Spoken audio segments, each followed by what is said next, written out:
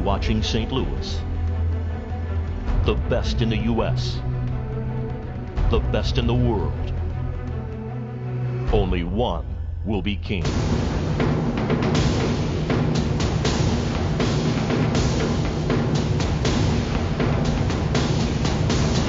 The Sinquefield Cup.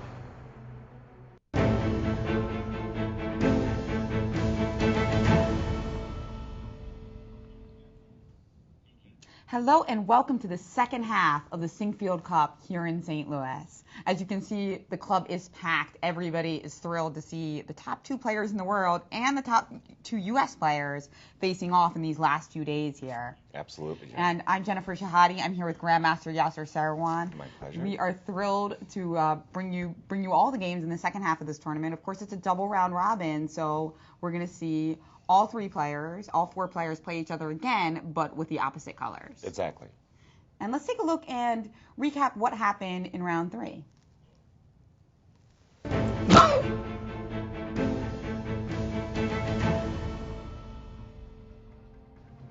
Today's big story, the matchup between U.S. #1 Hikaru Nakamura and world #1 Magnus Carlsen. Hikaru came to the board looking smooth and ready for a fight, and he played this rambunctious move, B5, which seemed to rattle his opponent. And after putting a lot of pressure on Carlsen, the game eventually ended in a draw.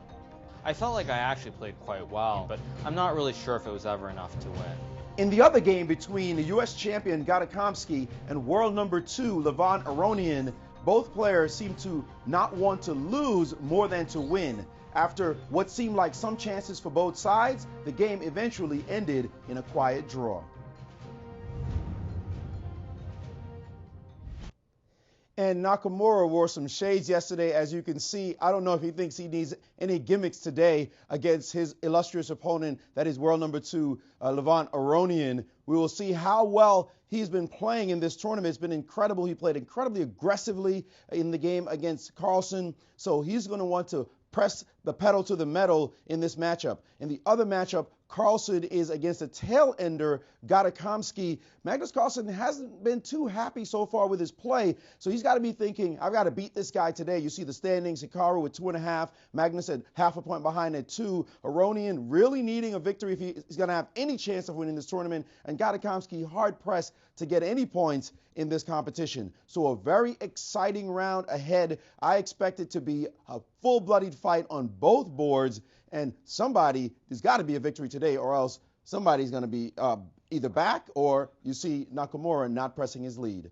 Back to you, Jen and Yaz. Thank you, Maurice. And all our games today, very exciting. We've got Gadakomsky, the tail ender, but the reigning U.S. champion, crowned here in St. Louis just a few months ago. So he's going to want to prove himself in a game against an opponent who's the #1 player in the world, but who Kamsky has fared rather well against, even when Magnus, outranked him quite a lot. Kamsky has proved his own style to be really a decent matchup against Carlsen. Definitely a dangerous player for Magnus, and for Gada, what better way to get out of the funk he's in than defeating Magnus Carlsen, world's #1. Let's go to... And another matchup is Levon Aronian, who's going to have the white pieces against Nakamura. Aronian not starting well in this tournament. He's at -1, all due to a blunder that he made in a first round. Against Nakamura. Exactly, against Nakamura. So he's feeling that, he's remembering that, and now he's got to crack with the white pieces and going to try to even the score. Absolutely. And we do have moves coming in for both of these games. Gadakomsky playing 1e4. We're seeing more king pawn openings in this tournament than you might have expected prior to the event. And that's partly because Nakamura is actually saying it himself. Yes, and e4 is a very sharp, forcing line, and in the case of Gadakomsky, I think it makes a very good choice. He's suffering a little bit of a crisis of confidence, and with 1e4, he could prepare the opening deeply. Now a crucial moment for Magnus. What defense would he choose? He went for the classical king pawn defense. We've seen a lot of double king pawn in this tournament. In fact, it just seems like this popularity of double king pawn just keeps rising, and it will continue if all the top players play it. Absolutely, absolutely. Knight f3, attacking the pawn on e5. Knight c6, simply defending the pawn. And now we see the oldest opening in chess, the so-called Ruy-Lopez variation. It's named after a 15th century Spanish priest. And it's fantastically popular, even though a lot of players, when they're starting out, play bishop c4 to directly attack to f7. Mm-hmm. As soon as they become a little stronger, they start to play the more sophisticated bishop b5, Right. which is a kind of combination of tactics and positional, whereas bishop c4 is just very aggro immediately. Absolutely. Well, bishop c4 was certainly my most popular move in this position when I was starting chess. And just as you said, as I matured, I kind of gravitated towards bishop b5. Bishop b5 now, one of the most popular defenses in today's top level play is knight f6, a defense that Vladimir Kramnik used to great effect in his match against Garry Kasparov, a match that Vladimir Kramnik won. That's right. A lot of people credit that very opening for, and being aware that Garry might have a little bit of problems with a queenless opening, which, led to such kind of nebulous play, not something that you could really calculate as easily. Right. And so Kramnik winning that world championship title very crucially. What do you think about the Berlin opening? Is it something you would play? Yes, I think it's actually an excellent defense. It's just a question of fashion and popularity. Sometimes openings, choices shift as players go through their likes and dislikes, and it really is the vagaries of fashion. I actually think the Berlin is an excellent choice. The move a7, a6, introduced by Paul Morphy, very popular choice in top play today. The idea is based on a tactic that after bishop takes c6, d takes c6, white removes the knight, which is defending this pawn on e5. Now, Morphy's idea was that in case the pawn is captured immediately, there's queen d4 with a double attack against knight and pawn. And black is for choice already. Right. Black recovers his pawn with an excellent game. So this so-called Ruy-Lopez exchange variation, not that popular, and just about everybody, I would say 95% of the games, involve white retreating his bishop with bishop That's right. a4. And we've seen that already in this tournament in the game between Aronian and Nakamura earlier in the tournament, where Naka got a really nice position, but Aronian defended well and then blundered. Right. Now, in this game between Kamsky and Carlsen, instead, we saw the move knight f6 in move 3, correct? Is that what happened? No. Oh, no, that's what you were predicting. That's not what Yeah. happened. Okay, so instead a6 occurred. All right, well, that's Right. good, because I was actually going to say that the Berlin, even though it's a very solid and interesting opening, it doesn't have that kind of slash and burn fireworks No, it doesn't. that we have seen a lot of in this tournament. It So basically bypasses much of the opening, goes to a middle game, and fairly quickly to endings. that's right. And what do you think about, the interesting thing about the Berlin is I get why it becomes so popular at the high level, because it's such a tough nut to crack. Right. But it interests me that so many amateur players see all these great heroes playing it and then, emulate them. Well, it doesn't really seem like an amateur opening for me.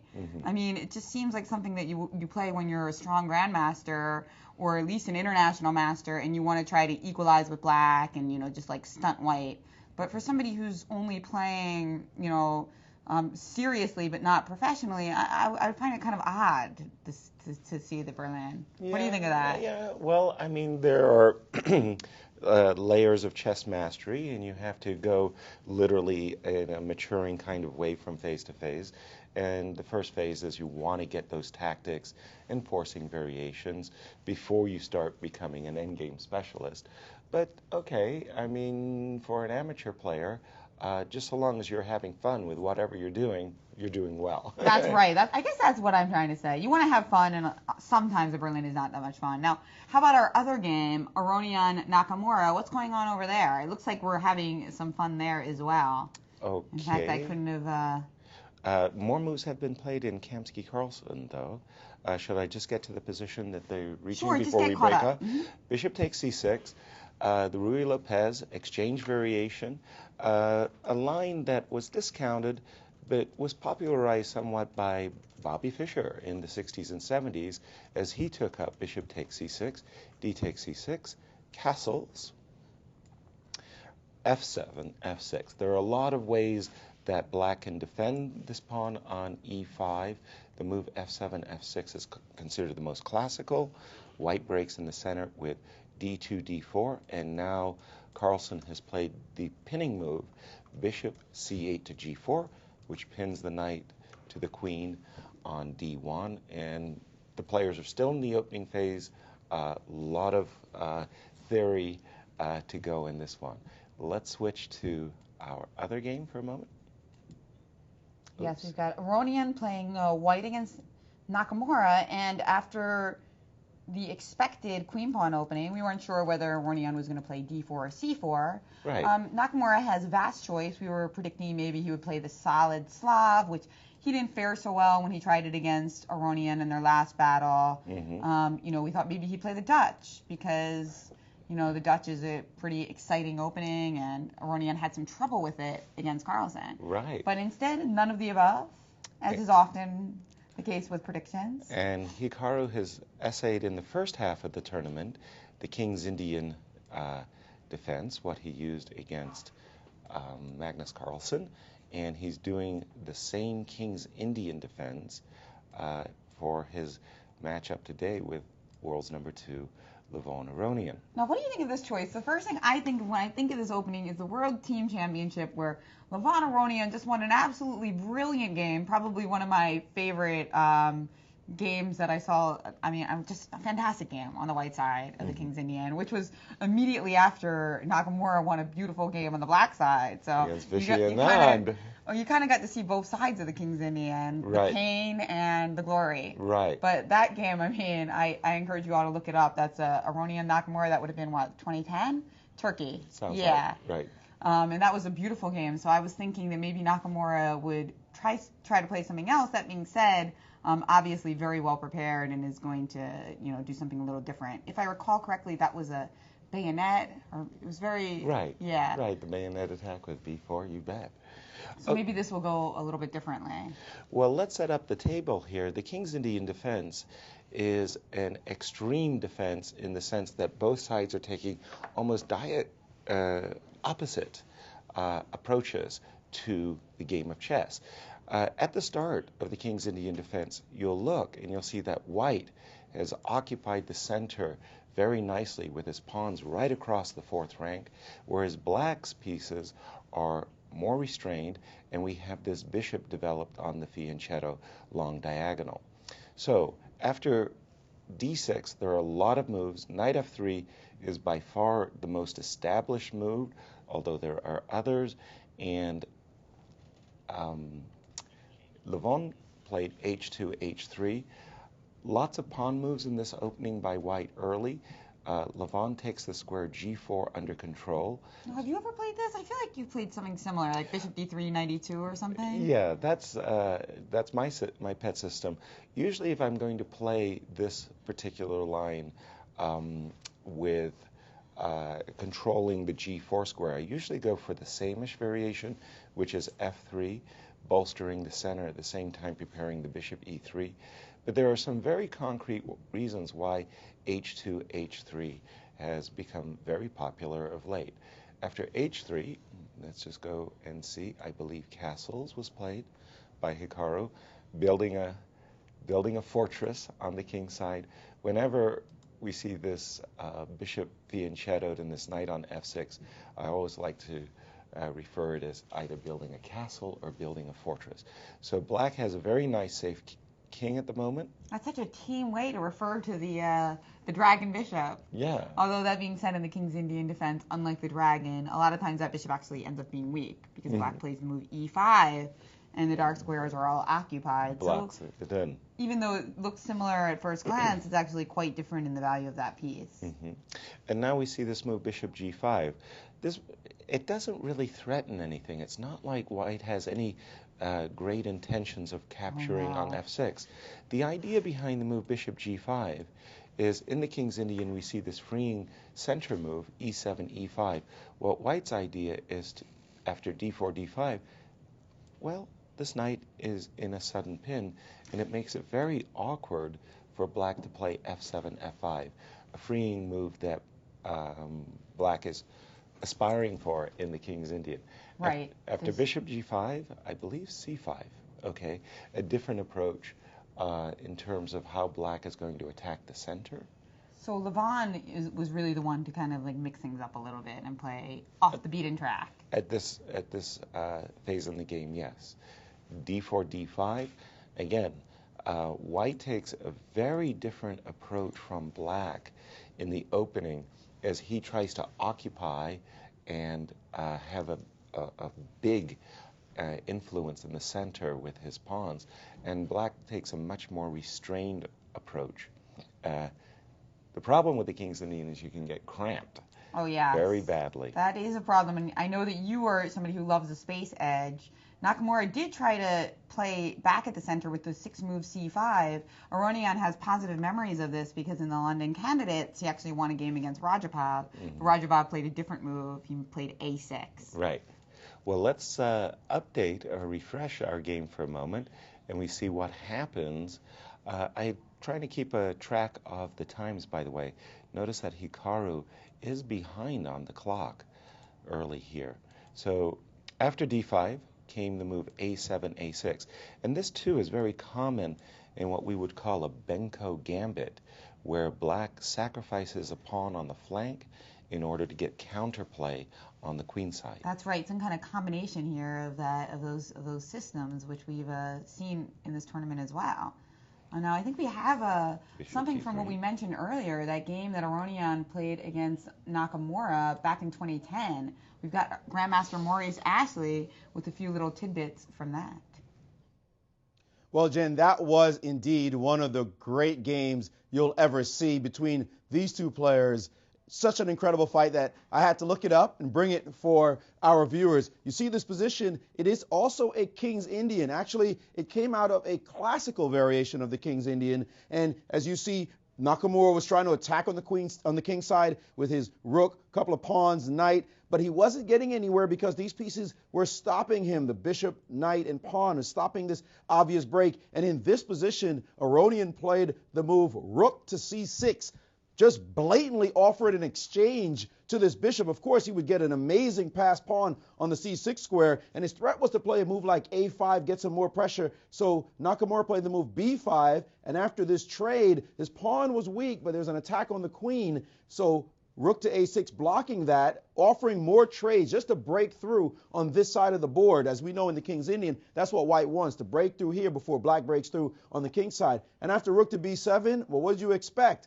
Another sacrifice of the other rook to trade here, and now the penetration was complete. Nakamura decided to trade off these two pieces and go back to a7, but after knight to c3, suddenly he realized he was going to drop this pawn, and then there were going to be two connected pass pawns that were going to come down the board and just crush his position. So he sacrificed wildly with this move, d5, and after knight takes on d5, he played knight to f5, sacrificing his knight on the square. Of course, it was a simple sacrifice after this trade, but it allowed Aronian's pieces to start to dominate the position. Knight to e4, rook to c7, and then knight takes on g5. I mean, look how wild this board is. Everything looks like it's just crazily placed, but it's all white for choice in this position because his knight is here, his pawn is here, bishop's pieces all over the place. Nakamura tried to defend, knight out, and then taking on f5. Watch this move, sacrificing his bad bishop on b7, king up to g7, and it just took a few more moves, few choice moves, but I want to show you a real spectacular one right here. Queen to b1 was played, attacking the knight. The knight can't move because queen h7 would be devastating. What did Nakamura do? Rook to c2. Obviously, he cannot capture because of a nasty knight fork with check, but Aronian wasn't having any of it. He took on b5, now attacking the queen. The queen dropped back, and now looking for trades was Aronian, trying to get everything off the board. The king moved away from the pin, and now king g1. Now no longer having a fork, he's able to take the rook. Nakamura played queen c6, and after knight f7 check, a couple of captures there are practically forced. Knight e3, rook a7, queen d5, and just two more moves, queen a1, and after knight takes g2, queen to a6 check, and the black king was in too much trouble here. Can't move up because of he's getting mated, and if he had dropped the rook back to c6, then a simple queen sacrifice could have happened, followed by rook a6. And winning the queen back, and this B pawn is too powerful to stop. So an amazing, amazing game on Aronian's part. You can see how wild it was. We advise you, look up the game. I went over it very quickly here, but you want to go through this one juicy and in slow motion. Definitely Nakamura does not want that to happen to him today, but they are definitely starting with a wild fight as well. So we'll see how this proceeds, if we'll get a classic like this one in today's round 4 of the Sinquefield Cup. Back to you, Jen and Yas. Absolutely. Great show, Grant.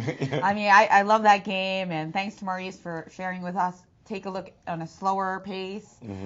Also, share with us, what do you think about this battle? What do you think about that game? What do you think about Aronian and Carlsen coming here to America to play their first major event? Right. Let us know at our hashtag SinkCup.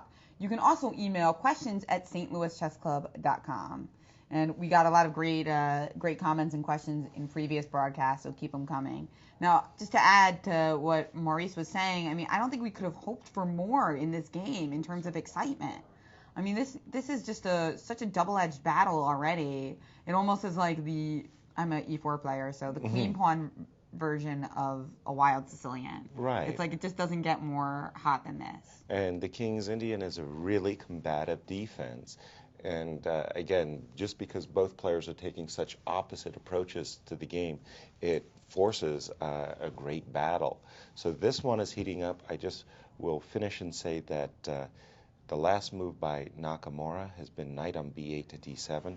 Here it would look very logical for white to castle and protect his king. What white is going to try to do is break through in the center with moves like rook e1 and e5, and black is hoping for counterplay over here on the queen side. That's so right. Big battle still shaping up. Now, who do you prefer in this position? Obviously, we're still in the very beginning stages, and they're still in theory, but whose position do you prefer playing? Mostly in the theory books, the Encyclopedia of Chess Openings, for example, will evaluate this position as a slight plus for white. I'll agree with that evaluation. I do like the space advantage that white has, but on the other hand, I also like this very, very safe black king over here. And in the openings, I'm one of those big believers, get a safe king and then play your way through the middle game.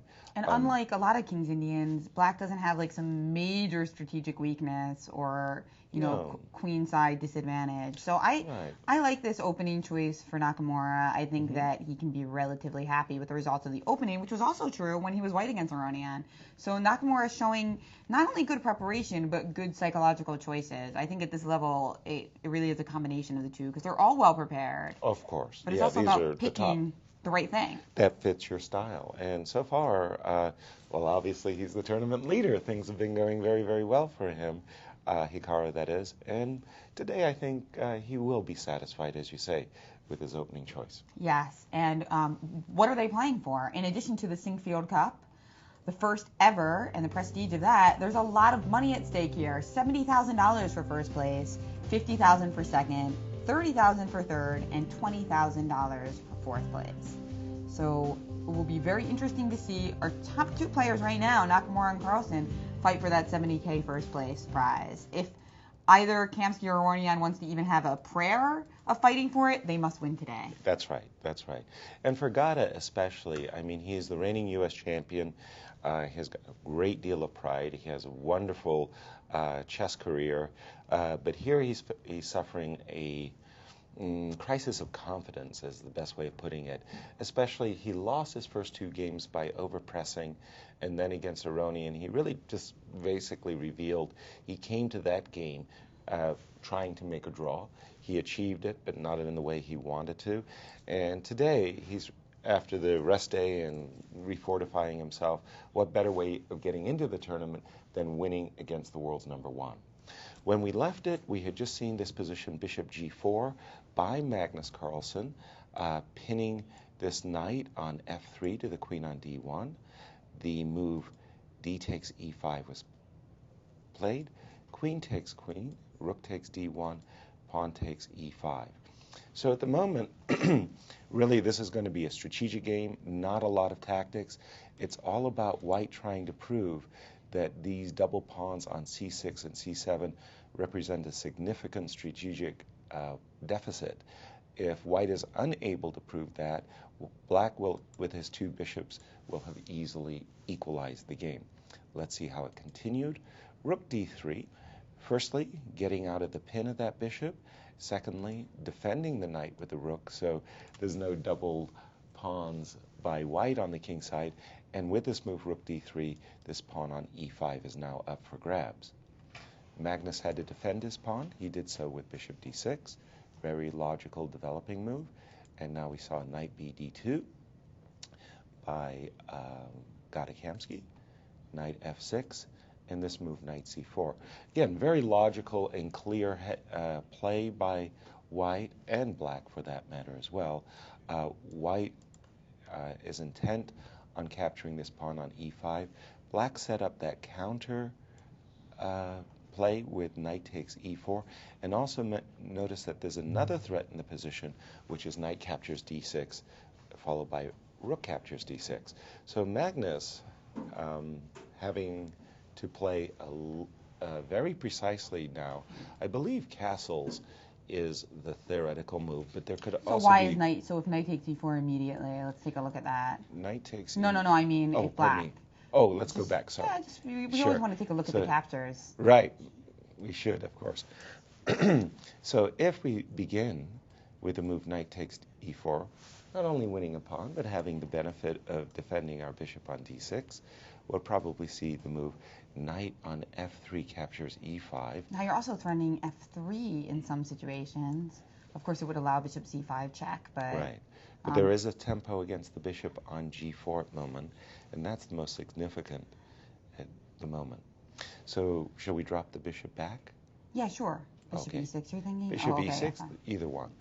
And again, now the question is, can I take advantage? I'm not 100% sure I can, but can I take advantage of the fact that the king is in the center of the board?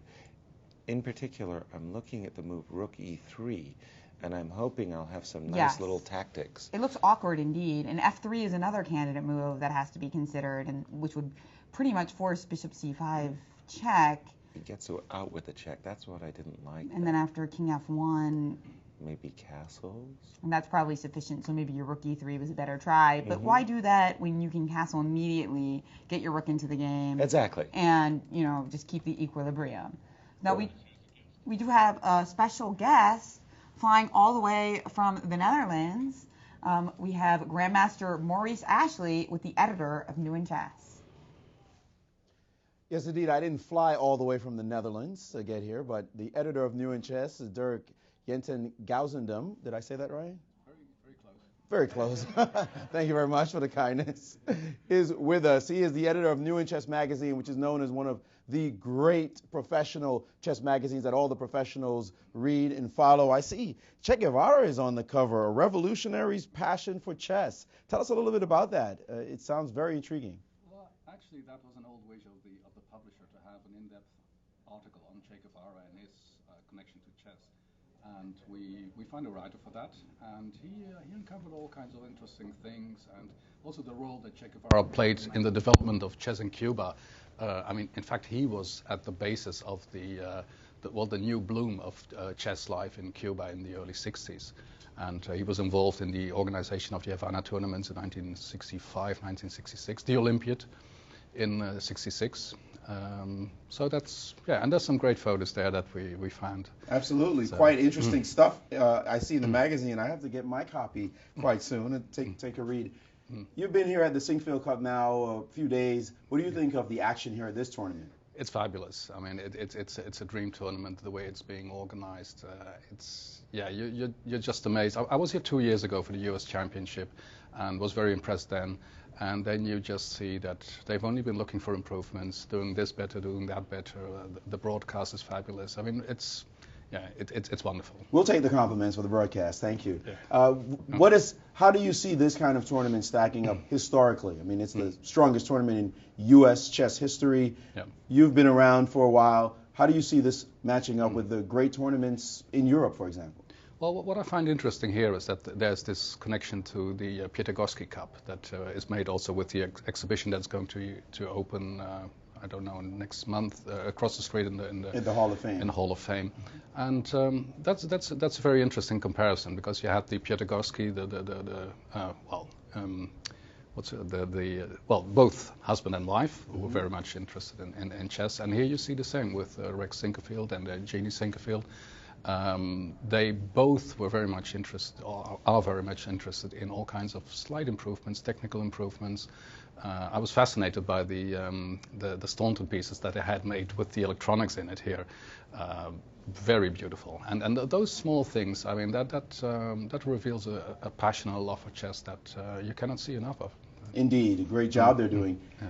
What do you think about this matchup with Carlsen and Nakamura, the U.S. #1 player? I mean, people love to see them play. Nakamura hasn't had that breakthrough victory yet, and Carlsen is on his way to trying to become world champion. What do you think are the chances we'll see them in a world championship match someday? That you never know. Well, of course it's possible. I mean, they are both great players. So obviously Magnus is the clear #1 at the moment, and I'm impressed by the way that Hikaru keeps working on his chess. I mean, he has this ambition, and he knows that it takes time, but he's ready to spend that time on it. So you never know. And we saw the game yesterday, day before yesterday. There's always drama there, and I think that will continue for some time to come. Finally, any early leads for this tournament so far that we might see later in your next magazine? Well, of course we will report on this, and it very much depends on how it will end. But in any case, we're going to see a great winner. I mean, there's no other possibility with the players here. Indeed. Well, Dirk, I'm not even going to butcher your last name. Why don't you tell us how it's properly pronounced? Ten Geuzendam. Oh, man, I'm not going to try that. No. Just stick to DJ. Or DJ, that's good enough. DJ, the editor of New in Chess Magazine. Go get your copy. You will be pleased. There's some amazing articles in here. Thanks so much for joining us. My pleasure. Back to you, Jen and Yaz. Thank you, Maurice. Thank you, Maurice. You were really, really close on that and one, DJ. Maurice. You were really close. Sing with DJ. DJ it is. Thank you. And yes, of course, New in Chess, a fantastic magazine. It's an honor to have so many great chess journalists here and flying all the way from Europe just to see this tournament. It's an honor. It's great. Right. I love it.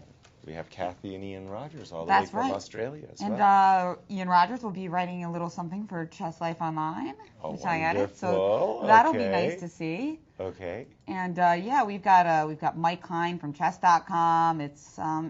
It's great to get so many different perspectives on what's happening here. Absolutely. Remember, of course, that chess is a global game, and right now, as we're going on, it couldn't be avoided. A lot of great chess events all over the world, and at this moment there is the Ladies or Women's World Chess Championship going on in China. A lot of journalists flying from here to China to catch the second half of that match. That's right. Ian and Kathy are going to be doing that, and they're going to be writing something there for Chess Life Online as well if who doesn't win before they get there, because she is the massive favorite. Right, and she is leading. She won the first game. Hu Yifan, the Chinese representative, winning the first game, and world #2 rated player behind Judith Polgar. That's right. I brought up the game between Hikaru and Levon. When we had left it was just actually a move ago. Levon considered for a little while, and he did play the obviously logical castles, getting a safe king. And no, this was actually a key moment right here, because from Black's point of view, he has to ask himself, well, where is he getting his play? I mean, he has expanded himself on the queen side, but should he, for example, capture this pawn and bring his rook on the b file, try to get some play against the pawn on b2, and hope that this bishop, which lies in ambush, will score some material gains after a move like b2, b3, or do something else.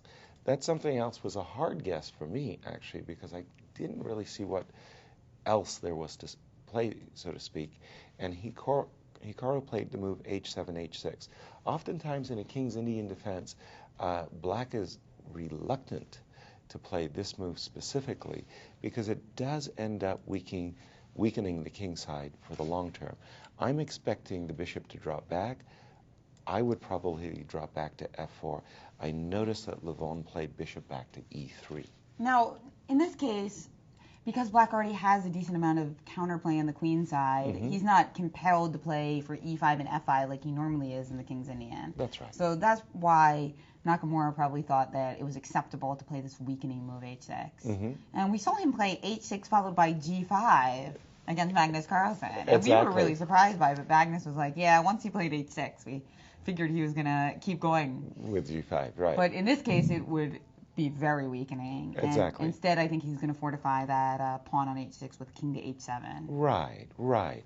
You make a very good point when you just said fortify that pawn on h6 with Black's move king g8 to h7 in the near future. I would just point out that in this case, you see this bishop on d3, it's lurking on that diagonal, and there are potential for the move e4, e5, when that bishop on d3 could play a devastating role against Black's king. That was why I thought bishop f4 was going to be played, with the idea that, just for argument's sake, let's say you play a move like rook b8. You have a lot of choices, I agree. Queen d2, attacking this, a double attack against this pawn, queen and bishop battery, king h7, and now this was the reason why I thought the bishop was going to be very good on the f4 square. I can now play the freeing break e4, e5, and again, I'll just point out that there is an ambush, evil intentions of that bishop on d3, and this bishop on f4 looks pretty good also in terms of where that rook on b8 now sits. So we're going to go back a moment and say that Levon did not do that. He did not play bishop f4, but made a more conservative choice, in my view. He played bishop e3. And this is where we currently stand in the position, Black to play. That's right. And I'm starting to like Aronian's play a little bit more in this position. H6 doesn't give you like the most flexibility on the king side. But White's supposed to be better in the opening, as you say. So it's natural that White would get a little bit of an edge. Right, the space and what have you. Here, if I were Black, I would seriously consider the move knight b6, going whole hog, so to speak, for a Benko gambit style. What Black is doing, I should say, is that he is sacrificing a pawn on the queen side. These a2 and b2 pawns give White the advantage, the material advantage of a pawn. Yet on the other hand, after a move like bishop a6, strategically, Black has sacrificed a pawn, but with these open lines on the A and B file, thousands of games of Grandmaster practice have proven that there's genuinely good counterplay for Black after the sacrifice. Oh, right. It's always hard to understand because you can't really immediately calculate it. Houdini or Fritz is not going to tell you why Black has compensation for the pawn immediately. It could be 10, 15 moves down the road. And a lot of times it has something to do with the endgame and White not being able to actually utilize those pawns in the endgame and Black being able to, you know, slide his king in sometimes the e5 even. So it's a very deep opening and always fantastic to watch. Now, one interesting psychological element about this game, which we haven't mentioned yet, is that Nakamura in the live rankings list is now nipping on Aronian's heels. When we started the tournament, Nakamura was in 6th place, I believe. Right. And now he's in 4th place. Right. And that's the website 2700chess.com, which actually calculates the ratings in real time, like as soon as the game is over. Instant result, instant calculation. And here we have their current ratings, not taking into account all of those games, but their pre-tournament ratings. And as you can see, Nakamura in 1st place, even though his rating, 2772, almost 100 points behind the highest rated player in history, Magnus Carlsen. And here's how those numbers are arrived at.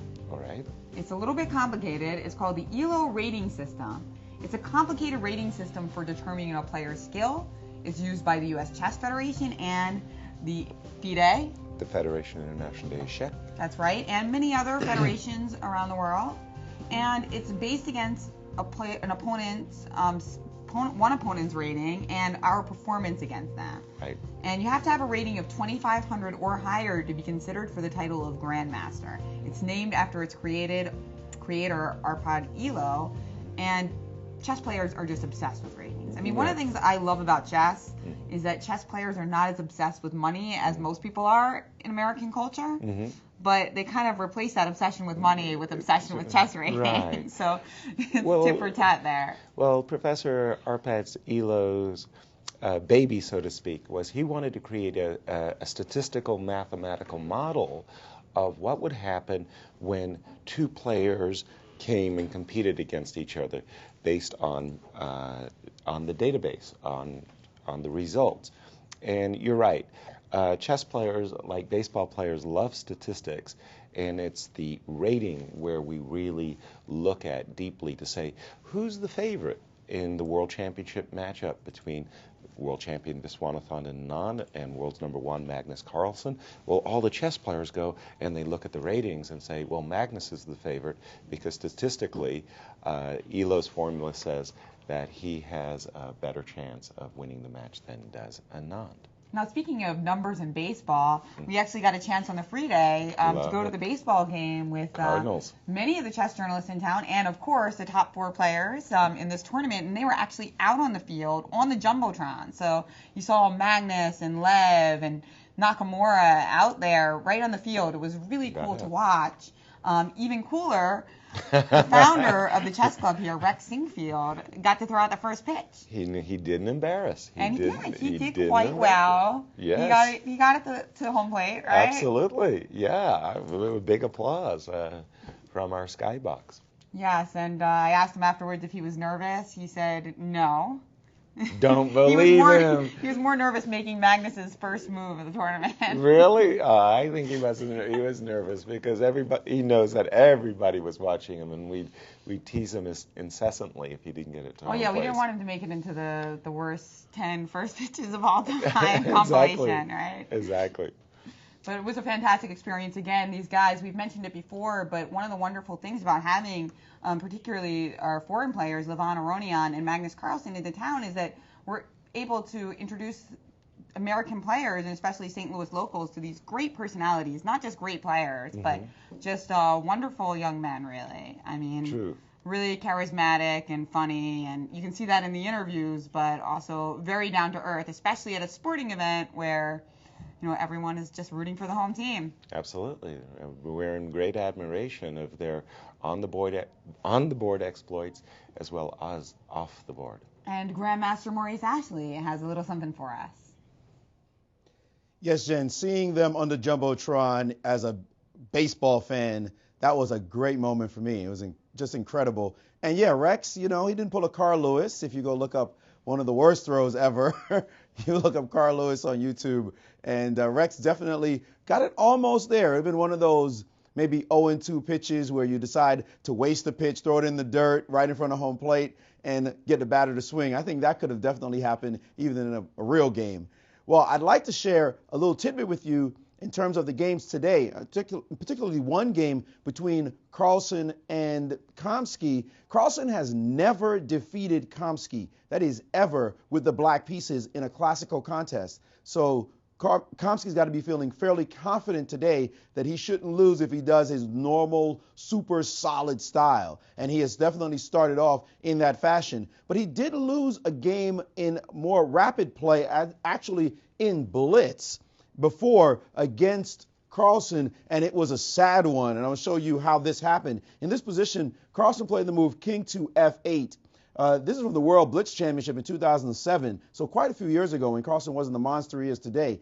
Only a 27-14 rating back then, but as you know, still a very strong player. And here, he played the move King to F8 instead of King to F7, and he ended up getting hit with this move, Knight to C5, attacking the rook, attacking the A-pawn, but more importantly, threatening this Knight E6 check. Unstoppable now. This King F8 was the howler that caused that to happen. After rook takes C3, Knight to E6 check, King G8, and now Knight C7. He was simply up a piece, was Kamsky, winning clean, up 3 points. The computer is loving his position, but it's a blitz game. Look what happens next. It's for Kamsky's fans, I'm sure for Kamsky himself, really quite sad. Now ripping off the pawn, the last chance for Magnus, pushing his pawn down the board. And now the move, knight to c5. He could have played any move. Knight d4, knight e3 would have won easily. Instead, he played knight c5 under the pressure. And after rook to b5, attacking, played knight to e4. And this was just a bad move because suddenly the c pawn is about to queen with rook down to b1, check. Kamsky panicked in this position. Knight c3 would have stopped that. Instead, he played rook to e1. And suddenly, after rook to b1, he was done. No way to stop this pawn from becoming a queen now. And he flailed desperately with these two moves, knight e3, but suddenly after the trade, c1 queens, and he went down in flames. So Kamsky doesn't want to have any memories of that at all. In this game, he's going to stay super solid. Plus, he's got plenty of time on his clock, and he knows he's never lost to Carlsen with the white pieces before. He doesn't intend to do that today. Back to you, Jen and Yas. Thank you. And just to repeat what Maurice was saying, that was a blitz game. Blitz chess, of course, is where both players have a 5-minute limit to make all of their moves, and so they have to move quickly. So Gado lost a game he should have won in that blitz game. So that's right. And you got to keep your eye on it when you're looking through your chess-based files. Right. If you to see, be sure. Yeah, if you see blitz game or rapid game or blindfold game, then obviously the players might be choosing different openings and playing weaker moves, clearly. Although some of these guys play really well, even in blitz games. I mean, it can still be worth looking at it. Just keep that in your mind when you actually play through the game. Yeah. Just one funny thing to point out, the great personalities and down-to-earth nature of Aronian and Carlsen. They were both talking about simul's that they gave, and they were trying to one-up each other and like who had the toughest time. Aronian was telling a story about how he played a simul in Yerevan, Armenia, soon after becoming a grandmaster, and how he actually got a minus score. Oh my gosh! and then Magnus, not to be outdone, was like, well, I was just in Chennai, and I lost to an 11-year-old girl. Wow. So they were trying to one-up each other in terms. I mean, these are number 1 and number 2 in the world, and it was amazing to see them bragging about their losses. I mean, not that there are that many of them. No, that's pretty good. That's funny. Thanks for the reminder. Don't go to Armenia and play a simul. Those Armenians are good. Oh yes, that's right. I mean, very, it's a big part good. of the culture. And in fact, one of the cool things about Armenia, which is also really fitting with the Chess Club and Scholastic Center of St. Louis, is they have mandated recently that chess is a required subject in the schools. Right. And there's so many studies that show how it helps concentration and math and reading scores. We're trying to get more data on that, but it's certainly circumstantially you can see how so many kids just gain so much competence and passion via the game of chess. Absolutely. And the St. Louis Chess Club is going to schools all over the city. Right. We actually reach out to about 2,500 new children each and every school year that we introduce to the world of chess. We have had some moves in the game between Nakamura and Levon Aronian. We had a question actually to Sinquefield Cup, and they asked why we were referring to this as a King's Indian when it looks more like Benko now. And I think that's a very valid point. The thing, especially with D4, C4 openings, queen pawn openings, a lot of times in the beginning it looks like it's going to be one opening, but then it transposes to another one. Sure. And that's the case here. We were excited to see Nakamura's early moves, which looked like it might be a mainline King's Indian, but now we have more of a Benko. Right, but be very careful about what you call a transposition. You can have exact transpositions. I can play a Karo Khan that transposes into a Tarash, literally move for move.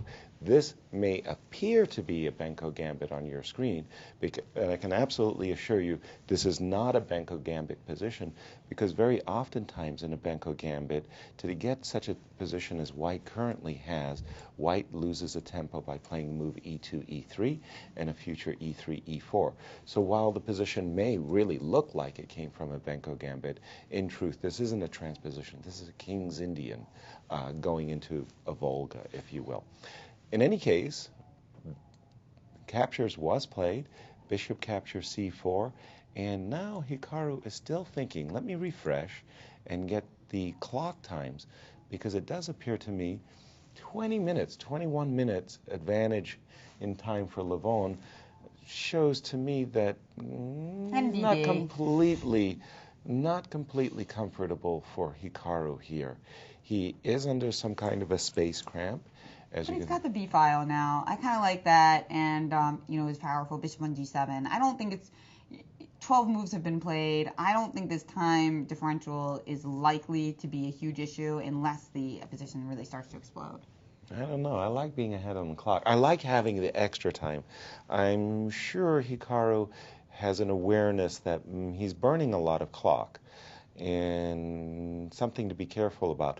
But well, beyond remember when he played, bishop C4 followed by queen to C5 against Gadakamsky? with just like a minute and a half on the clock. Yes. Nakamura, really amazing at finding things quickly. Sometimes it makes you wonder. He sees things so fast. You wonder, like, what is he thinking about during a 2-hour game? Because right. He can see so much in just a couple minutes. Is it 20 times that? Or is it just that, like, he relaxes a little bit more? Yeah, what is he calculating when he can see 5-move variations in 5-10 seconds, and then he sits down and he spends 20 minutes? You think to yourself, did the guy just calculate 1,000,000 moves? No, I don't think so. I think he's really trying to get in depth and look long-term, beyond the computer's horizon, so to speak, how things are going to map out in 10, 20 moves when he goes into these long, long calculations. And at this moment, okay. Let's see if we got some more moves in there. Yes, it does. We've got some more moves in our other game, Sure. our Kamsky-Carlsen game. Things have really heated up here. Let's take a look at what happened before we left. So instead of queenside castles, you were predicting queenside castles here. Or castles, yeah. I wasn't sure which way to go. Instead, Carlsen just decided to castle on the king side. Right. And knight captures e5, winning a pawn. And with this attack against this bishop on g4, as well as this attack against this bishop on d6, and Magnus played the move bishop e2. Now, white's a pawn to the good. What is going on here? Okay, first of all, we can see that the bishop attacks the rook. So one question we might ask is, what would happen if I attack the bishop with rook e3, which simultaneously defends this pawn on e4? If we were just to see a line, I'm just going to put a line on the board for a moment. Bishop takes, knight takes, bishop c5, rook here. I'm trying to calculate if the move knight takes e4 is playable or not. But even if it's not playable, it seems like something like rook to e8 is likely to be sufficient. In terms of winning the pawn back and equalizing the position? Because if you play e5, knight g4, we're just piling up against on the f2 square, and e5 is tender. Right. So this just doesn't seem like it's going to be a heck of a lot for white. Right. That seems like a reasonable thought. And we do have 2 quick moves which just occurred. Wow. Okay, let's refresh the game once more and see what is going on. This is definitely heated up. Oops, the other one. And rook e2, and no. So we're still in after bishop e2. We're still in the same situation. Well, so maybe after. One more quick look. Bishop takes, knight takes, bishop here, rook here, rook here. And let me see if I can't do anything tricky. You just want to try to play something like. I mean, I understand you have white's always going to have that small edge against the, if we trade off bishops, for instance, or something like that. I mean, we do have the better pawn structure. Right. But that's not going to be too much. I was thinking about knight d2. I'm really, you know me, I'm an old pawn grubber. I love being ahead pawns. And in this particular case, what I was trying to do was simply defend the pawn. And now knight g4. Look at that. And I've got a lot of pressure on f2. Correct. And I could probably play knight here. Ooh, interesting situation. And it does look like we have those 2 moves in. So bishop takes c4, knight takes c4 have been played. Okay, so the players are catching up to us a bit. And now we have a question whether Gada is going to follow up with the logical move, bishop c5, hitting the rook and preventing knight takes d6. Magnus playing bishop c5. Oh, yes. Sorry, excuse me. Magnus playing bishop to c5. Is there anything else besides bishop c5? Let's take a look. I don't think he's going to want to allow that trade, no. There is some wild, wacky variation with bishop takes h2 check. Getting a pawn and a rook for 2 pieces, but usually that's not good. Usually good for the first player, right? I mean, in endgame, it's worth considering more because if you can combine your rook and your pawn, it's usually very strong in an endgame. But here, there's no pawns ready to race. So that's one of the issues, and no files for the rooks to use either. So exactly. This would be a poor example of that. Now, if you played knight g4 right away, we could also take a look at that. That's tactical. Now, in this case, we're trying to play bishop takes h2 with a check. And here, I think f3. Well, no, the rook is attacked. Trying to take on rook h. We don't want to have to play rook. I don't like. You don't trying to figure out what to do here. I don't like most of my options. Exactly. Rook to e2. If we play rook e2 here. That's a good move. First of all, you get your rook out of attack. Okay, and so you defend f2. So we're giving up our h pawn instead of our e pawn here, basically. Well, exactly. But that should e pawn. Be a decent deal. Yeah, that's a great pawn to hang on to. Right. And at the moment, I would prefer white's position here.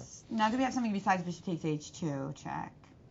Winning a pawn with check? You're looking for something better than that? You're greedy. I like it. Yeah, well, I was thinking about now playing bishop c5. Is that just transposing to the lines that we were just looking at? I think so. Yeah. After bishop c5, I'll probably knight e3 or bishop e3. Well, it doesn't matter. I'll probably play transposing, but giving you more options. So don't forget, you didn't win your pawn back. Yeah, I know. I mean, I probably can pile up on the e4 pawn, maybe take on e3 and then play rook e8, but I'm the one who's kind of like struggling to get things back, and maybe after f3 it's not even so clear that you'll ever get your pawn back. Yeah, I don't. that pin looks nasty, but there's no way to actually do anything with it, and next move white's getting out of it and keeping the pawn. So I think bishop c5 immediately is better because we want to keep the h pawn. We want to take the e pawn, not the h pawn.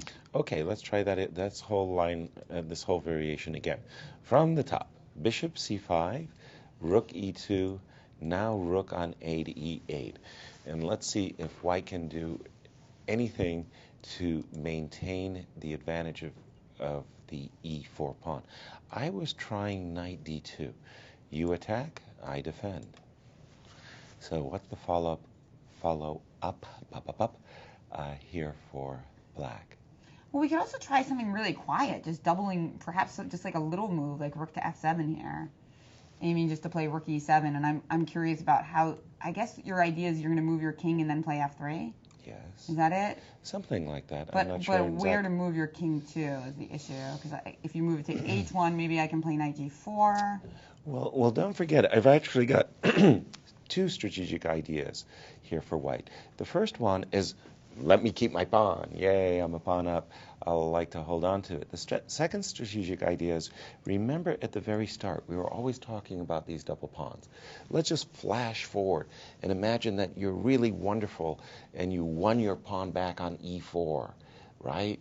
And everything's really great. Then you're going to have rook and bishop versus rook and bishop, but I'm still going to have the kingside majority advantage versus your queenside majority advantage. In other words, let me just put a move on the board, a silly move. I'll just throw out a3. You go rook e7, yeah. So you could win your pawn back. I'll move my king to f1. You'll trade, and let's say trade, and trade, and I go bishop d2. This is still an ending in white's favor. The pawn structure, these double pawns, this majority of pawns on the king side is better than this majority of queen side pawns because of the double pawns. So not only do you have to win your pawn back, you got to win a little extra. If you know more activity, you got to get something even additional to recovering your pawn. And I'm saying a3. I was just throwing that out there just to kind of give that example.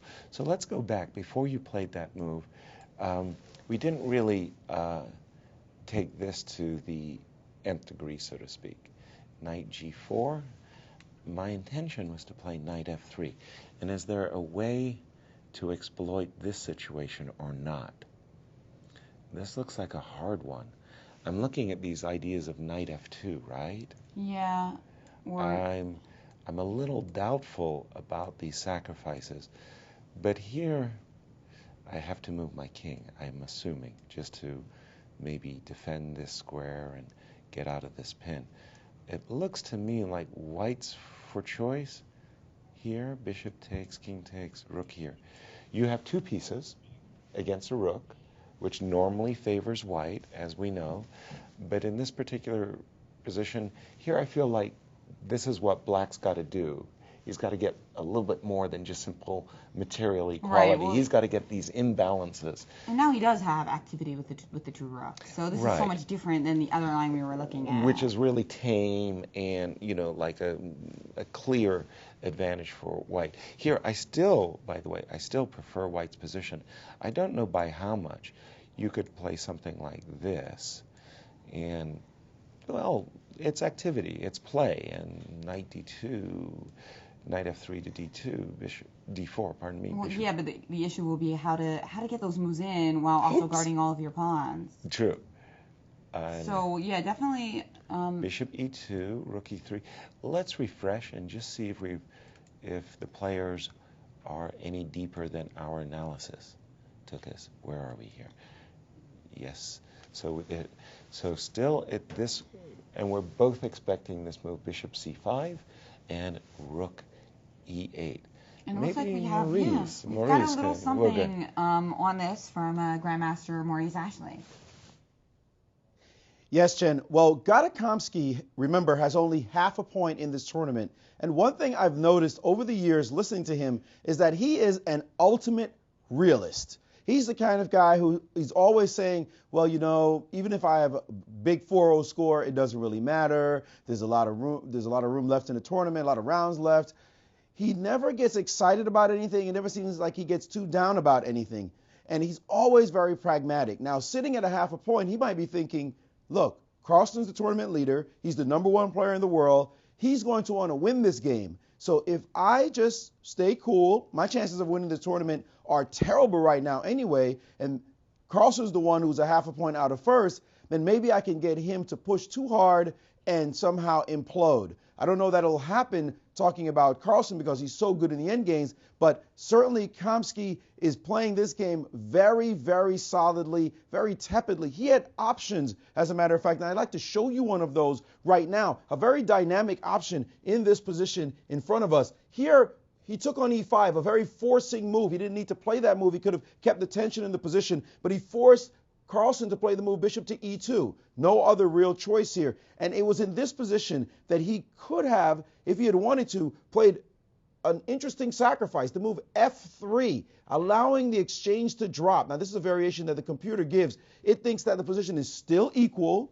However, there's these passed pawns in the position, these two pawns. This one's passed, but very strong pawns in the position, and black's pieces aren't able to breach this barrier. Look at these pawns. There are no pawns that can really crack that, so white will be able to develop quite easily, bringing the bishop out, bringing the rook into the game, and sooner or later look to play this move e5 and try to push black off the board with this passed pawn. But this line is somewhat speculative. If you absolutely needed to win, you might play it, but Kamsky doesn't need to absolutely win. So he decided, look, no way, I'm going to play super solid, so instead of playing f3, he played the very solid move, rook to e3, and after bishop takes c4, knight takes, we're in this position right now, and Kamsky's got to be looking at the position thinking, how am I going to win this one? If I don't, I'm going to be half a point behind Nakamura still, and maybe even a full point if Nakamura manages to win that game going into tomorrow's matchup. Back to you, Jen and Yas. Thank you, Maurice. Yeah, well, things are really heating up in that game. And again, I think just for his own sense of self-confidence and self-worth, Gada would really, really like to take the point in today's game. I mean, vital not only to get back into the tournament, but nice prize fund.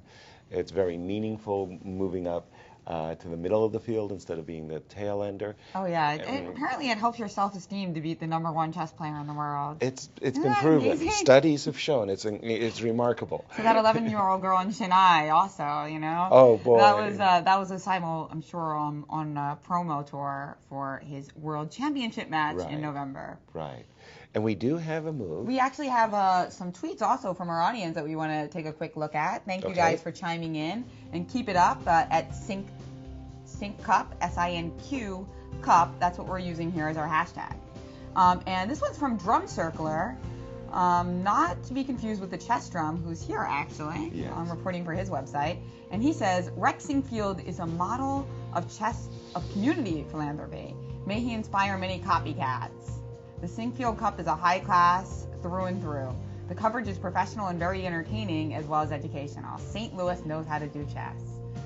Highest rated Grandmaster tournament in U.S. history! Exclamation point. We like that tweet. Good job. Good job, Rex and Jeannie. All compliments gratefully accepted. Sionic says, I'm thrilled that the St. Louis Chess Club is trying to showcase chess in this way. What St. Louis Chess Club and the Sinquefields are doing for the game is absolutely amazing. You are certainly making the St. Louis native happy and proud. Thank you very much for your comments. We love to see, chess getting, as Maurice said earlier, seeing those chess players in the Jumbotron was very moving. Yes. And I heard some radio host was trying to insult somebody's intelligence, and he used the expression, well, I don't think he's going to be competing in the Sinquefield Cup anytime soon. Ooh. We need to market that. Oh, it's an insult. yeah. I like that. Oh, that's a good roast. Oh, my. Oh, boy. Oof, 2 tagged. There we go. Knight g4. We've got to move on the Magnus. So we were thinking that instead of knight g4, he might play bishop to c5. But instead, because we thought he wanted to fight for the e pawn, not the h pawn. Right. We had been looking at bishop c5 as our primary move. And then I was saying that if white went into this kind of a defensive shell with knight d2, it's going to be very hard, if not impossible, for Magnus to win this game. He'd probably be having to think in terms of equalizing or saving the game. So Magnus went for this move, knight g4, which was kind of our second choice. Remember when we were looking at it and we were saying, okay, you get to win the h2 pawn, but this pawn on e4 could live. So we thought rook e2. This was a fine suggestion of Maurice, rook e2. And maybe something like bishop takes h2 check here. Okay, I'm going to move my king into the center, so I'm not fearful of getting checkmated. And in case of, let's say, a move like bishop g3, now I've got a crucial decision to make. Should I be playing bishop e3 or simply taking the bull by the horns and playing f3? At the cost of maybe putting my king in some types of danger. Although knight h2 check would lead to absolutely nothing. Yeah, the knight might end up simply getting stranded over here. That's right. So this wouldn't be too impressive at all. No. Now, though, if you could start this whole thing with rook to d8, then knight h2 check is, of course, a massive threat, because we're following it up with rook d1 check. Rook d1 check immediately is, in fact, a big threat. So the bishop on c1 would have to move here to guard that square. And then, then you allow me some tactical possibilities. Maybe I can play knight h2 check and rook takes f3 and sacrifice the exchange. Just but you're hitting me first, so I can't do that. Careful for a moment. I know you love those sacrifices. Well, maybe I'll play rook. I could play rook d4 and attack your knight as a prelude, and then play knight h2 check. Actually, here's a nice tactic for you. How about this? How about rook d4 attacking the knight, as you mentioned, knight e3, rook takes e4, with the idea that thanks to this rook, there's an absolute pin, and I don't win a piece after knight takes because of rook takes. That's you don't see that every day. You know, the rook just coming across the fourth rank and gobbling a pawn on e4 and a knight on g4. Actually, the whole thing actually was rather promising after rook d4. So instead of playing knight e3 in order to try to continue holding on to the e4 pawn, I guess he would have to backtrack the knight somewhere else. But this thing doesn't look too great for white. So maybe instead of f3 here, I think you were thinking about a more solid option, perhaps giving up the bishop, but playing bishop to e3. Right, to defend the pawn on f2 for the moment. Without creating any massive weaknesses like f3 does. But I think I'm going to be provoked into playing f3 anyway. That's true, but maybe without giving the black rook the file. Oops, I'm sorry. Just bring the rook, threatening to capture this pawn on e4. Still, I've got issues with this pawn on f2 and this pawn on e4. Right, maybe we could stick bishop c5 in at least, though. Mm-hmm. And then after f3, you're not getting all that massive counterplay that you were in the last line. Right. Unless you're going to come around and try to checkmate me in the endgame with rook f6 to h6. I've been known to do little nasty, cheapo alerts here. Yeah, this looks like a normal game. And nasty ideas. Let's refresh the game. It looks like we got a couple extra moves in. Sure, and catch up on the players' clocks, because I do want to pay a little bit more attention to the clocks in this round. Okay, in the previous rounds, we were so intense on the battles. It was Maurice who was pointing out some serious countdowns. Okay, let's see what happened. First of all, 72 minutes for Levon, 53 minutes to Hikaru, so a significant time advantage still in the game for Levon. We have seen this trade on c4, and now this rather surprising move, a6, a5 by Hikaru. What Hikaru is thinking is that his bishop on c8 is passively doing nothing. This bishop on c4 really looks a lot better, so he is preparing the move bishop a6 to set up a trade. Levon said, well, wait a minute.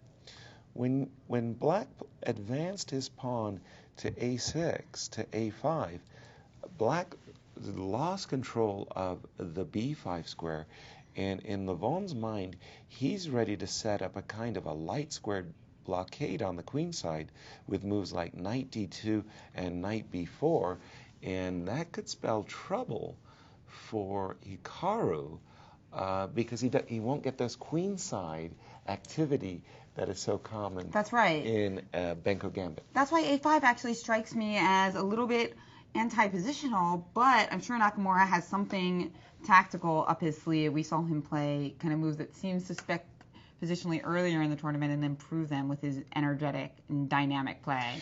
So we will... It's the tactics that seem to rescue him from time to time. Sometimes his strategical decisions are double-edged, to say the least, but then time and time again he shows that he can out-calculate his opponent in concrete forcing variations. Number 4 in the world. You don't get to be For a number reason. 4 in the world without some nice tactics up your sleeves and sunglasses here and there. Exactly. Well, we will be back with more from round 4 of the Sinquefield Cup. Don't go away. Jennifer? Yep.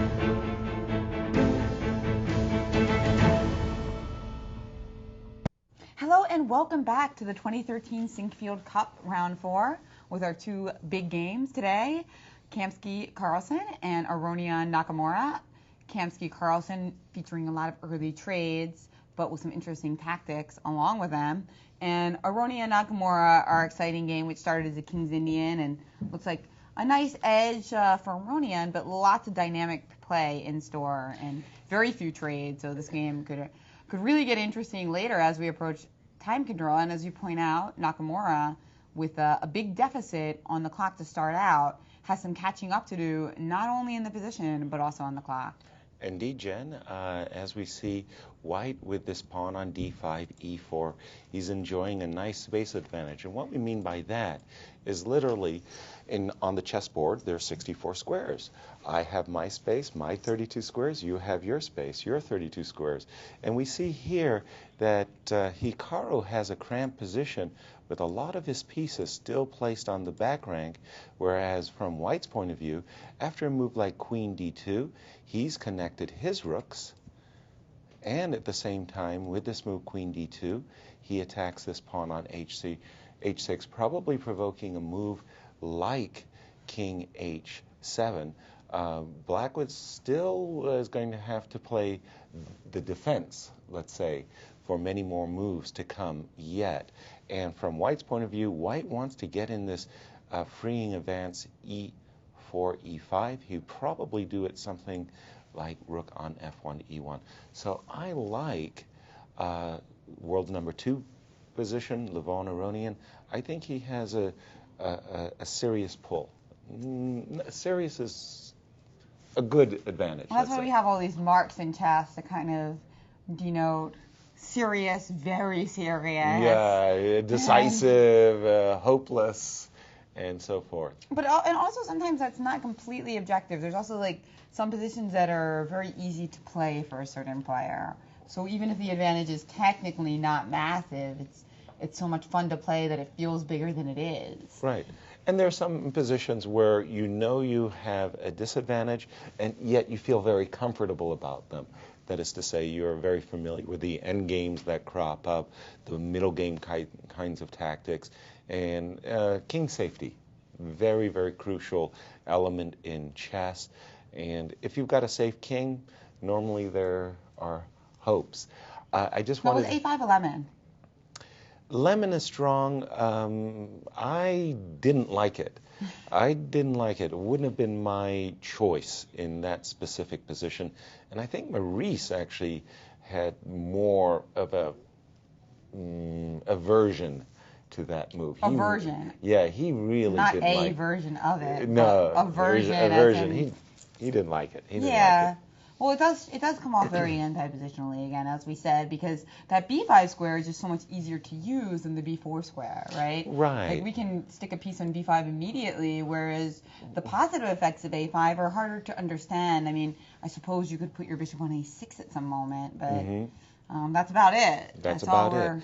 And that bishop on c8 usually can sometimes go to d7. It's not. I understand like black wants to trade because he has a space deficit. Right. But problem is like even if you put that bishop in a6, that piece could still go to b5. So you're not even necessarily getting forcing that trade. a swap. Yeah. Well, then you could capture on b5, but then white just has such wonderful options. He can consider even taking with the pawn, and then the pawn on a5 becomes a major weakness. Exactly. So. Exactly. It's a good blockading knight on b6, but the activity belongs to white. Yes. Shall we see what happened in our other game? World's number let's one, take a Magnus look. Carlsen, who is a half a point behind the tournament leader, looking for a victory against the tail-ender Gada Kamsky. But Gada, at the moment, seems, at least from our early analysis, I like Gada's position. I like this pawn on e4. Let's go back a moment. When we had left it in this position. The last move by Magnus had been knight g4 with actually a triple attack, attacking the pawn on f2, h2, as well as the rook on e3. The rook dropped back, getting out of attack and defending the pawn on f2. We've seen this capture, bishop takes h2 check, restoring the material equality. Very important not to be behind in material in chess. I love King this F1. pose here by Carlsen. I mean, just like he Seems kind of to- slumped a little bit, but Yeah. you know, still as always looking good. This beautiful brick wall behind him at the chess club. Beautiful House of Staunton chess pieces specifically designed for this tournament. Right, right. He's getting into it a bit, but he understands that he's facing a situation where maybe the best he can do is get a draw out of this game, as opposed to maybe he was looking forward to pressing the U.S. champion a bit, the U.S. champion being the tail ender, and he knows that in this, the inaugural event, the winner, not just the 70,000, but the prestige, and you've been talking about Hikaru Nakamura's rating.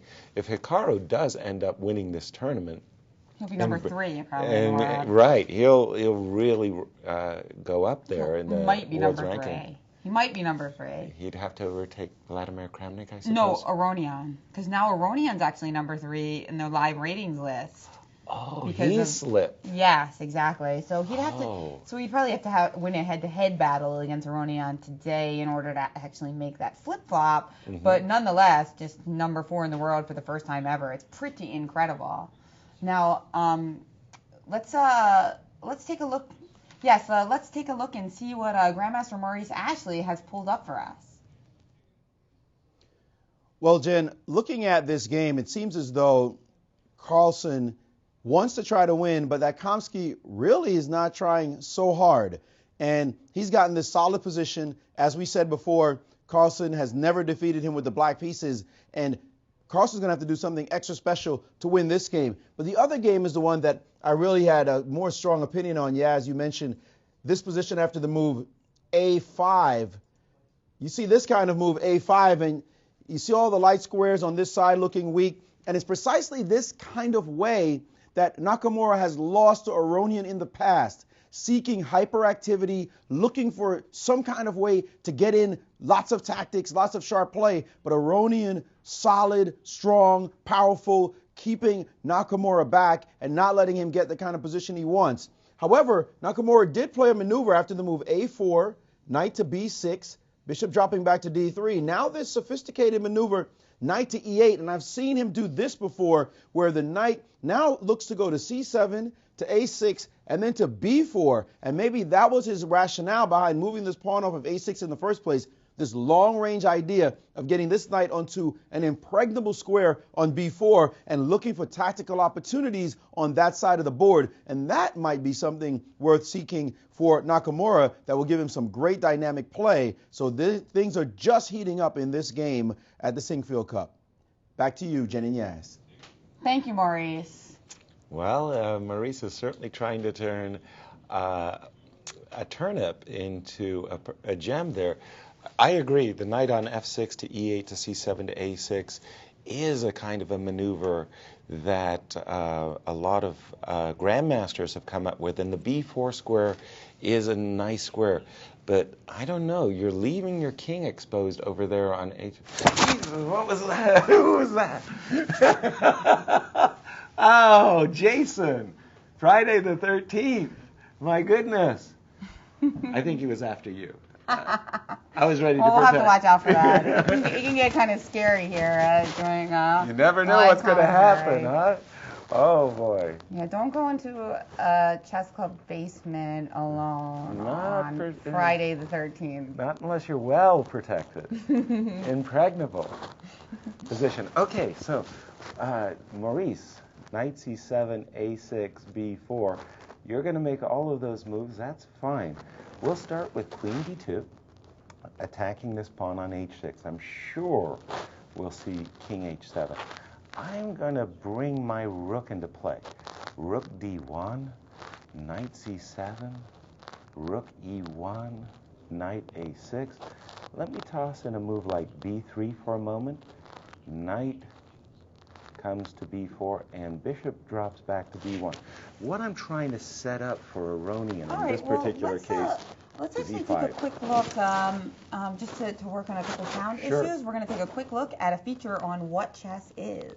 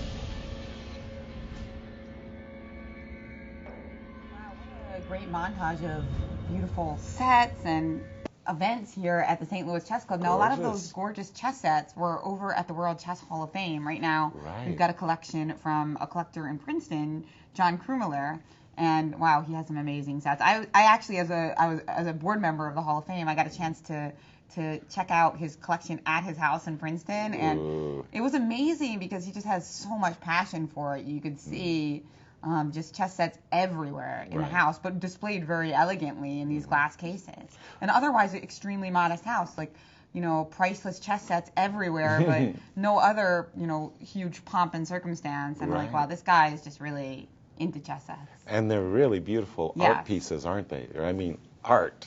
Yes. Yeah, lovely. Exactly. So and I saw you playing Blitz there in that montage. Oh yeah, there was a clip of me playing hula chess too. That's like my my workout / chess. You know, you need to burn some calories and play chess at the same time. So you got the hula thing going. Great ab workout. I was actually talking to Levon Aronion's girlfriend, Ariane Caroli, and she's also a chess champion, a women's international master, and very successful in other areas too. And she said that she loves chess and boxing, but she hasn't been invited yet to participate in a chess boxing match. Ooh. I think she'd be a crowd pleaser for sure. Without question. I'll buy tickets. All right. Still, we're waiting for some moves here in this matchup between our tournament leader, Hikaru Nakamura, a little bit under pressure in a cramped position against world's number 2, Levon Aronian, looking for his first victory to climb into the competition.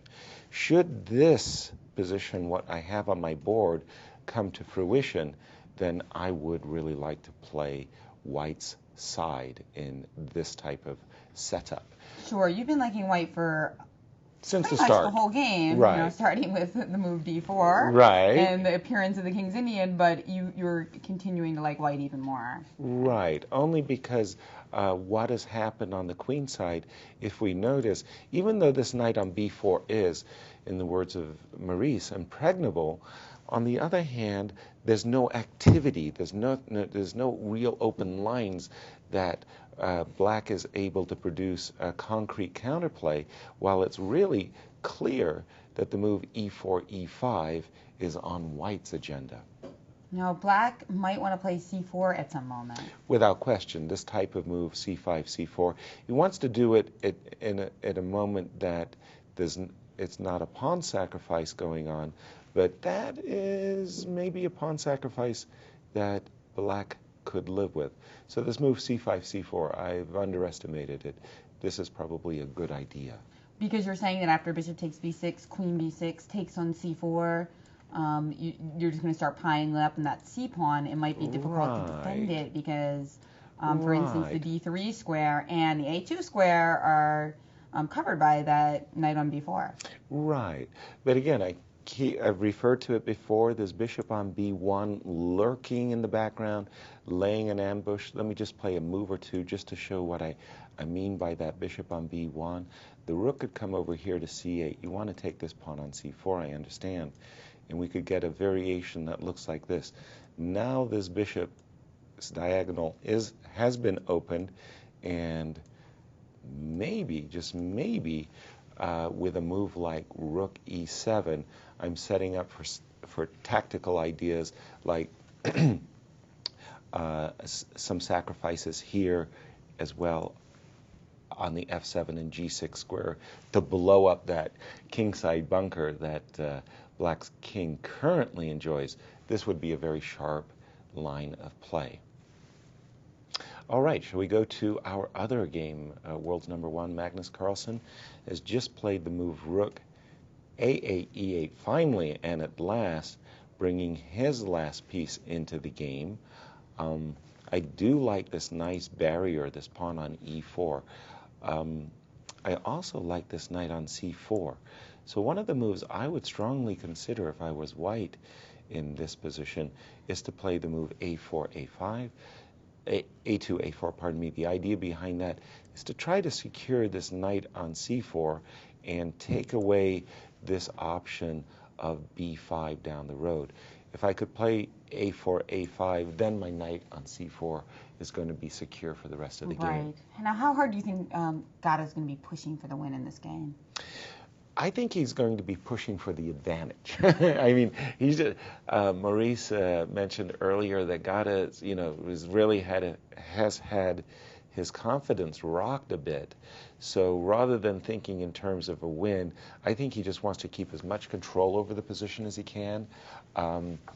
have the advantage in his pocket, so to speak. And if he can maintain that advantage for a long period of time, his confidence is going to grow and grow. And then he starts thinking, okay, how can I win this game at last? But it's a process, almost a fermentation process, that he has to go through first. So still, and the clocks appear to be pretty much okay in this game between Kamsky and Carlsen. That's right. I mean, with so many pieces traded and 23 moves to go, the clock will not likely be an issue here. No. So just a slight edge for white because much better pawn structure, and That's yeah, right. you got the E pawn as opposed to black who's just grab that H pawn and now has to re-coordinate his pieces. Exactly. As you pointed out earlier, there is that bishop g3 idea, which caused white some headaches. Yeah, it seems pretty clear that black at a moment of his choosing can provoke the move f2, f3. The question whether he can exploit it is something else. His bishop looks pretty good at the moment. It does cover and limit the white's king movement, but unfortunately for black, he doesn't have rover. He can't a rook lift and over and checkmate because this bishop on c1 does protect that crucial h6 square. And we can't go to h5 because neither square on the fifth rank is available to our rooks. You can't go over to f5. I mean, we can't go to h5 for right, over either. Because this pawn protects the right. Of course, it protects the f5 square. I mean, we could go do some kind of an anti-positional move like b5, but that would entirely not be worth it because even in this situation, not only are you drastically weakening your pawns, but white can deal with a lot of the threats with the retreating move, knight to e3, I think. Right, and I mean, neutralize the attack. We have to check rook takes e4 here. We saw that cheapo before, yeah, right? so that's... I mean, it's worth looking at b5 but it's one of those moves. It's like it looks so horrific positionally that you're kind of hoping it doesn't work. So you can stop yourself from playing it. Exactly, but instead, white would probably play a move like knight. Let's try knight a5. Right. You know, just attacking c6 directly, and then just the kamikaze rook e5. Going across. Knight takes c6, rook h5. Has white landed himself in some problems here. Now, how kamikaze is this? This looks pretty scary to me. I think Was that scarier than Jason? No. Jason was a threat. But You're a little scared, though. I mean, I this have is to... checkmating E. It looking... Checkmating E? Yeah, is that a new word? checkmating E. Well, checkmating E? Yeah. I like that word. Yeah. Combining a gerund and an adjective? There you go. It's action. But rook d2 or something? Well, that walks into a checkmate. We love these checkmates, so let's see how it would work. Check to the king. Another check from behind, this time supported by the bishop. The king would have to come up. And remember when we ridiculed the move b5? Well, here we just think that pawn on b5 is a genius. So it doesn't look like we can play knight a5, knight takes c6 on the event of a b5. Pity Instead, that. We have to play something a little bit more solid. So after a move like b5, we could simply retreat the knight. To d2, rather? Yeah, not necessarily giving up this pawn on e4. We could retreat it to d2. And then after rook e5. You still have that same kamikaze idea that you'd mentioned. And that's still annoying, I think, for white. Well, you can maybe go to g1 at the right moment, and then just like you could play king g1 here, for instance. But then I was worried that the check would really put the onus on me to find if I went back. Then after rook h5, you're going to be set up for bishop g3 in a moment's notice. Yeah, it's true, and then we won't be. And then we could go back to g1, but then it's like best case scenario, it's a draw, but it gives black all these options to try to find something better. Right.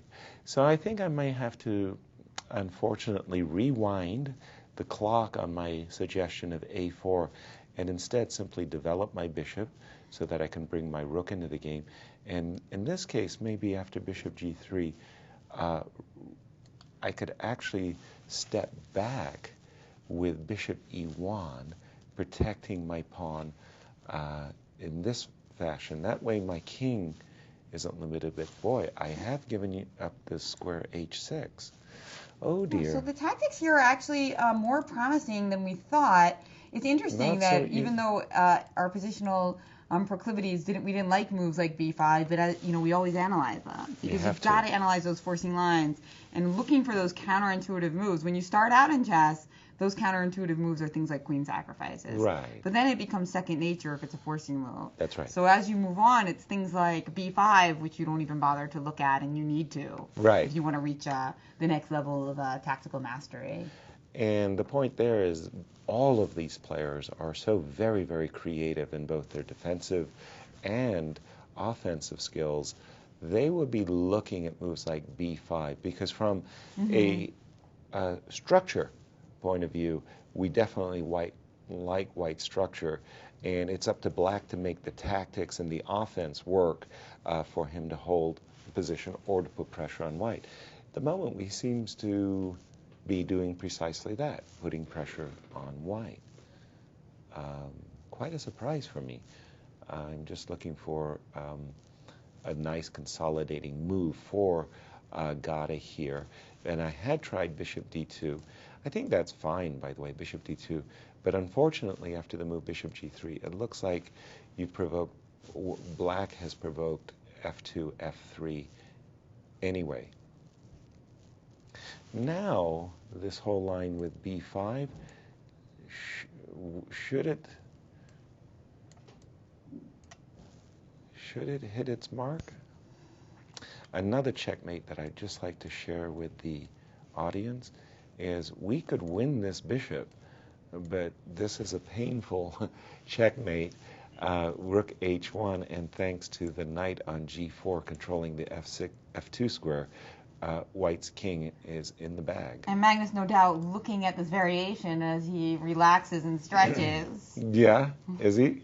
Yeah, he's in stretch mode.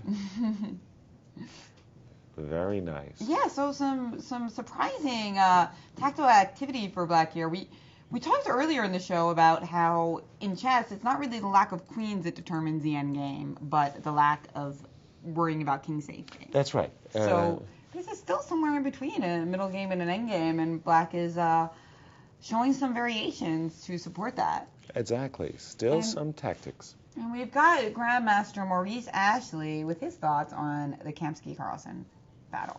Thanks, Jen. Well, to me, it looked just natural that black should have some kind of play. Specifically how wasn't clear, but it's clear that the H file opened after bishop takes H2 check, and naturally black's going to look for some dynamic possibilities anywhere there are open lines. So right now, I think Kamsky is burning a lot of clock checking these lines. Suddenly he noticed that this is possible, and this will count later in the game. Remember, we're only at move 16. Kamsky's about to make his 17th move. So it actually hasn't been that much played so far. By the way, note that this was an exchange Ruy-Lopez, something simple, solid.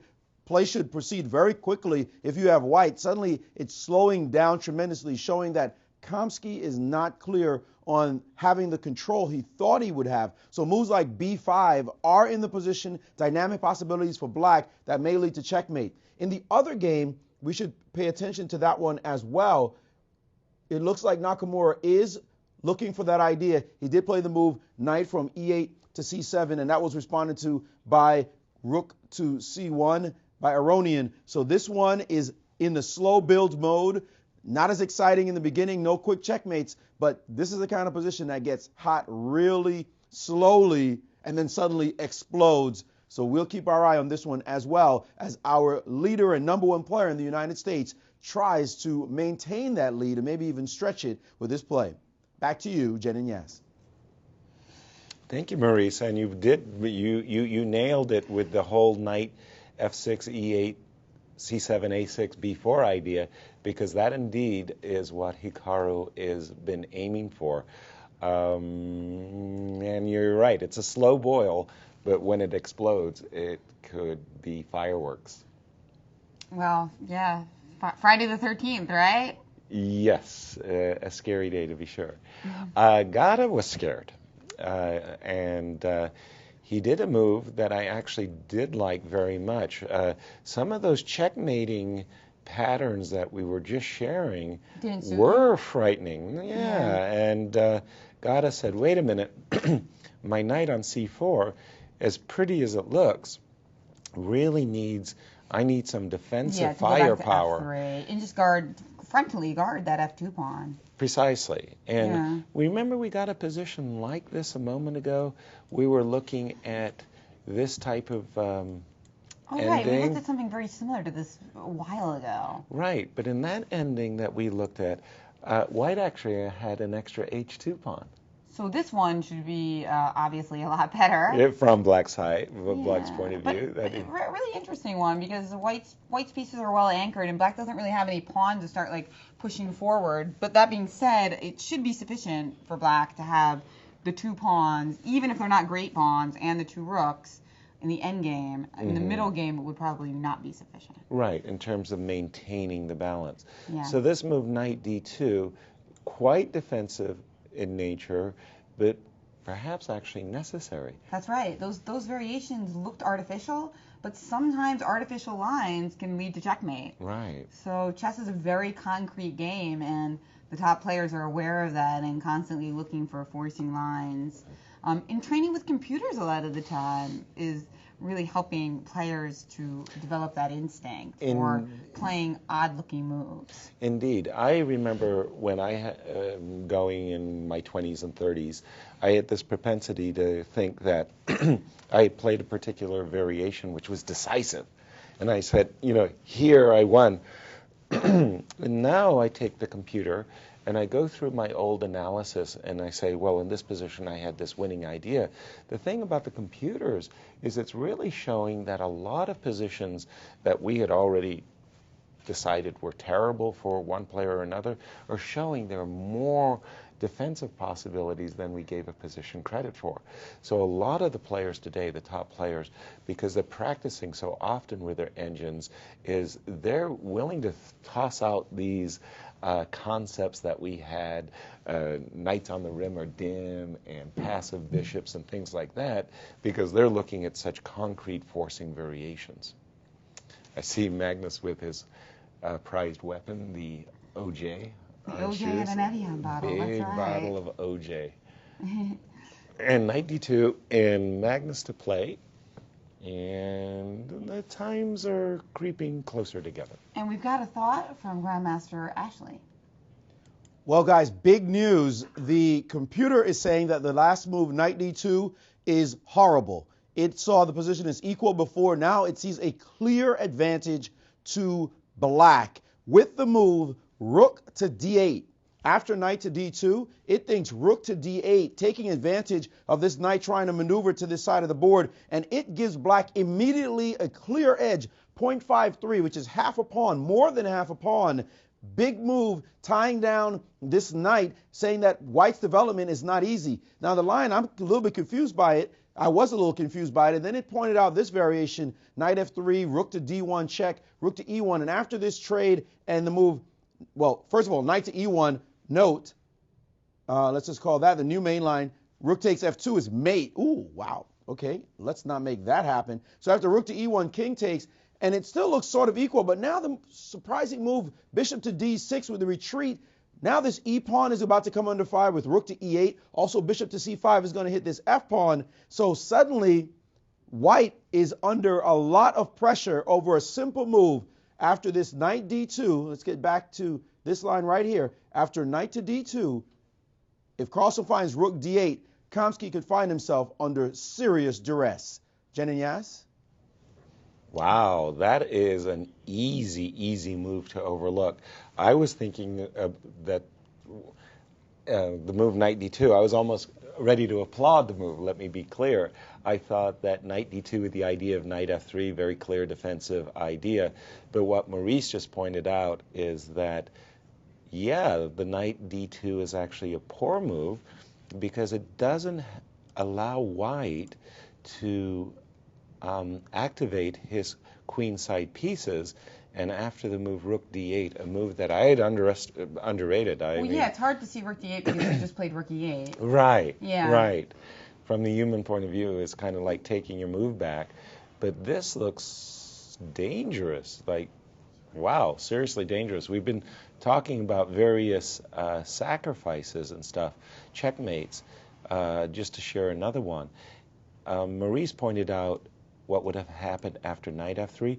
How about king e1? Well, we can even just take on f2 here, right? Knight takes f2. That kind of gets us right back into that two pieces versus rook scenario. Yeah, so you want a little more, okay. Yeah, I saw this move bishop g1, which was maybe even more frightening. Well, and now if we play knight to f3. Well, then I get that rook on d1, and it's pinning you. Or pinning, oh, sorry, I did it the wrong way. I apologize.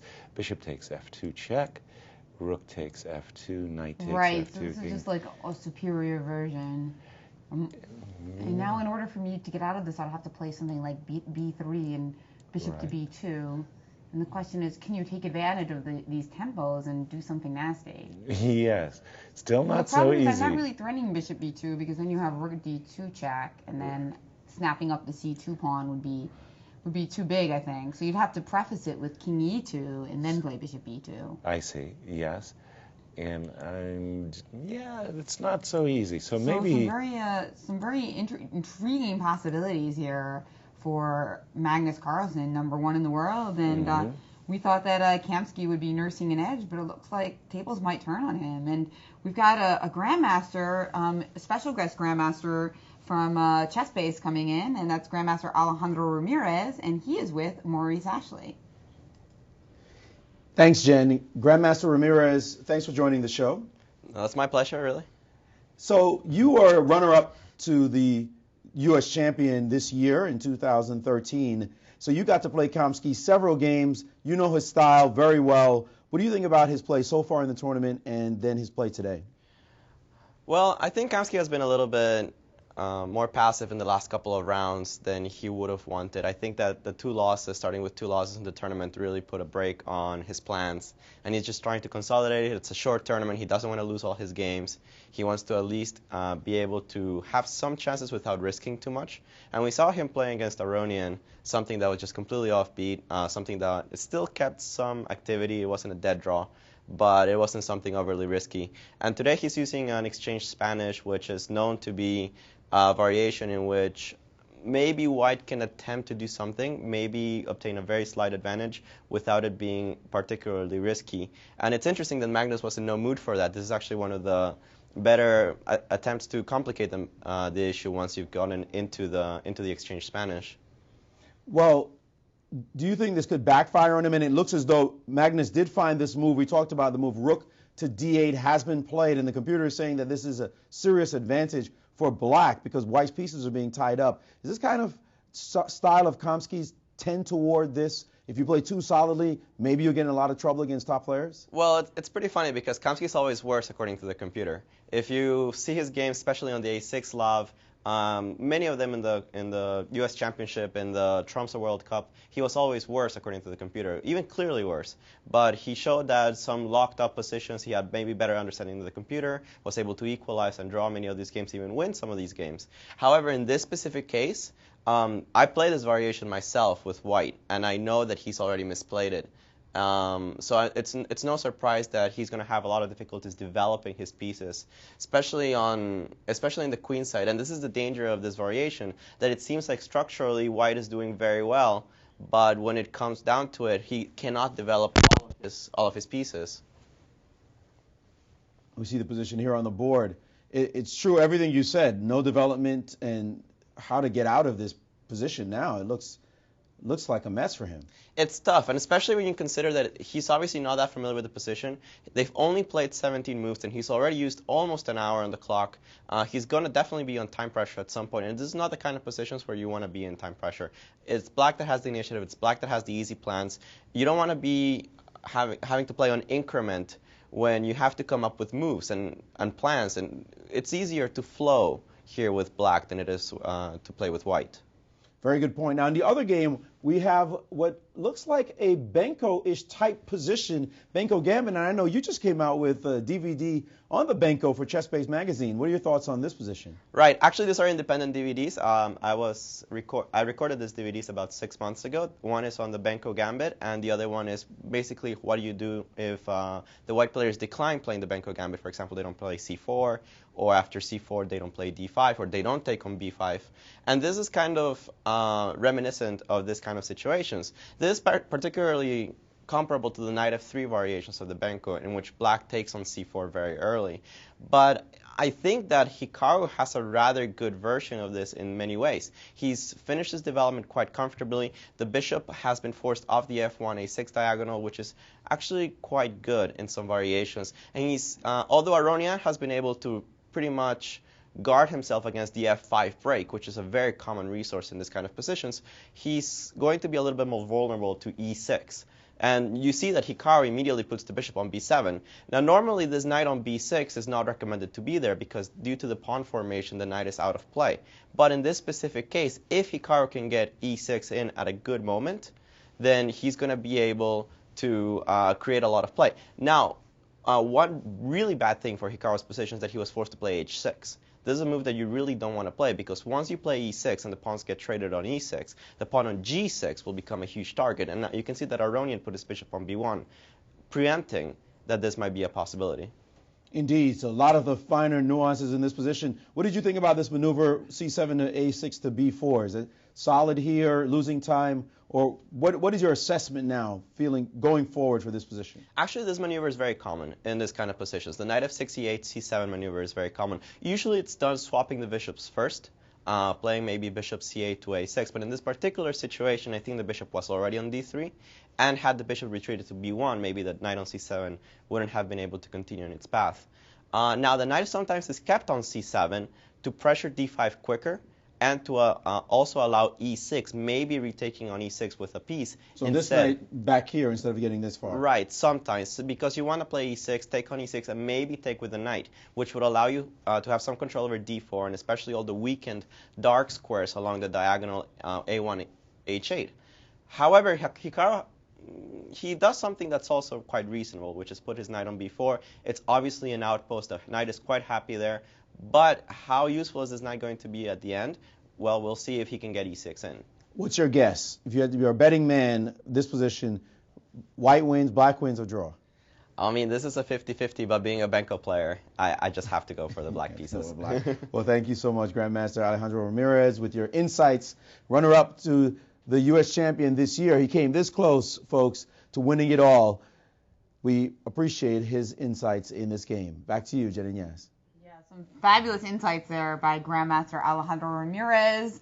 And I heard that he's rooting for an Armageddon playoff in this tournament so he can kind of relive some of the memories. Here. I'm still recovering from the Armageddon that Alejandro played with Gada in the U.S. Championship. That was great stuff. I mean, I was on the edge of my seat throughout. Oh, yeah. And we do have that possibility. Some people are asking. Yes, explain that. If two players tie for first in this tournament, there will be a playoff for the Sinquefield Cup, the glory, and the prize money, the $20,000. They're not splitting the prize fund. They'll play for it all, as well as the cup. That's right. Other prizes, if there's a tie for third and fourth or something, that'll be split. But, very good. But for the title itself. Yes, one player will be leaving with more than with that 70K. There's only one king. Exactly. Very good. I like that. So the way it's going to work, though, is they're going to play a rapid playoff to start. So a 2-game rapid playoff to start. 2 games of game 25. That's right. With the implement. And then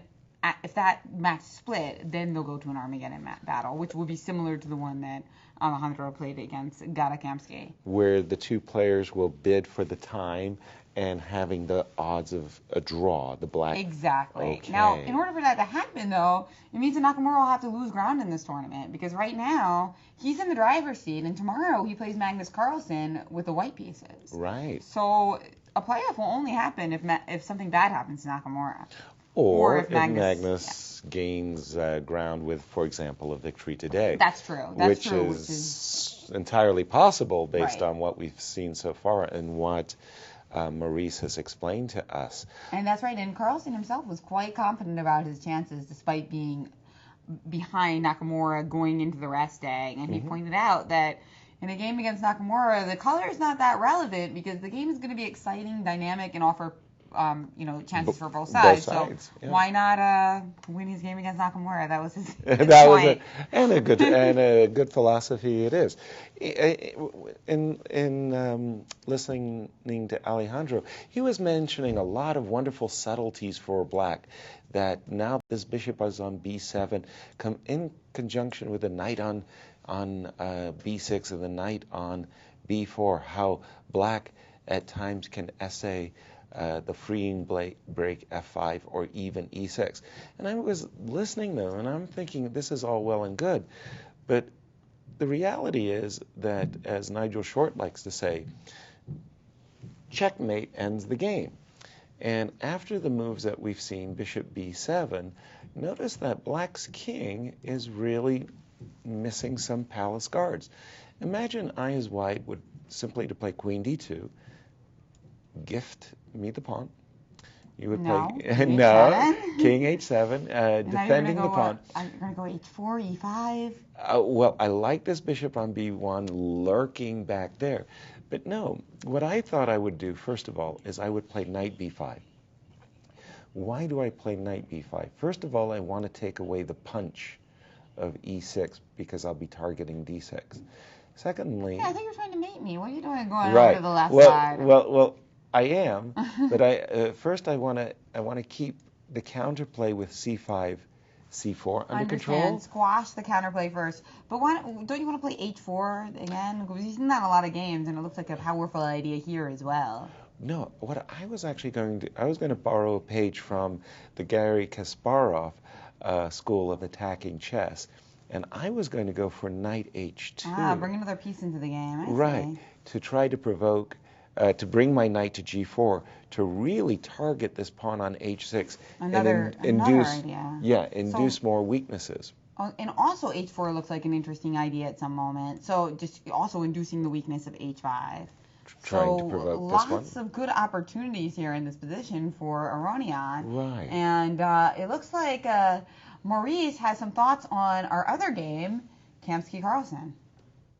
Jen, it seems as though Kamsky is going from bad to worse. His last move, knight d2, was not accurate, allowing rook to d8. And now his next move, f3, the computer hates even more. And it seems as though he's going to be in a permanent bind. In this position, he played the move f3, weakening all these dark squares. Naturally, it looks like he's made himself a lot more secure. The problem is, after the move bishop to g3, the simple move, he can't move any pieces. How to get out of this ridiculous situation that he's created for himself. And if he plays a move like king to g1, attacking this knight, well, the computer gives simply dropping back with the knight to f6 and saying, what are you going to do? Knight back to f1 is quickly met by rook to d1, so that's not playable. And it's looking for moves for him. All the moves are waste moves. There are no natural moves to play in the position. It gives him moves like a move like a4 as a line. And now check out this maneuver, knight to h5, and suddenly the knight is finding yet another square to harass that rook. And it's not easy to break through in the position yet for black. Maybe black will play for g5 and g4 or some lines, but improving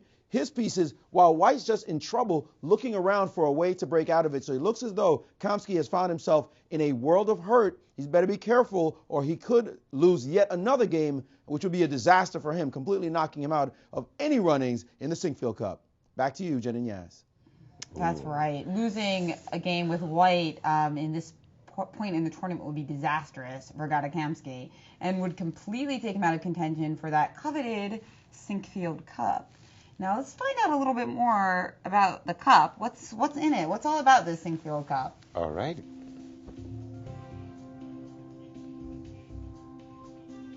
And here we go. We got 24 inches tall, constructed of brass, silver, and Honduras rosewood.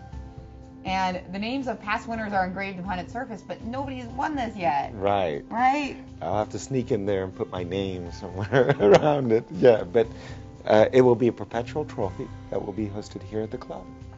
Somebody's upset, and I thought you were going to say you were going to take out an apostrophe somewhere. The Sinquefield Cup, named after Rex and Jeannie Sinquefield, the founders here of the chess club and Scholastic Center of St. Louis. It's a beautiful, beautiful trophy. That's right, beautiful. Like the attention to detail here at the chess club is what impresses so many people. Mm-hmm. Dirk Jan, the editor of New in Chess, was mentioning some things about that. And over there at the museum, you've got the cup, you've got the custom-made DGT-enabled House of Staunton pieces that the players all get to take home. I know, they get a commemorative set. I was jealous about that. That was for the drawing of lots that they chose their colors by taking a set. Now, hopefully, Nakamura doesn't play 1 minute chess on those pieces, because I don't think those beautifully carved knights will live long. They weren't designed for bullet chess or blitz chess, that is true, but for serious chess. Yes, exactly. So, beautiful conditions here in St. Louis. And so far, I can be really pleased with the games. Like, we're learning a lot of interesting things here and lots of dynamic games. Do we have any more moves in the Aronia Nakamura game? Yes, and I just wanted to reiterate the view that Maurice just gave, that in the game between Kamsky, White is finding himself being tied up hand and foot. And after this move, bishop to g3, it is a really unpleasant bind that Kamsky has fallen into. And I think Gada, when he played the move knight d2, just didn't realize how easily his position has slipped into near disaster. At this moment, I'm thinking Magnus is a huge favorite in this game. I echo the words of Maurice. The bind is terrible, and this bishop on c1 and this rook on a1, they look woeful, pitiful.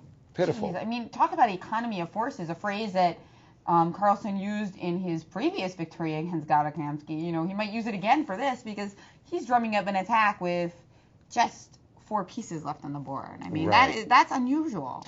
Very, very much so. And again, it goes to that king safety concern. White's king on f1 is a real target of Black's pieces.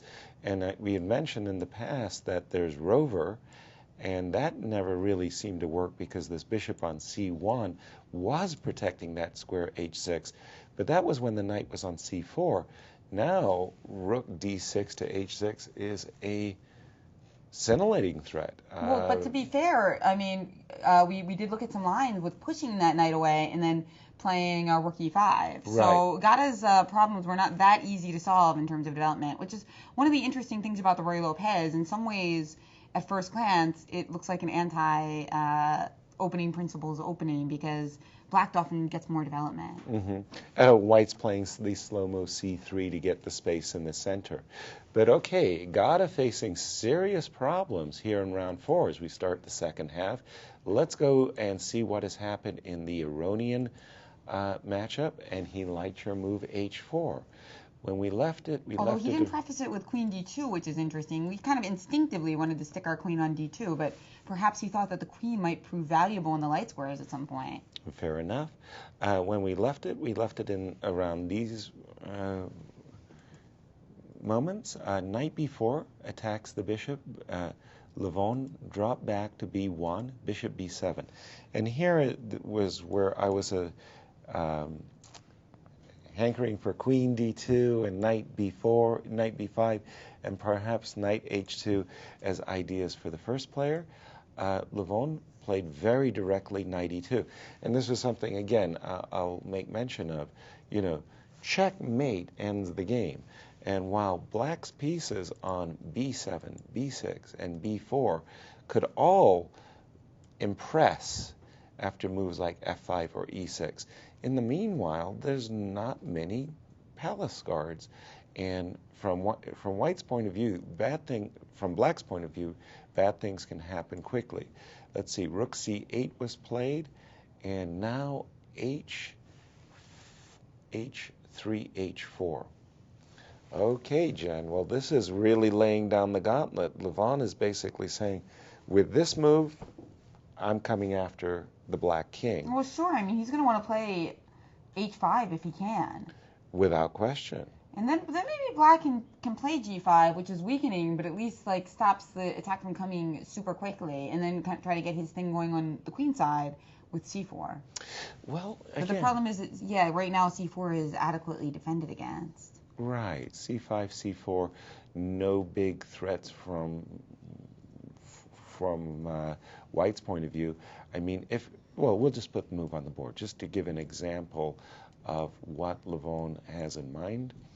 Here you always got to look at those piece sacrifices, right? But okay, knight to d4, and to put that knight on f5. Too good. I mean, a trade on b3 doesn't really bring any relief. And again, this move knight f5, I really like White's position here. He hasn't sacrificed anything. No, it's positional domination, and maybe later followed up with your knight h2, knight g4, and just take a picture of those knights. And literally, in the meanwhile, since the start of the opening phase, White went for that positional grip in the center, got it, maintained it, and it's working for White. Well, instead of g5, maybe black has a better way to gain some activity. Let us hope so. So we go back to... So, I mean, a lot of times if somebody plays h4, even though you weaken g5, black will acquiesce and play h5 himself. So he did play c4. Well, c4 was played instead. So he played c4 immediately, allowing the immediate response to h5, not giving black a chance to play h5 himself. And there look like the two players are drifting towards the position that we just looked at and said, man, it really looks like White's got juicy... black played g5? No, it really looks like White's got juicy attacking options now. Well, the problem is putting a knight on d4 is going to be powerful even if we play h takes g6, because e6 square then is up for grabs. So that's not going to it's not going to prove much relief. Oh, finally, we can even play knight h4, attacking g6 and leading to similar variations. So one way or another, black's going to have to do something here. What about taking the pawn on h5? How ugly is that? Ugly. I know it's ugly. But maybe it's necessary is what you mean. I mean, sometimes ugly moves aren't... This is, such a anti-positional move. I know. I would just jump on that with knight f4, and you know, Jen, I don't think black's king is going to be long for this world. No. Again, I'll just point out that a lot of black's pieces went queenside and leaving the king a little bit naked over there. We do have a move, by the way, Jen. c4, h5, c takes b3. Wow. Okay. I thought that was really, really dangerous to allow this horribly weakened g6, e6 so you square. think he's going to interpolate takes in g6? Well, I don't know whether I should be fearful of b2 or not and just burn bridges all over the place on the king side. But this looks easy. This just looks easy for White. He's going to play moves like knight f4 to e6. We could shift our bishop back to c8 and g4. We could try, just to cover the square, and so that at least after knight e6 we can play bishop takes e6. So what you mean to say is after queen takes b3, you'll trade on ce1, for example. Yeah, yes? I'm just going into defense mode now, trying to stop some of the bleeding. And you were thinking that you're going to shore up the square e6 by just trading when you get that opportunity. Yeah. Right? Got it. Yeah. I don't think it's great, but at least we're not resigning. We're getting checkmated immediately. This is a good thing. So what about Maurice? What do you think about all this Aronian knockout action? I love it. Obviously, it's wild, it's crazy, it's unbalanced. However, looking at it with a cold light of the silicon eye, the computer agrees with you, Yaz. It says that what Nakamura is doing is not to its liking, not positionally sound. After this move h4, it felt that the move h5 was necessary to stop this pawn from going any further. It felt that was a completely necessary move, and by barging ahead with the move c4, allowing this move h5, it thinks now that black is way down, a big advantage for white, 0.74, it's fluctuating, 0.69, etc. But after captures on B3, it really likes this position now. It thinks that no matter what black does, black's in trouble. So Nakamura is going to have to come up with some amazing tactical chances. We know he's a hyper genius to maintain his lead here in the Sinquefield Cup. Back to you guys. Wow. So some serious danger for two players, Kings, in this position. Yeah. I didn't expect, I mean, it's just amazing how every round we've only got 2 games, but we get such action. Action all over the place. And it's really remarkable for me is in really elite events like this, the draw ratio of 75-80% is normal. Here we are really getting treated to a slugfest almost every round, and so many decisive games, and near decisive games too. Even those games that were drawn had so much content as well. I mean, I just think it's a lot of the credit goes to the players, the specific players of the top players in the world. I mean, these 4 are just great, and you know, it's nice kind of to have one guy who's a little bit lower rated than the others, because I think that also leads to more decisive chess. They kind of get in the mood. Gadakamsky, obviously a very solid player, but when he's, you know, the lowest rated player in the field, the other players are going to look at him and say, hey, you're my target. That's right. And well, that's one of the reasons that, you know, the Tata Steel tournament in January is always very interesting as well. Because you usually of the have mix. some deviation there. Right. But indeed, it's just amazing to see, you know, such top players, Nakamura, Aronian, and Carlsen, now all in the top 4 players in the world.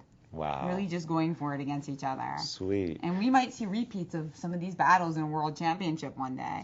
Oh, I'm sure of it. I really do think that regardless of the result in Chennai this year, in the future years we're going to see the era of Magnus, let's say.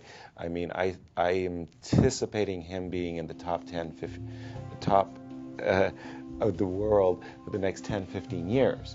And people like Hikaru, Caruana, Sergei Karyakin being rivals, and great rivals. So I'm looking at chess in the future and saying it's got a great future with these fearless players and the personalities that they have.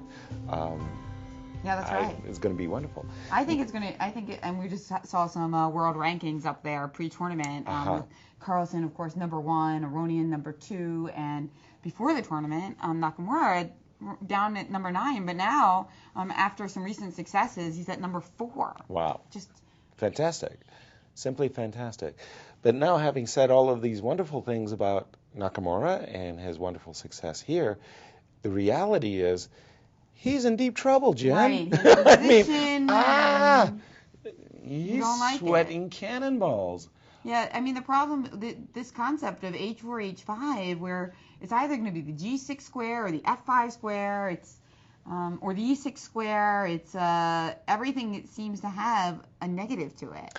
And again, going back to Alejandro, what he said, and he put his finger right on it pretty good there. He said that black really doesn't like to play this move H7, H6 because it does weaken that square pawn on G6. Like, black's best move would be to retreat this H pawn, but as we know that's illegal. Are you not allowed to do that on Friday the 13th? Yeah. Go backwards in time just once? No, the rules still apply. But maybe that's Freddy Krueger. Yeah. But I don't get it. I don't see any good defensive options here already. Well, if anyone can do it, it's Nakamura. So don't go away. Let's look and see what our American players, Nakamura and Kamsky, have up their defensive sleeves, because both of them look like they are in some trouble on Friday the 13th here at the Chess Club and Scholastic Center of St. Louis. We will be right back.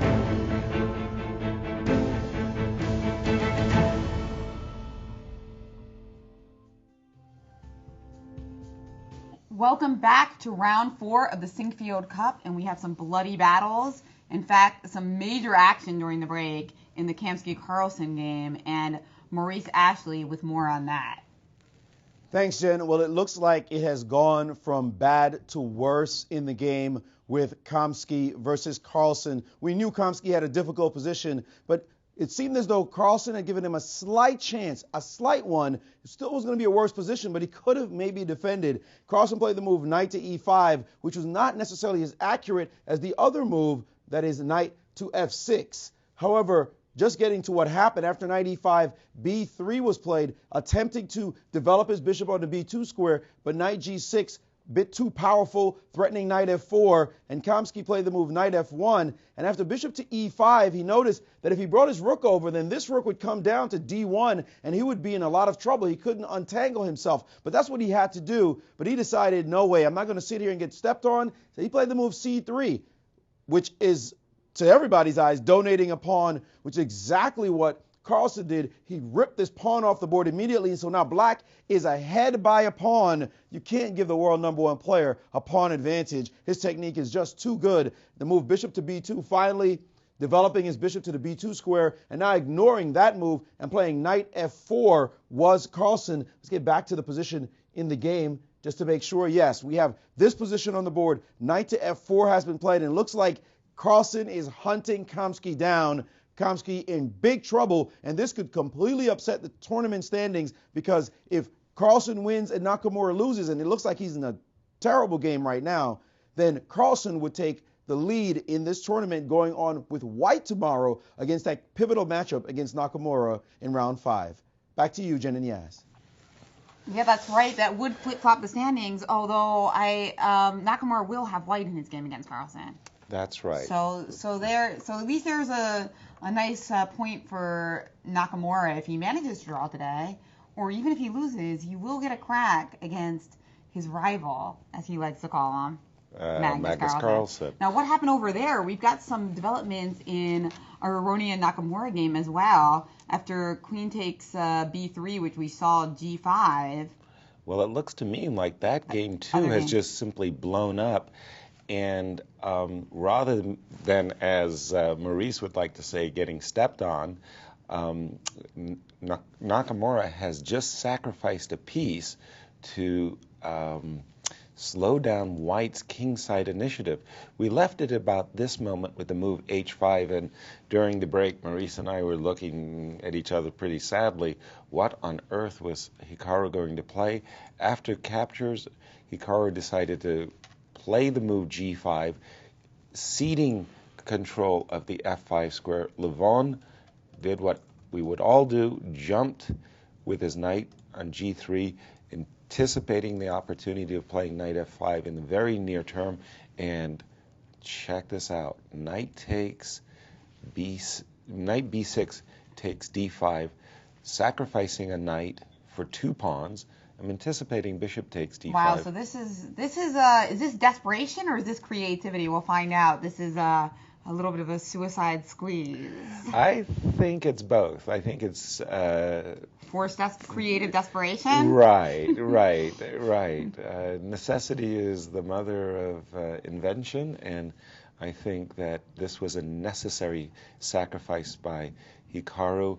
I don't think he has enough compensation, but for the moment at least, if he can play the move e7, e6 to protect the f5 square, he will at least keep this beast on g3 at bay. That's right, and we can't set up a battery yet on the light squares. We would love to be able to play queen d3 or queen c2 or put our queen somewhere. Absolutely. To be threatening checkmate, but the knight on b4 for now is a powerful defender. Right, protects the d3 square, but that is the natural battery that you want to put your queen on that diagonal. Said, it does not look like enough. No. I mean, that's 2 pawns, but nothing really more than 2 pawns. I would just retreat my queen here. Mm-hmm. Yes, that's a natural move. Queen to d1. And then again, what I was thinking is from Black's point of view, he really doesn't want to face knight f5, and so the move e7, e6 to guard that square, that looks like, again, necessity. Now, from a positional point of view, I wouldn't mind taking away that bishop on g7 to make your king look more exposed, but at the moment, still can't really do that because bishop d4 would fall. Well, actually, I could do it now, but I'm a little worried about the combination of rook takes c1 and bishop f3.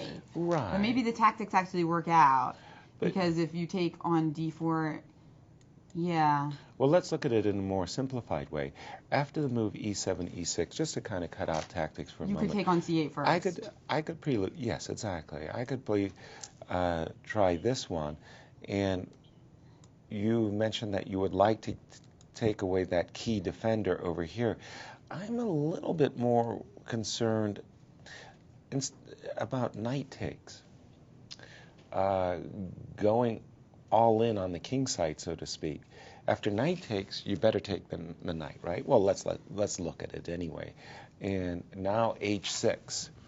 And Queen h5 coming. I've been worried for a long time that black's king, there's simply not enough defenders over there. And if white could, let's put another move on the board, okay? Here's one kind of a checkmate theme that's lovely.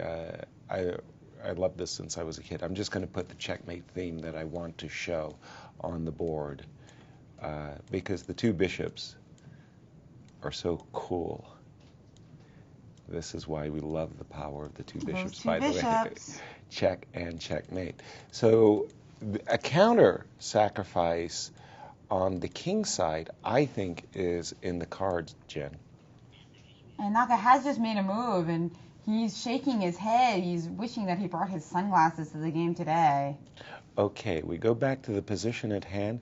After bishop takes d5, as anticipated, rook takes c8 immediately. Okay. Happened. So a little bit of an in-between move here. We expect queen takes c8. And now, again, I liked your idea earlier of dropping back with the queen. Again, we're eyeballing this square f5, anticipating this move, and this is how we get to that position where I think the piece sacrifice would simply scare me. This looks really good. And yeah, let's refresh again because I think we've got some more moves coming in. All right, fantastic. And we saw a queen trade. Okay, we'll go back. I was wondering about rook takes c8, bishop takes b3.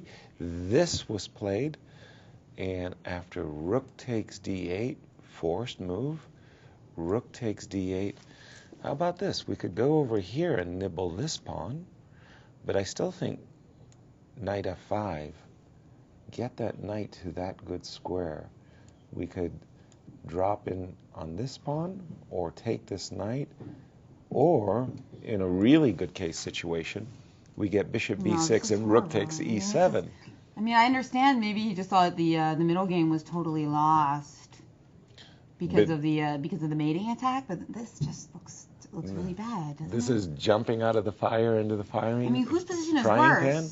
Not a good day for the Americans. I mean, which one is worse? I don't know. Maybe Nakamura even. Maybe Nakamura's position is actually worse. I mean, after all, he is material down. He only has 2 pawns for a knight, but the problem is white has the initiative. That's right. Like as he's Roman the one Gingy likes to say, I'm up material and I have compensation. Yeah, yes, exactly. I have compensation and the attack. And this is not looking like a very good day for the Americans. Let's go back to Kamsky's position for just a moment.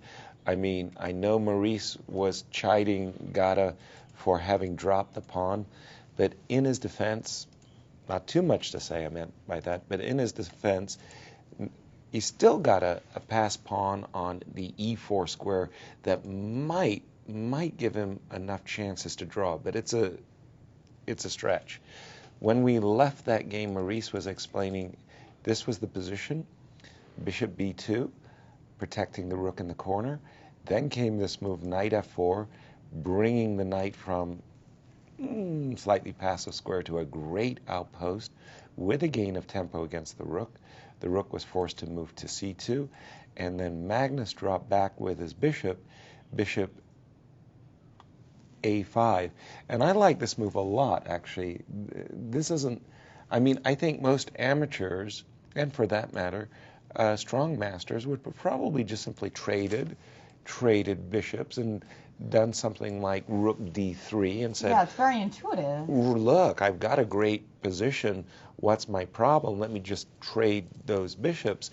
But Magnus, he didn't become world number 1 by always going for the obvious. By always going for the obvious. In this position, Magnus intuited very nicely that this bishop is, that it's still the king's position, that it's not an ending, and white's king is still vulnerable. That is really brilliant. I love that point because that diagonal, you know, you take the pawn and then you bring back the pain. Right, you bring back the bishop, and if you force the king to the h-file, you're a rover. The rook up to d6 and over to h6, and that could be fatal. So Magnus a pawn ahead and the initiative. Clearly he's in the driver's seat, and if he wins, he will be a +2 and looking very closely at the Aronian Nakamura game. That's right, and very likely leapfrogging his main rival in this tournament, Nakamura, if things continue to go in this direction. This is an absolutely pivotal round. Yes. So let's take a look, because it seems that we are getting a lot of fast and furious moves in Aronian Nakamura. All right, let's go to that one. I'll bring that up on my scoreboard. Oops, sorry. This is the position. So he did play your knight f5. Oh, and then yes. After and now Naka couldn't see anything better than playing bishop f8, removing the attack and defending e7. And let's just set that table a little bit more carefully. In fact, there's two threats for white in this position.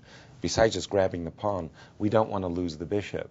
And to address both of those threats, Hikaru dropped back with his bishop, with bishop to f8 move, which protects the pawn on e7.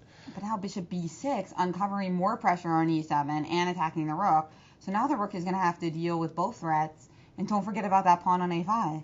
True. So we can anticipate... Another triple threat. We've seen that before, yeah, right? A couple of those triple threats. They're goodies. We could anticipate rook d7, getting the rook out of trouble, and defending the pawn on e7. Now you mentioned this pawn is on pre. Bishop takes a5 would win a pawn, by the way. Knight would drop back with a tempo against the bishop, and after bishop retreats, bishop takes. Maybe Hikaru has some holding chances here. So do you have better suggestions? It does look like a better suggestion for Aronian, like something more precise. It does look like we have another couple moves from this game. All right, let's refresh. So did you not like taking an a5?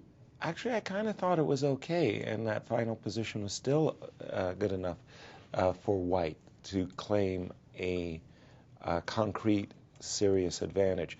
I was thinking of something along these lines, Jen, and that would be after the move rook d7 in this precise position, I was looking at a move like knight h2.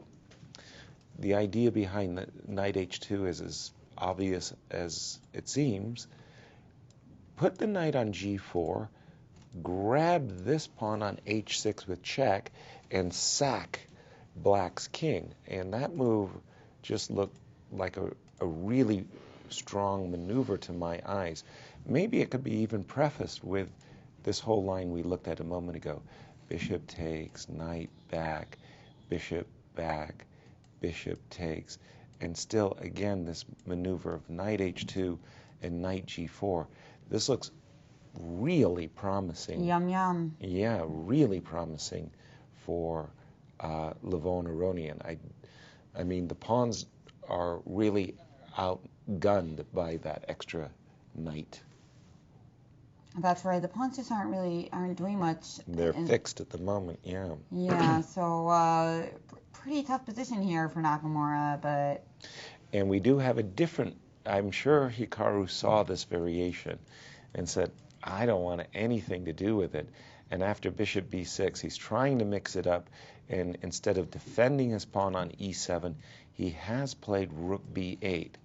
Again, probably because he saw the variation we just looked at and said, that's just awful. But it seems like it would be very bad to lose a pawn on e7, doesn't it? That's why I don't quite understand how this is going to work out. Well, at the moment, there's a tempo against the bishop. So say I'm looking at bishop a5, but bishop c7 also looks kind of dangerous. Right. Because if I play bishop c7, I don't see how you defend e7. Sure. Well, let's look at bishop a5. We'll take them in turn. Okay, after bishop a5, now we've got this, our old favorite Swishensen move. Yeah. The difference here is the rook on b8 does defend the knight on b4. That allows us that move e7, e6. So we'll take it back. So the players have reached this position, and Jen... Well, bishop c7 is another possibility, because now you can't play rook e8 because we can take on d6 anyway, taking advantage of that pin. Ooh, sweet! How sweet it is.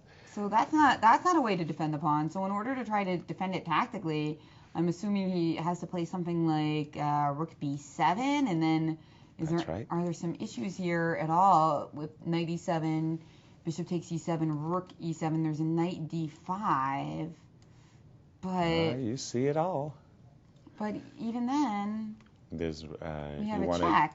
Right. So maybe king f8 instead. Okay, let's go back. That can't work though. It can't work. King f8. Well, okay, king f8 right. might be a better idea, because now we don't quite have time to take on d6 because of the pressure on e7. And if we play rook to d7, then well, after rook d7, bishop e6, bishop takes d6 comes with check. Mm-hmm. So instead, king e8 seems like the right move. Right. And now we probably have to play something like bishop f5 or rook d8 check. King e7 doesn't seem right. Doesn't lead to much. Mm-hmm. No, we don't want that. So maybe bishop f5 instead, but it's looking a little fishy. Fishy for who? Sorry. After king e8, I don't. Yeah. After king e8, I don't know if this is the best way for white. Well, I like white's position very much still. Yeah, in principle, I just don't see how to untangle myself and win that pawn on d6, which was my goal. So actually, I wanted to win e7 and come out unscathed. Well, maybe you have to change goals here a bit. Some nice opportunities. This guy is hanging, for example, and so there might be a line where we get to play a knight d4. We could play, for example, rook check, king here, bishop takes. Knight True, and then after knight c6, there's a lot of tactics that need to be carefully calculated. I'm still a piece up. For white, and black is scrambling here. That's right. Well, but everything can take white, if he wants to go for this line, is going to have to calculate it very carefully. Let's see what Grandmaster Maurice Ashley thinks about all that. Well, Jen and Yaz, looking at this position, at first I was thinking this is busted. The computer looks at it and says, big edge for white. So to our eyes, it's so easy and obvious that Nakamura is in trouble. Yet looking at Nakamura's body language, it doesn't seem as if he's in as much trouble as everybody else thinks. He's working at the position, but before he was leaning back, looking at the board. You see that Levon is really staring at the possibilities. So I try to guess, why would he be so confident in a position like this? Well, first of all, just one variation you guys were pointing out, which was very astute. The move rook to c8 is a better way to defend the e7 pawn, because now if you try to grab it with knight takes, then bishop takes on e7, rook takes. Now knight d5 does come as a fork, and there's no rook e8 check to bail out. So that's okay for black. But the main point here actually is that after rook to c8, bishop takes a5, black is suddenly in the driver's seat, not in the driver's seat, let me rephrase that. Black is thinking, let me get rid of this pawn, and then even though I'm down a piece, all the pawns are on one side of the board, and it's 3 against 5. These two pawns, if they start to advance down the board, will be dangerous. This d pawn could be a counterplay possibility, but the main point is if this knight is kicked out, it's very hard to access this position. Now, clearly, still white is ahead by a piece for 2 pawns, but if all the pawns are on one side and some trades might be able to happen, then Nakamura might have a chance, which means he's not really up a piece according to the computer. It's only 1.43 advantage. So the computer sees the piece itself, but not like a whole piece, like 3 points we would expect. So maybe there's a chance here for Nakamura. Personally, I'd hate being black in the position, but his body language is saying, all right, I still have a fighting chance, and that's what I'm going for. So we'll see if he can hold up in this game. In the other game, it looks like Kamsky is just in trouble. So both of them trying to fight here in round 4 of the Sinquefield Cup. Jen and Yaz? Yeah, it's a bloody day for the Americans. Could be the result of this round, but both players, of course, going to fight. Well, I must say, going into the halftime break, I personally was really, really cheered by the results of the first half. Not only just the fighting chess, but also the fact that in the matchup of the world, America versus the world. We had held our own, Oh, yeah. and we were 50-50, and of course Hikaru leading the way as our tournament leader. Now, after a day like this, it's a real letdown. If the Americans lose both games, that puts, as you say, it flips the tournament standings when it would put Magnus in first and Hikaru suddenly having to win the cup. That's right, but it's not over yet. So some exciting and fast tactics still going on. It looks like Nakamura and Aronian are playing rather quickly. All right, let me catch up on that board for a quick second. That was the Kamsky game.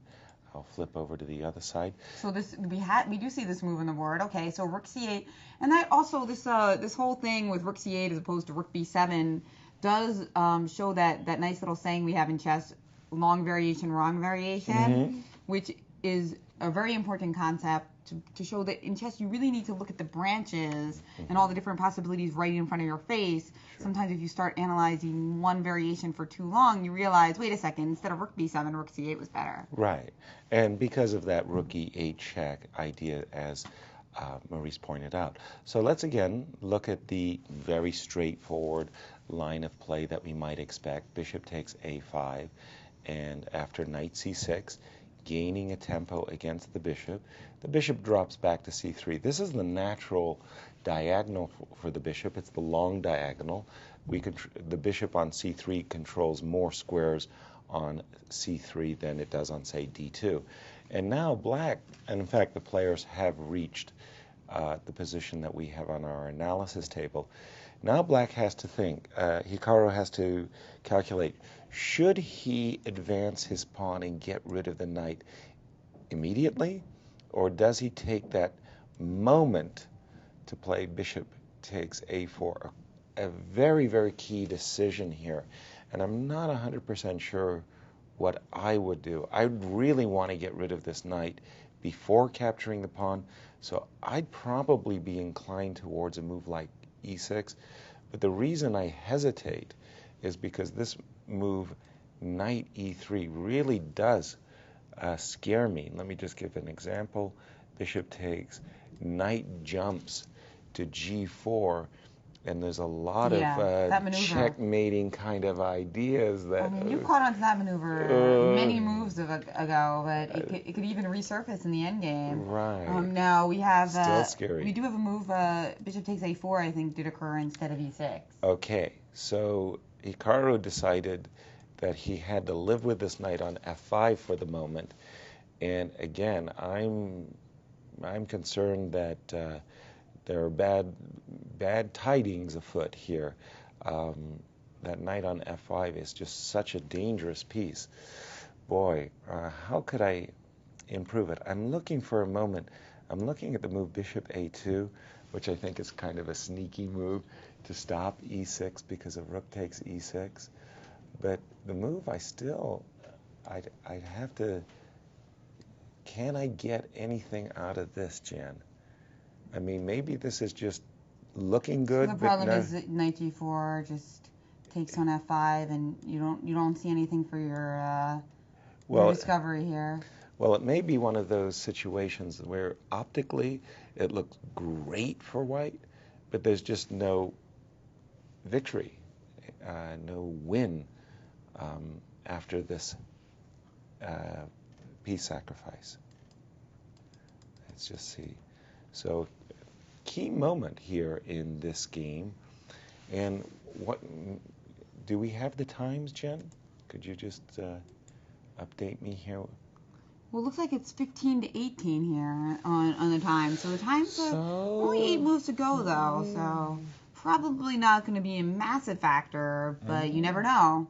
By the way, bishop A2 was played. Okay. Okay. So you wanted to stop this important defensive right. plan of E6. Well, it is dirty, and believe me, chess grandmasters do play dirty.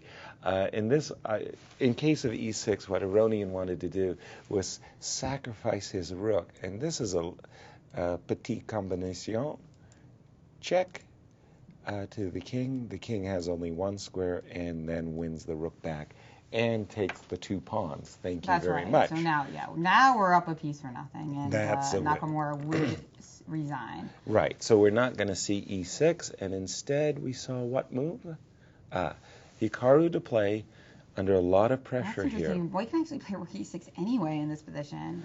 Oh, that Just to and set up a mating idea. How's that? So we're going to make a bad move for Hikaru just to show what Jen has in mind. And we're going to make a further bad move for Hikaru just to show what Jen has in mind. Check. Ooh. looking good, King. exactly. And now we just take on f7. And, Right. we have a nice little bishop mate here. Not you don't see that mate every day, right? That's creative. That's where the chess grandmasters, they put all these thousands of patterns that they really are aware of, and then they create something new. This is not a common pattern at all, but that's a pretty mate. The main point is after rook e6, if you take the rook, then after bishop takes e6 check, you don't win both pawns, but you win one. Right. And that should be enough in this position. So this is actually a threat in the game. So bishop a2 sets up this pretty nasty threat of rook e6, and Hikaru, He doesn't want to have to play e5, that's for sure. I'm picking up 13 minutes. Let me just refresh. Weakening his pawns, just try to frontally defend with a move like e5 just looks like a real positional disaster. And then your idea of knight g4 could really come takes, back. e5 or even just hitting on the d6 pawn at some point. Not immediately because the bishop is guarding d1, but eventually maybe by maneuvering the knight to e4 instead of g4. Right. And now it looks crushing. Yeah, positional overkill. Looks terrible, terrible, terrible. So Hikaru, I mean, if he had to play a move like e5, it goes to show that the tactics in the position are so devastating for white. He has to make this horrible, horrible positional concession. Of course, instead, the more normal way to deal with the threat of rook e6 would be to actually move the rook on c8. So that's probably what we'll see. But where? You mean a move like rook b8, for example? Yeah, just like rook b8, so that now rook e6, of course, doesn't work because you can simply capture it and play king to h7. Right. So that'll probably be what we'll see. And then the question is, because now e6 is what black will want to follow it up with. But does so do we have time to do something here? Well, now that we put the rook on b8, there's a different line of play. Let's try this one. I've been sorry. It's like yes. Now your idea works. I love it. See, that's the thing. Like when you play chess and you find a combination that doesn't work, tweak something just a tiny bit, and all of a sudden it works. And here, you can set up this. Although here, okay, it's not 100% either. Yeah. Though. I mean, I was so happy, that I won. You're so happy that it kind of works here, but does it definitely work? I don't know, because after king g8 or something. Or bishop g7 and the annoying thing is that the bishop on a4 guards e8 in the end as well, so right. You couldn't Right, I can't just grab and do some grabbing, this more is grabbing. Really good, right? It's still good, but yeah, okay. This is probably. Yeah. Transformation, then you get e7, f7. I don't appreciate how good it is at first, but then you remember, wait, white was up a lot of material before this. A piece, and he just got the exchange. He won the rook. And we've got some thoughts from Maurice. Yes, Jen, we saw earlier in the tournament Carlsen kind of waffle back and forth a bit in a couple of his games. And in this one, he definitely still has the edge, but that has happened yet again. He should have played more precisely, more concisely even, but he's played a couple of moves you look at and you go, I don't think that's what he really wanted to do. In this position here, remember, after winning a pawn, he dropped back to a5, all right?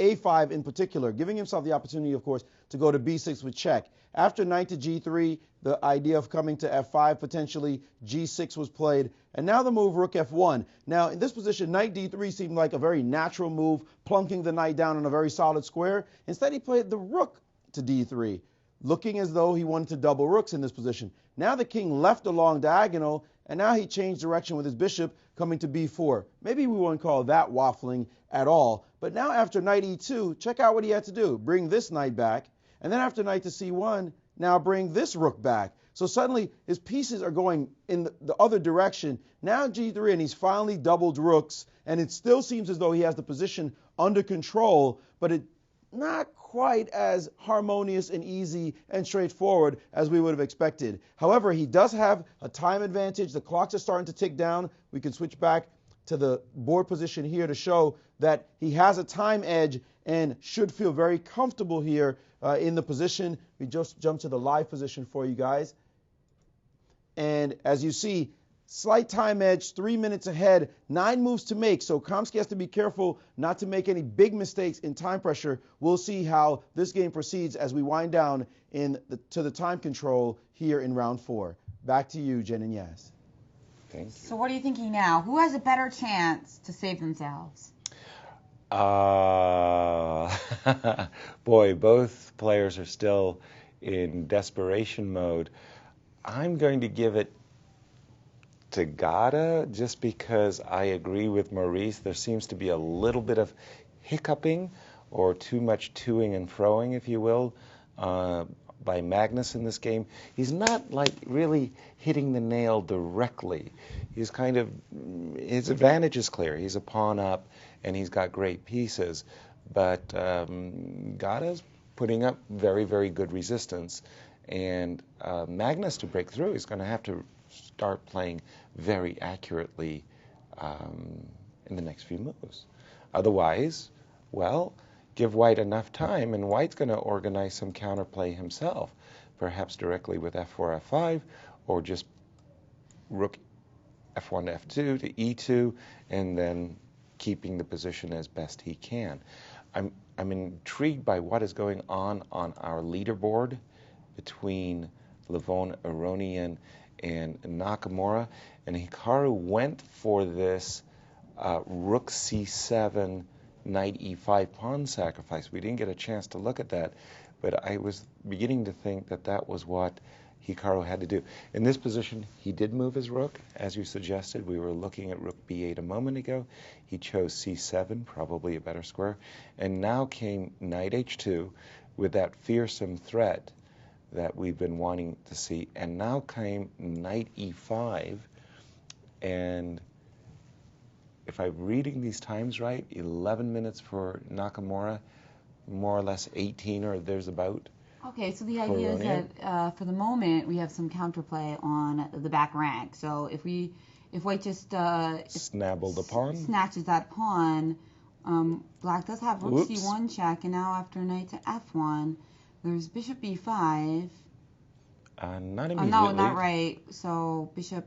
But maybe e6, and one day the dream will be to get this bishop somehow attacking that knight on f1. Doesn't really look like enough, but maybe it's an improvement from other possibilities. The game variation. Yeah. But the problem is. And Levon doesn't need to take on e5. Right. What if he doesn't take on e5? What about continuing his thematic play? Trying to take with a knight on e5 rather. Correct? Or just grab on h6. Yeah, I'm thinking grabbing. h7 isn't allowed because the bishop takes f7. Precisely. So this bishop on a2 hunts down that diagonal, and that's really bad news, big time bad news for Black. Maybe I can somehow trick myself and get these knights all codependent, as Rex might. So how's this as a weird line? Can White just grab the loot and thumb his nose and say, okay, I put my knight on this tragic square h6, but I'm still winning? And so your idea is that if I play directly here with f5, was to you sacrifice. just have rook takes e6. Right. And do something nasty like this, and well, I'm a pawn up. I've traded one advantage for another, but this just looks devastating to me. So, rook c1 check and bishop d6. Yeah, that looks. Oh, be careful. You always got to be careful of that back rank, guys. Even GMs and U.S. chess champions fall for it, right? I got myself too excited. Well, it's a combination of tactics, right? You combine the back rank with the pin, and that's how a lot of tactics really work. Mm-hmm. That it's not a single tactic, but a number of them. So that being said, I mean, you don't have to take. Daisy. Do you even have to take on e5 immediately? It's the question. No, I mean, Levon is already thinking in this position, so he hasn't yet captured on e5, I don't think. Well, it's true. I like the bishops, and I don't like having capturing, but we were just looking at the forcing moves first. So one more brief check of this, and let's not get ourselves too excited by falling for some back rank problems.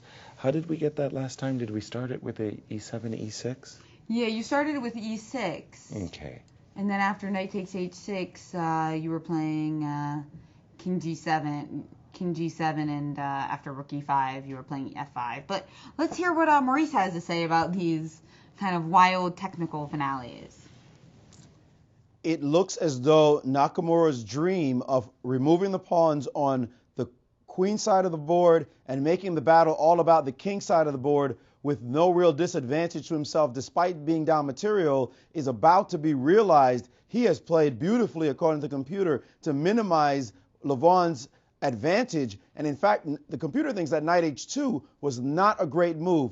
Yaz, your lines are right on point, trying to milk the most out of this position, but it looks like maybe, just maybe, it won't be a big enough advantage for white to win this game. The key moment here is this question of taking on e5, and the computer actually says this is forced, like there's no other way to play, because once e6 comes in, black's pieces are coming alive, white's pieces are being pushed back, and it's hard to breach this position. So right now, it seems like the best way to play is to play bishop takes on e5, and after d takes e5, the move knight to g4, exactly your line as e6, and after, if you capture here, then simply king g7 with the very big threat of f5. And in this position, the crazy variation being given is sacrificing here on f7, and after king takes, grabbing some more stuff here. Now up one pawn is white. Black can play for a position like king to g7, just holding out, even willing to give up this pawn because suddenly the whole play is on this side of the board. A move like bishop to e8, something you wouldn't even think of looking at. I mean, just getting kind of crazy, this position. If bishop to g4, then king to h6, and black is struggling, despite being 2 pawns down, to try to stay in the game. So this is the kind of position that Nakamura was dreaming about, being able to have a fight only on one side in a small space where the advantage may not be enough for white to win. So it looks as though Nakamura, look at him, looking steady, determined, and more certain than ever, and Levon looking less certain in this position. Maybe our tournament leader and number one player in the United States has a fighting chance in this game. Yeah, he has a fighting chance, but I don't know if I'd call that look on his face steady. He looks angry. He looks mad. He has a scowl. He's got a good scowl, but not always. Like sometimes he doesn't always look mad. Just in this specific shot, he looked really kind of like, why did I get myself into this? Yeah, it's true. I'm telling you, if Naka saves this game against number 2 Levon Aronian, that would be I'm not going to say a miracle save because we know in chess lots of things happen, but that would be really, really nice. Let's see. Let's get an update on the game. And okay, Levon did capture on e5, as Maurice said. The computer considered the capture forced. He went for it. And then after knight g4, e6, he didn't go into any of those complex variations that we were looking at. We so no knight takes h6, just dropping back the knight and preparing knight takes e5. And saying, hey, listen, I am a piece up. You do something about it. And let's see, can Hikaru do something about it? It seems like one of those positions that, as Maurice was saying, that there's more counter chances in the position than probably Hikaru deserves, but let's see if we can find them for him. But deserve is such a vague word in chess. Sometimes you don't get your just desserts, no? But okay, how are we going to get play I for agree that it would Hikaru. be a miracle if he saves this. I Well- mean, he's definitely got something to play for, but it's hard to believe him drawing this to me. Yeah, I tend to agree, but let's start with some kind of active type of move and see what the fates have in store. So after bishop b1, rook b2, knight takes. This sure looks like a piece. This move, bishop c5, can be met with knight d3, and That's right. Well, and don't forget that we also have a knight coming to e4 in many variations, and that we're going to perhaps pile up on f7 as well. Or play knight to f6 check, as you point out. There's a lot of nice things in this position. I mean, maybe we could start with. I want to activate my rook here. You want to do some kind of business like this, in the immortal words of Larry Christensen, get me from behind. And I wouldn't mind maybe trying to trade off that bishop on f8 at some point. It might end up going to c5 in some variations. I don't know. I just think there's like all sorts of ways for white to play this position. It's hard to imagine one that's like a logical one that's not pretty decent. It's a piece, right? It is a piece for a pawn. Fortresses exist though. We do only have pawns on one side of the board, so I understand why there's some play here. Nakamura is certainly not close to resignation, but I still would place his odds at drawing this as rather low. Clearly agreed there on that score. So we're looking at some line of play like this, and we're just coming to the firm conclusion that white's a knight ahead for a pawn. I know, wow. But okay, there's still the some problem work. is it's a little hard to activate our rook, right? Because our bishop is hanging. So On b1. We need to figure out how to neutralize that. I mean, maybe we should go for a trade and play bishop to d3 here. Sure. Just to start activating our rook, whether it's with a rover, even maybe something as clumsy looking as rook e3 to f3, or probably more preferably putting it on an open file and then invading on the 7th rank or the 8th rank, which would be basically the most natural course here. That's even what really any experienced chess player, grandmaster or not, would probably play that move. Bishop d3, rook c1, rook c7, and expect victory, absolutely. Let's switch over to Magnus Carlsen as he's trying to grind down Gada Kamsky. We saw it a few moves back. Let's go back to position. I think we were about here. Magnus had just doubled on the d file, and Maurice had mentioned that after king g2, Gada was beginning his position's beginning to gel far better than it was before. Remember when his rook was on a1 and the bishop was passively placed on c1. And we did have this move f4. And counterplay is beginning to rear up here. After all, the extra pawn for the moment is a double pawn. So Magnus still has a lot of work ahead. h5. Boy, that would not have been my first consideration. h5. All right. King h3. Wow, the game was taking a different twist than what I expected. I was thinking that white's intention was to keep his king closer to the center, like perhaps even just simply going to f3 and e3 at some moment. But he's put it way out here on the edge. King h3, and what move has happened after king h3? No. So once more, let me just refresh my board so I can see what the times are for the players. 6 minutes or 7 minutes for Gada, nearly a double of that time, 14 minutes for Magnus. But just 7 moves until they get their extra 30 minutes. So nothing too frightening in the way of time trouble. And we've got a couple moves coming in Aronia and Nakamura. All right. So I see a bishop shooting to the side there. Shooting star. That's you not need the more board. than shooting stars here. Okay. So Wow. how'd that happen? So Okay. after knight takes e5, We after did knight g3, instead of your idea of Rook c2. activating with rook c2 and rook b2, Nakamura decided on king g7.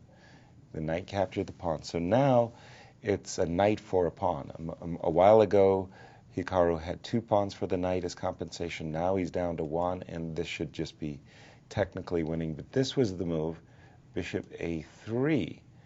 That kind of came out of the blue. Didn't expect that one. Okay, so now it's a technical problem. How should white win this, and what did...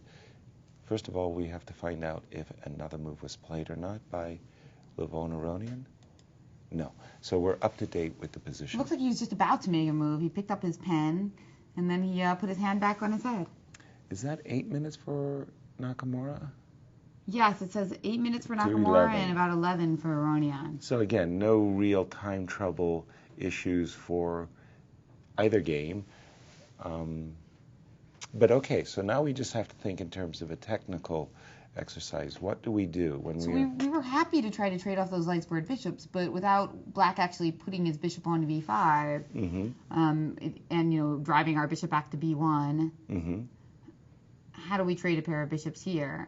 Or rather, how do we attack something and just hammer it through? Like if we could move our rook like a knight here and just play rook to f3 or... Jen, you're so aggressive. How do we attack something? Okay. I just want to attack a point so that I can win the game. Because for instance, if we were to attack f7 too many times, then it would just be collapse and we would win, right? Right. So one of the ways of going about in terms of achieving a technical victory, one of the things that I like to push forward is the idea of steady, small improvement. Okay, so one of the things I look at and I say, well, in an ideal world, pardon me, let me just take this move back so I can get rid of the arrow I drew. In an ideal world, I try to visualize the whole position of what I would like. So one of the things is there was a couple of variations there a moment ago where our king was vulnerable on a back rank check. So first I would think I would like to activate this knight. I would like to put this knight in the center of board with knight e4. I would like to follow that up with the move g2, g4, and then to put my king a little bit better on g2. So I'm just thinking in terms of incremental small pluses. Another move, just because I don't like this rook, Jen, on the open file, there's a lot to be said for starting this whole exercise with knight c4. Okay? First, I managed to pick up a tempo against your bishop. It's a nice, good thing. Second of all, once I've moved my knight, this other knight could become almost like a codependent, right? And a good codependent. A good codependent. And then also, I feel that with the knight going to c4, I'll be able to slide over to b1, and like you said, come down on the open file and start to attack things black's king side.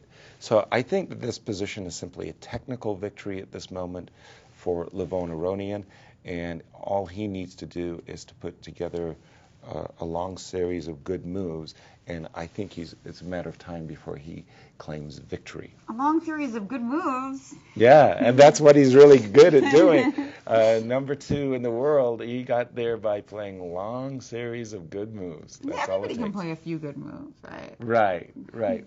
That is the nice thing about chess, though, that there are upsets in chess. There's not that many, but because the games only last between 30 and 40 moves, it is possible for a weaker player to string together enough good moves to upset a stronger player. Right. And I bring this up because apparently that's not true in some other strategy games like Go. That it's harder for an amateur to do that. Yes. Because it's just a much longer game. That's right. They often play 100 moves and more in the game of Go. Game I love too, by the way. Just a great game. getting caught up with Gada Kamsky. I noticed that Gada's played king. Yeah, we've got some and long forth. strings of moves by Grandmaster Maurice Ashley. No, you know I don't like long strings of moves. I like hit them sharp, quick, and knock them out. But in the game with Carlsen and Kamsky, Carlsen's had the edge for quite some time, and he had a big time edge for quite some time as well. But that seems to have disappeared like the summer rain. Look at this position here. He was up big, but now he's down to 314 to make his next 6 moves. What the heck has the world number one been thinking about for so long? You would have thought that he would have been playing moves quickly, freely, and easily, but he is clearly feeling the pressure right now of trying to figure out exactly what to do to win this game. But I think more so he's thinking about, let me make time control, because obviously you can't win the game if you've got no time on the clock. So he's now finally played a move, knight to c5, that the computer liked a lot. He's starting to finally put some pressure directly on his opponent, and after knight to c5, king to f3, now the move knight to d3, posting up in the position, and quickly did Kamsky play the move rook over to e2.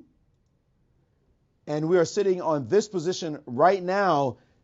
Clearly, Carlsen needs to hurry up, giddy up, because he doesn't want to mess up this position, all because he messed it up on time. We'll see how this one proceeds in just a few minutes as they hurry to time control. Jen and Yas? That's right. I do like what Magnus is doing here again. One of the really things that have made a very, very powerful impression on me about Magnus's style of play is, even from the time of when he was very, very young, is his style. He had a very, very mature style of embracing endgames and really great technical play, which belied his age. Normally, you're supposed to get this understanding, this technical expertise, only after many, many years of seasoning. Kids are supposed to be playing slash Like and burn kids. attacks. Like kids, but he was playing like Victor Korchnoi, old man Victor Korchnoi, grabbing material and outplaying his opponents in technical positions.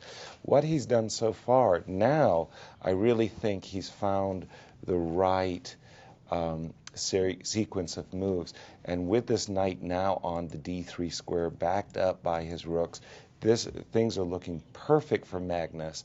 And I suspect after a move like a5, a4, creating further weaknesses on the queen side, Magnus is going to win a fine technical victory. So it looks like we're now in 2 technical games in both Aronian and Nakamura, and Magnus material ahead, pawn ahead, just pressing his advantage. I think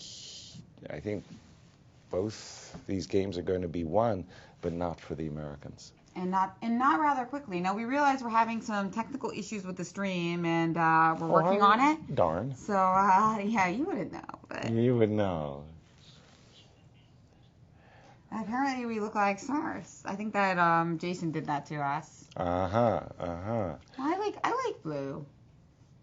All right. So at this moment, if I was in Gada's shoes, and I'm really glad I'm not for this particular match, I would get desperate here. I would really start to think that I got to start throwing some patties. But G4, F5, all of these moves I know are just going to help Black create inroads into the position. Yeah, I mean, G4 doesn't seem to work at all. Not at all. That just invites knight takes, and C1, rook D3 check, and rook D3 the pawn on G4 ends up hanging. Right. So, I don't think you can play that way. No, I don't either. The thing that I want to avoid is capturing these pawns, because after B3 takes A4, knight C5, coming back to gobble this pawn. The structure from white has gotten even worse. This A2 pawn is not going to hold up this 3-1 majority on the queen side. This is really looking grim, frankly. Yeah, I mean, both players in a world of trouble in this tournament, both American players. For this round. I mean, they were looking, with some certain exceptions, they were looking really good. And Hikaru especially, being our tournament leader going into this round, we were really hoping for great things. And Levon has played that move 94, slow but steady. Once you've got a winning position, one of the things that coaches will tell you time and time again, when you're winning, don't rush it. That's right. Don't look for things like bishop takes e6, rook a1. I mean, of course you want to always check tactics, but be very careful about going for a forcing, super tactical line when you can simply improve your position and grind out a win. Precisely. That's the Grandmaster style. That's the Grandmaster technique. I mean, the worst is when somebody calculates like 20 moves of a pawn endgame. When they're totally winning and they couldn't, and for some reason they're just like, I need to calculate this pawn endgame. And of course you can be wrong a lot because pawn endgames is all like touch and go, one move. The whole game can hinge on a single tempo, and if there's a triangulation to lose a tempo, a winning game could be turned into a lost game. It's terrible. Now we're of course talking about situations where any move wins, like a position like this where white has a number of moves, can even make a couple bad moves, waste a move.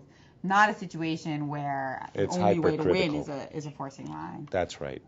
We've got a Grandmaster Maurice Ashley for more on the Kamsky-Carlsen. Well, you should not force things. Normally, in endgames, you want to be patient.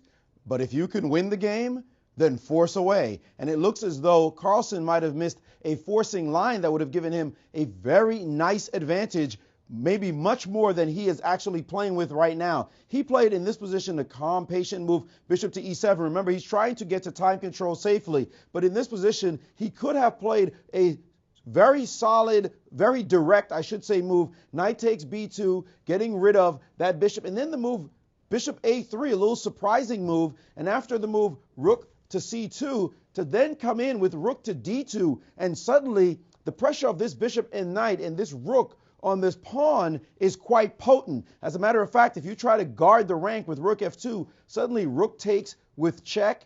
King has to take because if the rook takes, the knight on c1 is hanging. King takes, and now bishop takes knight, rook takes, and look at all the forcing moves. What it's led to is the win of a second pawn, and this 4-1 majority would have been completely dominant. So it looks as though the world number one missed a great opportunity in this moment to really force the lines. And instead he played bishop to e7, and Kamsky may have noticed the line because he instantly killed the knight on d3 and is playing this position, which the computer is now saying is less than a pawn advantage for black. A second ago, it was clearly black 1+, but now less so. So it may have slipped in time pressure as Magnus Carlsen, still in the driver's seat, but the time pressure may be catching up with him.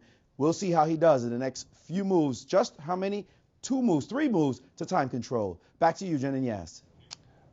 Thank you, Maurice. That's some really, really subtle stuff, because even in the position that it has appeared on the board, I thought that Magnus had a better than 1 pawn advantage. Not just 1 pawn, but better than 1 pawn advantage.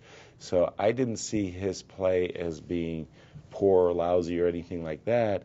But obviously, if knight takes b2 wins on the spot, then knight takes b2 was a clear miss by Magnus. Still, he looks like he's winning. And we've got a rook trade over there in the all right, Aronia and Nakamura game. Let's bring that one back up on our screen and see if Naka in dire straits has gone for this rook trade. Now, how do you think the rook trade affects chances here? I think it was a good decision by Hikaru. Essentially, these 2 knights are so potent and powerful that if white ever managed to get a rook to the 7th and rook takes f7, black would simply be checkmated. And so trading off rooks at least has put that type of a threat to rest. Now, what Hikaru is hoping is that with the move bishop d1 in the immediate future, I guess, he's hoping that he will get enough counterplay against the pawn on h5 to force a lot of trades of pawns. And if he can manage all of that stuff, he might yet save it, but it's a big ask. It's still a very big ask for America's #1 player. And it looks like we're approaching move 40. In fact, we've reached it in Kamsky-Carlsen. All right, we'll bring that back up. So time pressure, not a factor at all now. And let's just see how the players got to the position at hand. After the move bishop e7, there was a trade of knights, as Maurice mentioned. King dropped back, bishop c5, rook c1, rook d2, rook c2. And this is how the rooks got traded. Okay, one of the things, again, I mean, technically, it looks to me that it's rather easy for Magnus, actually. But one of the things that this trade of rooks has allowed Magnus to do is it's made his king even more comfortable on the e6 square. There's none of this f4, f5 check businesses that could have thrown it off. So let's just play a move like bishop d4 for a moment. Perhaps not the most precise or anything like that. But what I have in mind with black is I want to trade bishops. I want to penetrate with my rook and put my king on e6 when I'm saying white has a majority on the king side, power to you, but you can't use that majority. Whereas there's a 4-2 majority on the queen side, and I know I'm going to be able to exploit it. So you're going to go ahead and make a pass pawn. Right, precisely so. So I'm still thinking that Magnus is in cruise control. control. How do you make that pass pawn? You mean after bishop d4? Yeah. Okay, so shall we put a move for white for a moment? Yeah, just shuffle around. King f3, king here. So the problem is white has to make some moves too. Well, we'll just take it, all right? So at least I'll get to show you what at least I think Magnus has in mind. So now I'll come down here. And essentially what I want you to do is just wait for me to do this. I know these are not good moves for white, so I do apologize. But I want to do this. I just want to push my pawns up the board and keep pushing away. And that's how I'm going to get a pass pawn. And what's the expression? Pass pawns must be pushed. That's right. I mean, well, they must be created first. So. First they must be created, then they must be pushed. Okay. Boy, you did study Nimzovich, you poor thing. I mean, oh, I know. We talked a lot in the U.S. Championship about your hatred for Nimzovich. Well, hatred is strong, but, just dislike. Disdain, right? Disdain. Oh, dislike. and, today we had the honor of having lots of great guests. We had Grandmaster Alejandro Ramirez, and we had Dirk from New in Chess. Tomorrow, we're going to have a wonderful guest, Garry Kasparov. Garry. The greatest chess player in history, some people say. I say. Yeah, that's what you say, right? Right, I say. And, a fantastic author and human rights activist, and it'll be wonderful to have him on and hear what he has to say about Sinquefield Cup. I saw him on Twitter yesterday talking about how impressed he is about what the Sinquefields have done for chess in America. Right. So it'll be great to hear from him. And just for those of you who may not know, Garry is actually a frequent guest in St. Louis. I happened to be here over the summertime when he came on 2 separate visits. And one, which was really fun, is we had literally America's all-stars, Sam Seirawan, Caden Troth, world champions under 12, under 14, and the very, very finest, the creme de la creme of the American chess scene, and there was Garry Kasparov in this very professorial-looking mode. He was wearing reading glasses. Oh, well, what an honor and a treat for our youngsters, and some of those went on to win, Seirawan and Troth went on to win medals, and I'm sure World Championships. Their work with Garry didn't hurt.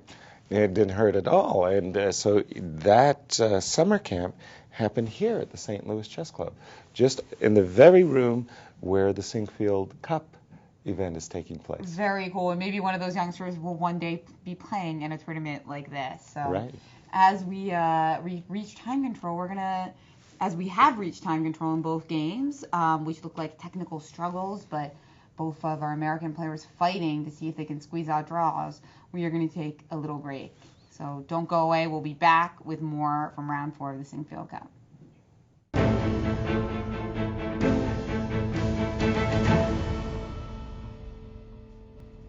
Hello and welcome back to round 4 here at the Sinquefield Cup in St. Louis, where so far we've seen a tough day for our Americans, number 1 and 2, both of them fighting on and pretty tough end games. Doing their best to survive. They're in trouble. Yes, indeed. And I keep asking you this question, who's more likely to save? And at this moment, I don't see either player being able to save the position, only if their opponent makes a flaw. In the position we have between Gada Kamsky and Magnus Carlsen, Maurice and I have been discussing it during the break.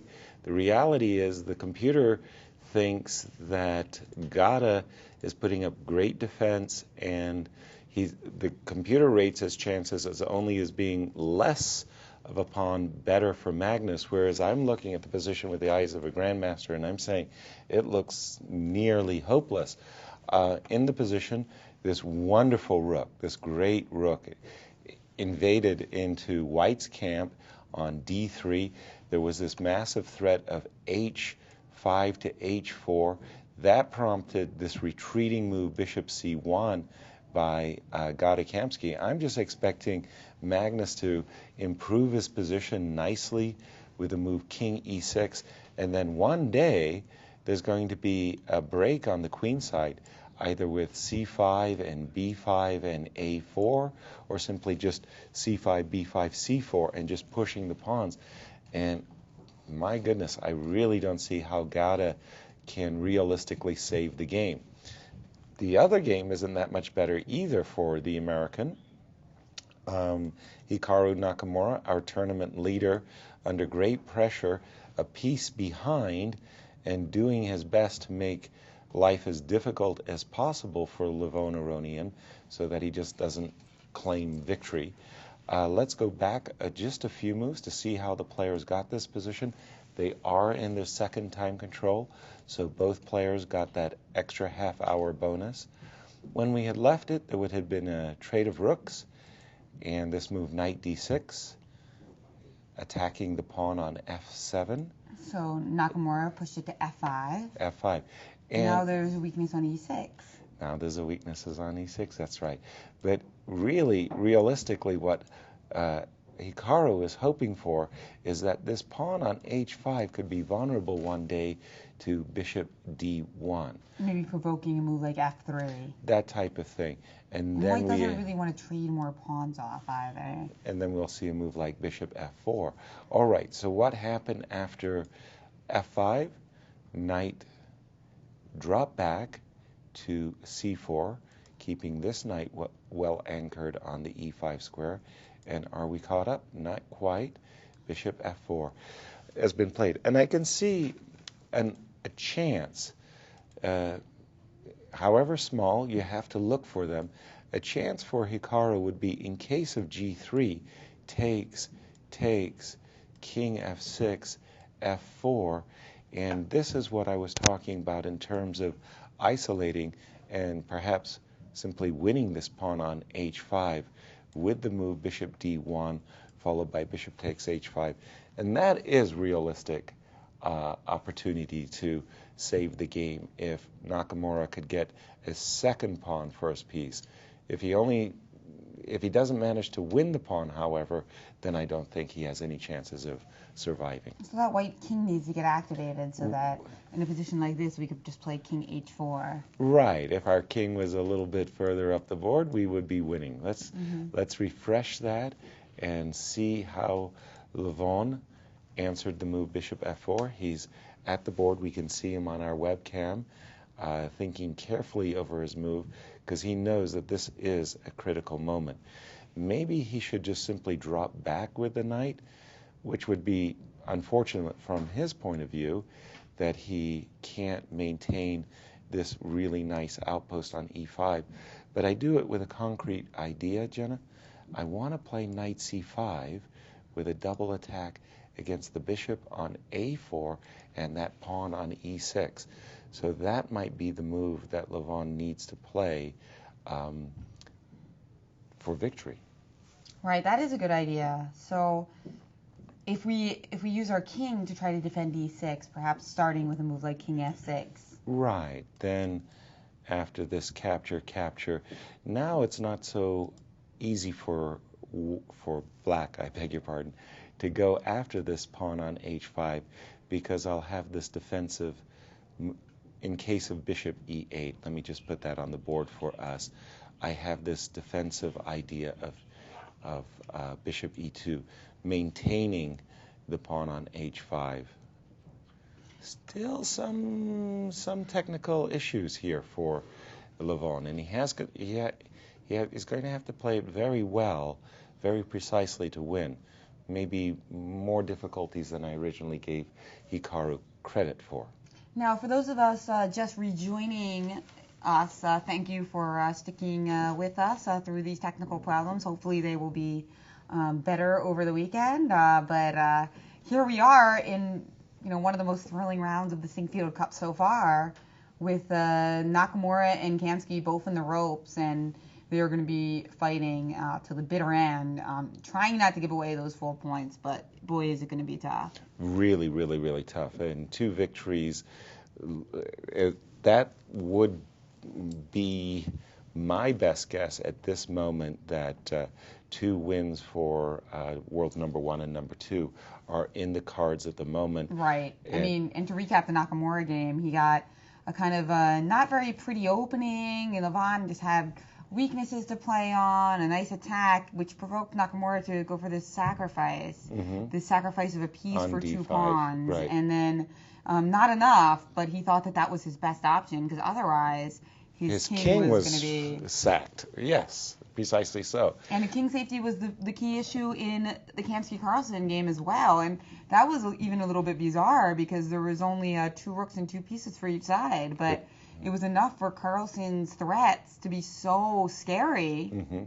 A reference to our Friday the 13th incident earlier. Woof. It was so terrifying that Kamsky gave up a pawn. Right.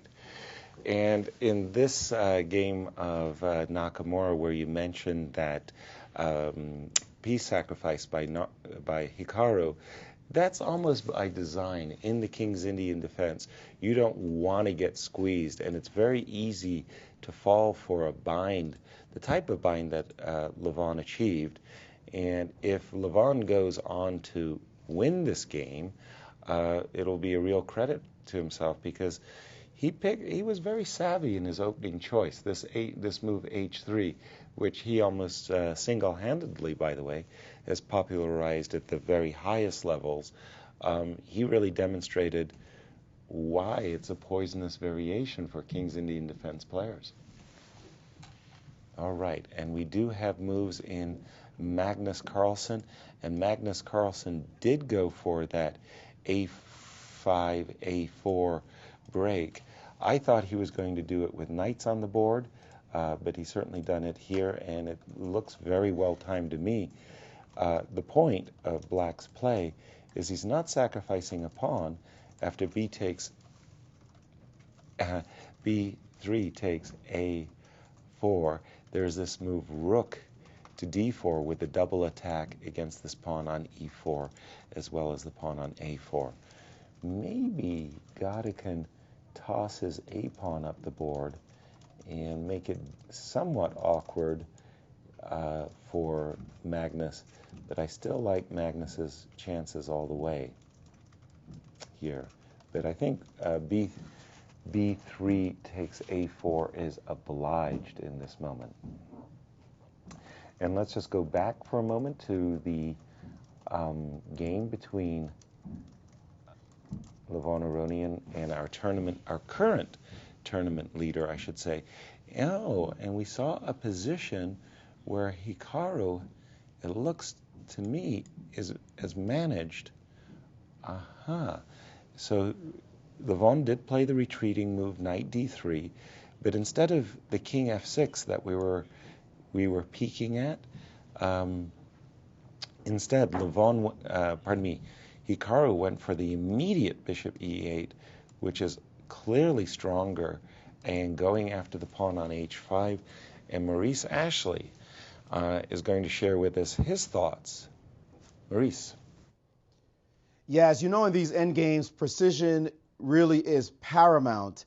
And in this position with Carlsen playing the black pieces against Kamsky, he seems to be waffling around a little bit and maybe not so precise. I know you like his position quite a bit, but the more I look at it, particularly with the computer, the more it just seems it doesn't leave a great impression. We saw the way his pieces backed up earlier in the game, and then this moment, take a look at this move right here. After we got to this position, he played the move bishop to d6, and after white played bishop to c1, he played the move bishop to e7. And so you wonder, what exactly is he doing? I mean, I know he's the best player on the planet, but he's playing these unusual maneuvers, going back, forth, back, maybe trying to get his opponent to make a mistake. But now take a look at this next line. You're going to enjoy this. After king to f2 played by Kamsky, a4 has been played. And it looks as though b takes a4 is forced.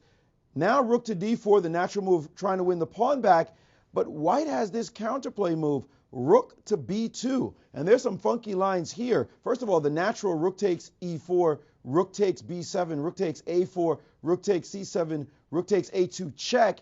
This passed pawn on c6 looks like it might be going somewhere, but after king to f3, rook to c2, suddenly f5, and oops, the idea of playing bishop to g5 has suddenly appeared on the board, and white has really interesting counterplay. According to the computer, no advantage for black, very small, smidgen of advantage, 0.38 for black in that position. And if after takes rook d4, we saw that, let me just show you how it happened. If takes on a4 right now, rook to d4, looking to win the pawn back, rook to b2. If you avoid that and play the move b6, well, now the move a5, trying to wreck this pawn structure on this side. And if this is ignored with rook takes e4, a takes b6, c takes b6, trying to make this into a poison pawn, white can say thank you anyway. And after bishop to c5 check, king to f3 counterattack on the black rook. And now rook takes f4 check, since you're going to lose it anyway. Bishop takes and bishop b6. Black is still up a pawn, but after a move like bishop d2, trying to stay defensive, bringing the king to e4, there's still some chances for white, especially since he has a pass a pawn as well to fight back. So the game has not gone the clear way that Carlsen would have liked to see, and his world-class technique, I mean, he's maybe the best endgame player in the world, had better show itself quickly because Kamsky is trying to fight back. Jen and Yas?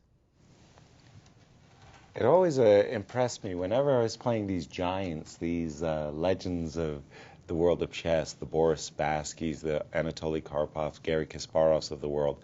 What always impressed me about my games with those players is whenever I made a mistake, they punished me, right? And I'd lose. And when they made a mistake, they would dig in their heels and really, really fight. And man, it was like pulling tusks from elephants. You had to win the game 3 times. At least 3 times, sometimes 4. And I must say that in this particular case of Kamsky's game, very impressive. You know, he's digging in his heels, and if there's any fight in the position, he'll find it. I mean, if there's a window of opportunity for him to save the game, that's what the great players often manage to achieve, is winning their won positions and saving their difficult or even lost positions. So impressive. And I do think that Magnus may have mistimed his a4 to allow the type of counterplay that Maurice was just showing us. In the game between Nakamura and Aronian, Hikaru very impressively has put a lot of difficulties for Aronian, and white has just played this move g3. And when you're behind a piece in such positions and you've got a pawn or so or 2 for the piece, trading pawns is a major plus for the defender. And what I think Aronian has in mind is that after f takes g3, he's not going to play f takes g3 himself. Rather, he's going to play f4, and after bishop takes, at the moment, Hikaru has 3 pawns for the piece, but after king g2, he's going to lose this pawn back on g3. He'll have 2 pawns for the piece, better defensive chances than I would have given him credit for, let's say, 5-6 moves ago. So he too, Hikaru, is trying to make it as difficult as he can, and doing his best, desperately, to try and save the game. You gotta do what you can, right? Precisely, you gotta. You gotta. And that's where things stand at the moment. And yeah, tomorrow, of course, we've got that key battle tomorrow, so. Between the current two leaders? Yeah, the current two leaders after this round, who knows, but Nakamura playing the white pieces against Carlsen. Huge game. Yes. That may decide the Sinquefield Cup king. That's right, and that'll be a great game to see too, because Nakamura, very tough time against Carlsen, but in this tournament, he was on the plus side of a draw with the black pieces. Right. He handled them very well in their first matchup. Yes. And that was the famous sunglasses incident where he rocked his shades to the game, and I predict that he'll probably bring them back for the game against Carlsen as well. Yeah, it's going to go down as a historical, classical moment, no question about it. And I wonder if it'll be an E4 opening again, because that's what Nakamura has played in this tournament. And, you go with what is working, and he's been successful. So if he does go E4, we may see another Ruy Lopez like we could see see something today. similar, yeah. Although I don't know if Nakamura is going to want to go for that in particular. No, he's not going to play the Ruy Lopez exchange variation. So Too dry. So he'll play Bishop A4 and maybe go into some kind of Right. martial patterns or what like have he did you. against Aronian. Precisely. And Maurice, what you got for us? Well, I'm listening to the conversation. I started thinking about the math of the situation. If Nakamura were to lose today and Carlsen were to win, well, Carlsen would leapfrog him and take first by a half a point, but Nakamura would still be in second place. Clear second place, as a matter of fact, going into the game only behind by a half a point. So that means if he wins the game against Carlsen, then he would leapfrog him and take the lead. All right, back up. What if he doesn't win the game with the white pieces and only draws, and Carlsen only draws? Well, obviously Carlsen has drawn against him as well. So now he's still behind by half a point going into the last round against Kamsky. And if he wins that and Carlsen draws against Aronian, which is a very natural result, Carlsen might not press too hard to win that last game, then again he will have caught Carlsen. So because he has this good lead, Nakamura is not in a desperate situation going back by a step if he loses today, which still remains to be seen, and if Carlsen wins, which still remains to be seen. So the scenarios play out that Nakamura still has his destiny firmly in his hands, and all he has to do is just keep playing great chess, particularly in the last two rounds of this tournament. Back to you, Jen and Yes. Thank you, Maurice. Absolutely. Everything you're saying is setting up a fantastic finish for rounds 5 and 6. And as you were going through the what-if scenario, one thing that came back to my mind is Levon Aronian could very easily here in the second half play himself into tournament contention. If he were to win this game, going into round 6, he's going to have black pieces against Magnus. And if some upset, crazy things happen in the final round, Aronian as the winner of the Sinquefield Cup, we're a long way from that scenario. Essentially, Levon would have to sweep the table in the second half, and Is he up to the task? Is he? We got to start by winning this. And he's got to start by winning this. Well, from Aronian's point of view, let's bring up the actual position rather than this analysis. Sure. The actual position on the board is just a move back. Let me just refresh the board so that we can get the accurate times. 19 minutes, 23 minutes. I think I've got that right. Aronian just a bit behind on the clock. I don't really understand what I guess Hikaru is giving the move F4, F3 some very, very serious thought. Shaking his head sadly, he doesn't like that move, and I can understand why. your natural inclination, I should say, is to trade as many pawns as possible, and by putting this pawn on f3, he's taken away a trade, and at the same time made this pawn vulnerable to capture. So let me just put a variation on the board. This is what I mean by... King f6, but there's also knight d2. This is what I meant by... And then, well, then at least you have e5. But then same thing, bishop takes f3 anyway, so and now it doesn't really change matters. And in this particular case, Jen, white has 2 pawns against the 3. So Hikaru, having won that pawn on h5, ended up losing the pawn on f4. So I don't see that as being too technically difficult for Levon. So we're going to go back here for a second to what I believe is going to be the main line of play, which is essentially this. Now, to win this position, the way I see it, is white's king is going to have to somehow cross the h5 square. He's going to go king h4, knight to e5, and then he's going to maneuver his bishop all the way over to h5 and try to trade bishops. If he can do that, then he'll win for sure.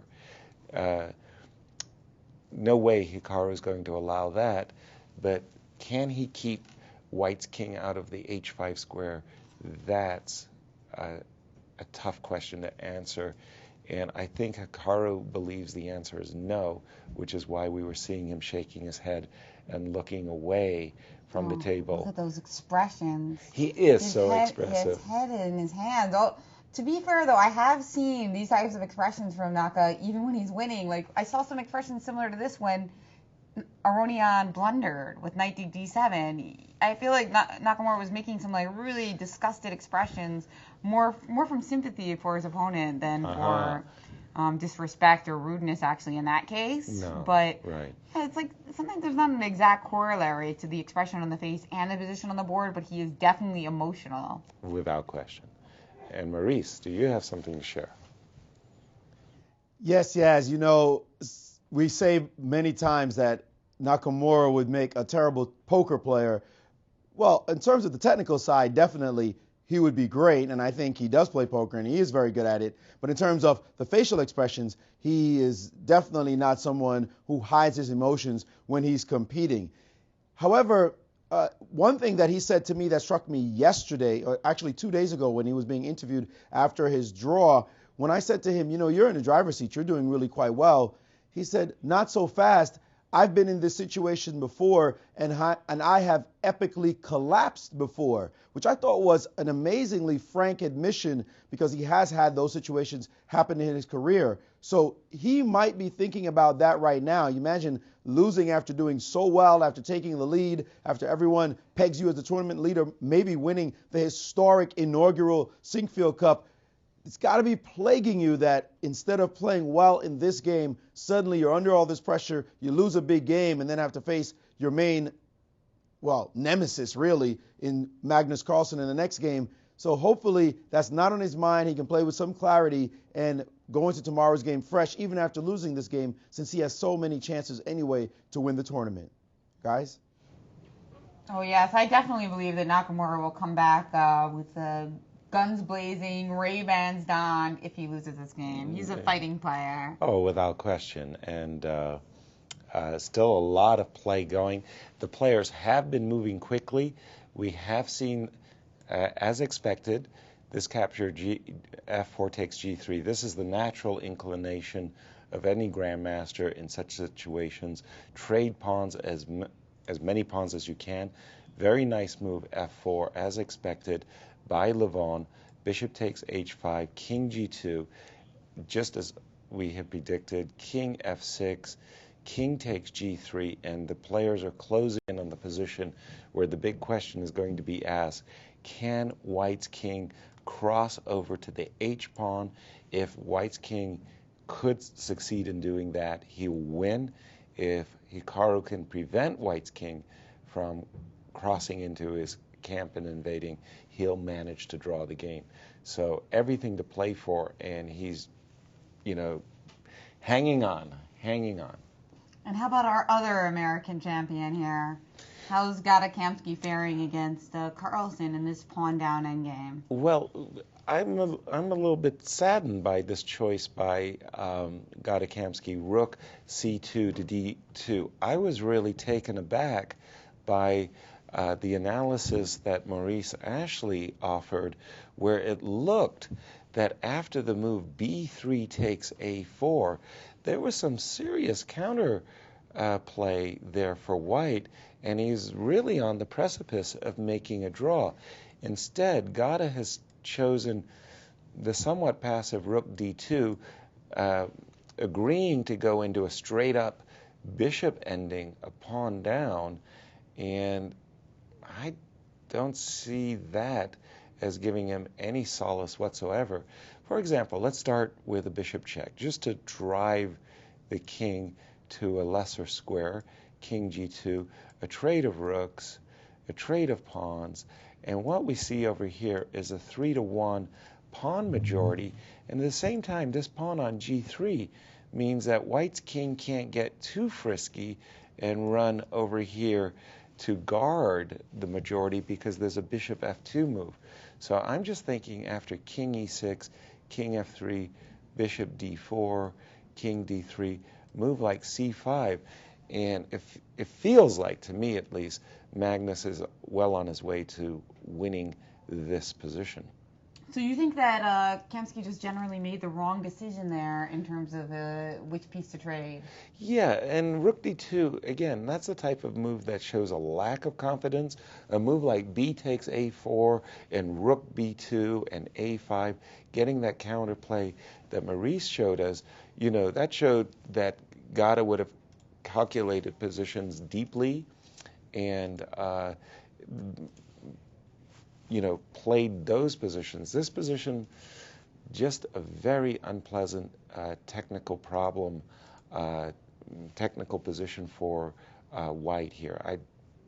Maybe he felt he had better chances this way, but I don't like his choice. Indeed. And let's take a look and refresh. I think we've got some extra moves in our... have we gotten some more moves in Aronia and Nakamura? It seems that we have. Okay, let me bring that game back up on our screen. And boy, so far we've hit it perfectly. You were predicting this exact variation like 10 moves ago. Exactly. So the players have reached that position where, you know, it's all about whether or not white's king can cross over into black's camp. By just playing bishop d1 to h5, followed by moving the bishop along the h5 diagonal, and then trying to play king h5. But the bishop on e8, by contrast, will be trying to prevent that. Right. So let's just make... Yeah, let's make a little variation. Well, let's make a little variation. We'll go king e7, just for argument's sake. So bishop d1, king f6, we're just going to get these moves in. Okay, so now what has happened after this bishop has lodged itself beautifully on the h5 square, notice that every single one of black's pawns is blocked. So literally the only pieces that black can now move are his king and his bishop. Now that this bishop on h5 blocks the pawn on h6, a new avenue is what white's going to do with his king.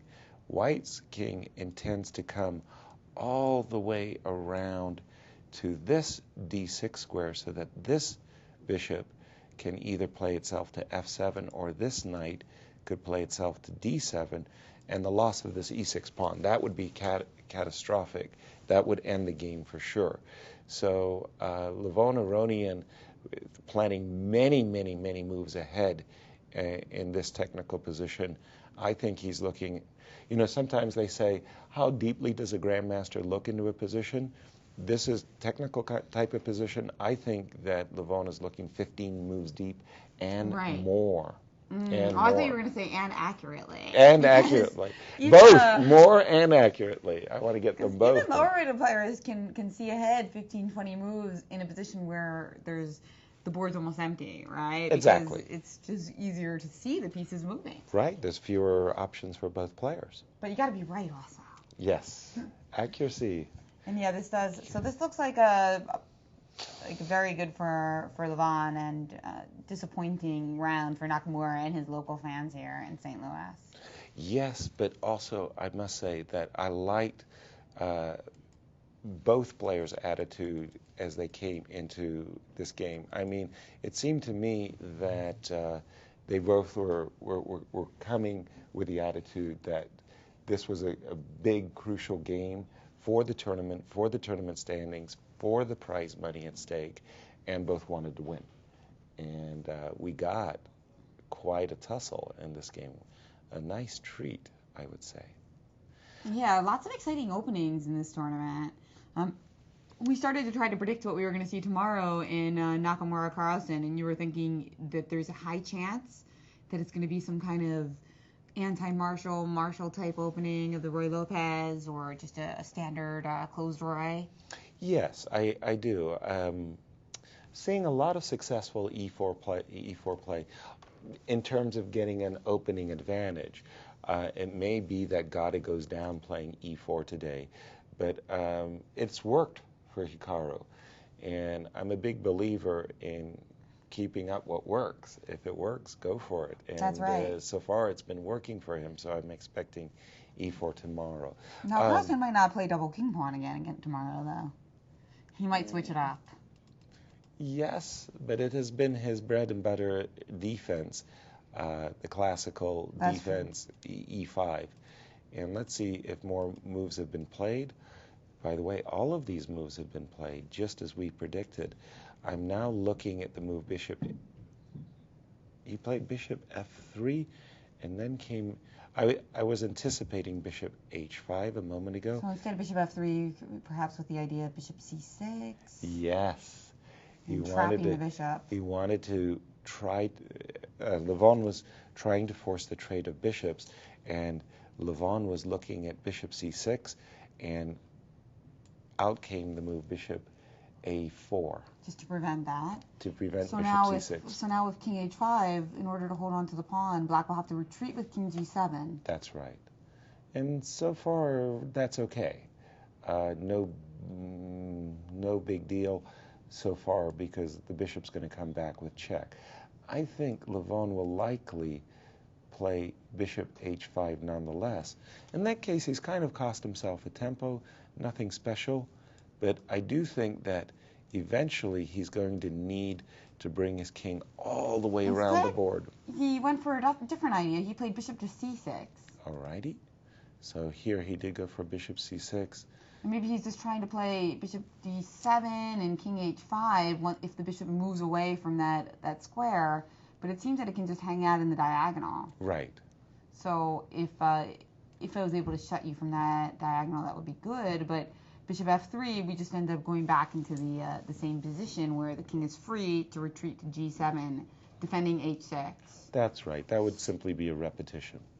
So, So if bishop d7, yeah. I'm trying to think if we can... I love this Problemas Kasparian. And he had domination in the ending, right. 1,000. And I'm just looking at this bishop, and in a kind of funny way, it's got all of these squares, right? Well, Kasparian, also an Armenian hero, right? Oh, big time. What a genius he was in terms of the studies. And I'm just wondering if Levon doesn't have some dream idea of actually trapping the bishop. Let me just show you what I mean by that for a moment. So we get some position like this, and... Oh, look at that Nakamura face. Oh, my God. That looks like a twisted look of disgust. He's in pain, yeah? Yeah.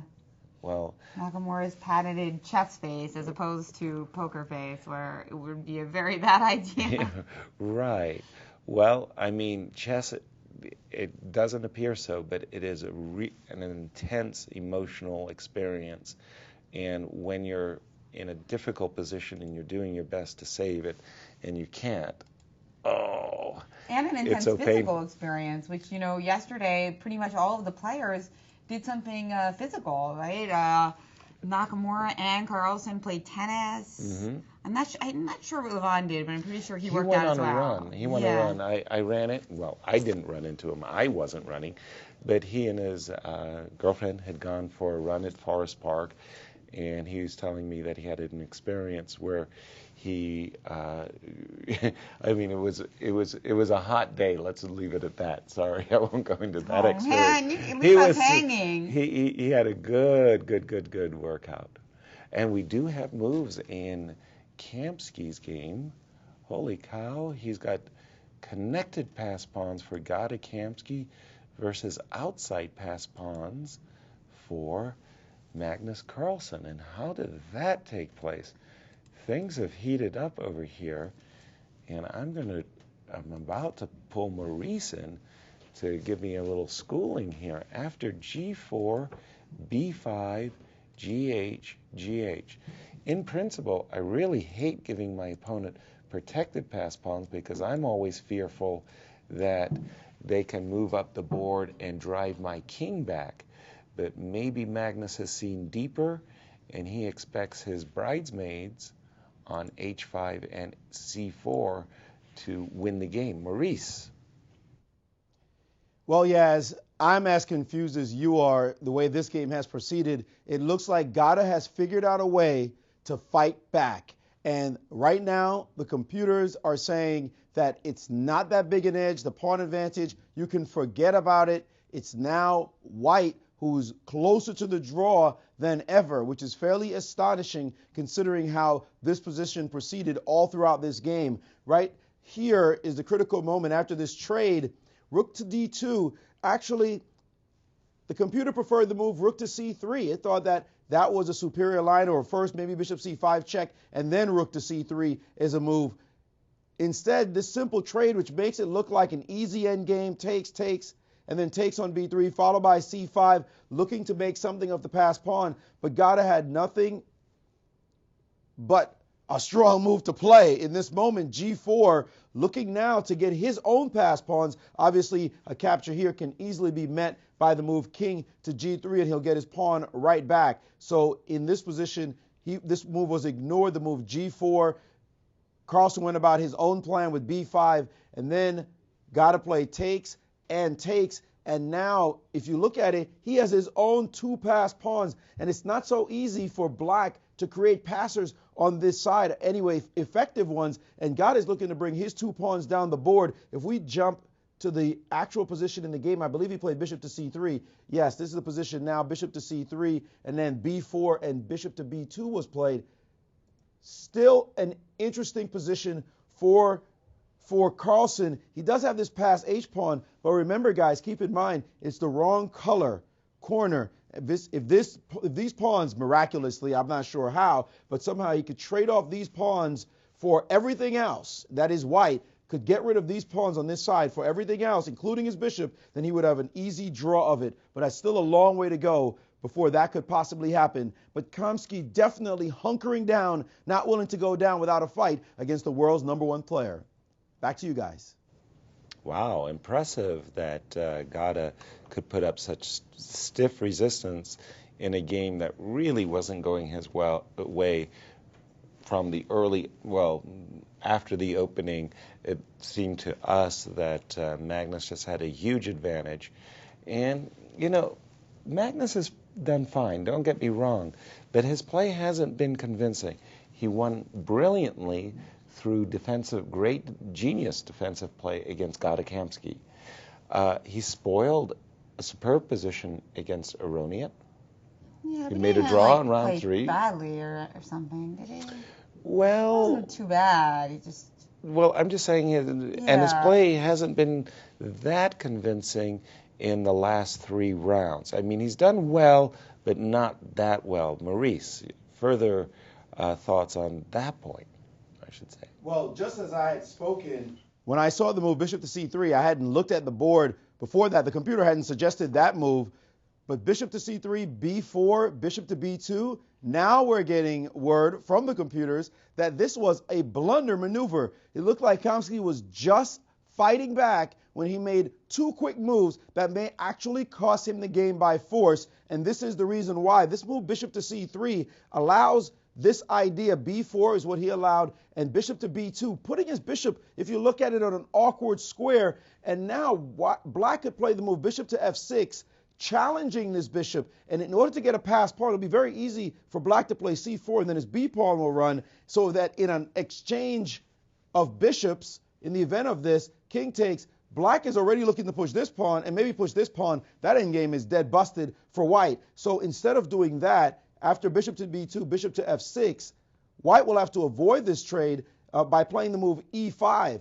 He can't also allow this move either. Bishop to c1, c4 is also strong, because after takes, then suddenly move maybe like bishop to c3 first, with the idea of pushing this pawn down the board. And again, he's in a world of hurt. So backing up, in this moment here, he has to play the move e5, and then bishop check. And look at this nasty maneuver, king up, and the bishop switches diagonals and looks to take over on this square, and suddenly black is dominating, ready to play c4 and push his pawns down. So playing bishop to c3 and b2, just when he had a fighting chance, it looks like he has blown it, has Kamsky, and it looks as though he actually is going to lose the game if Carlsen finds this maneuver.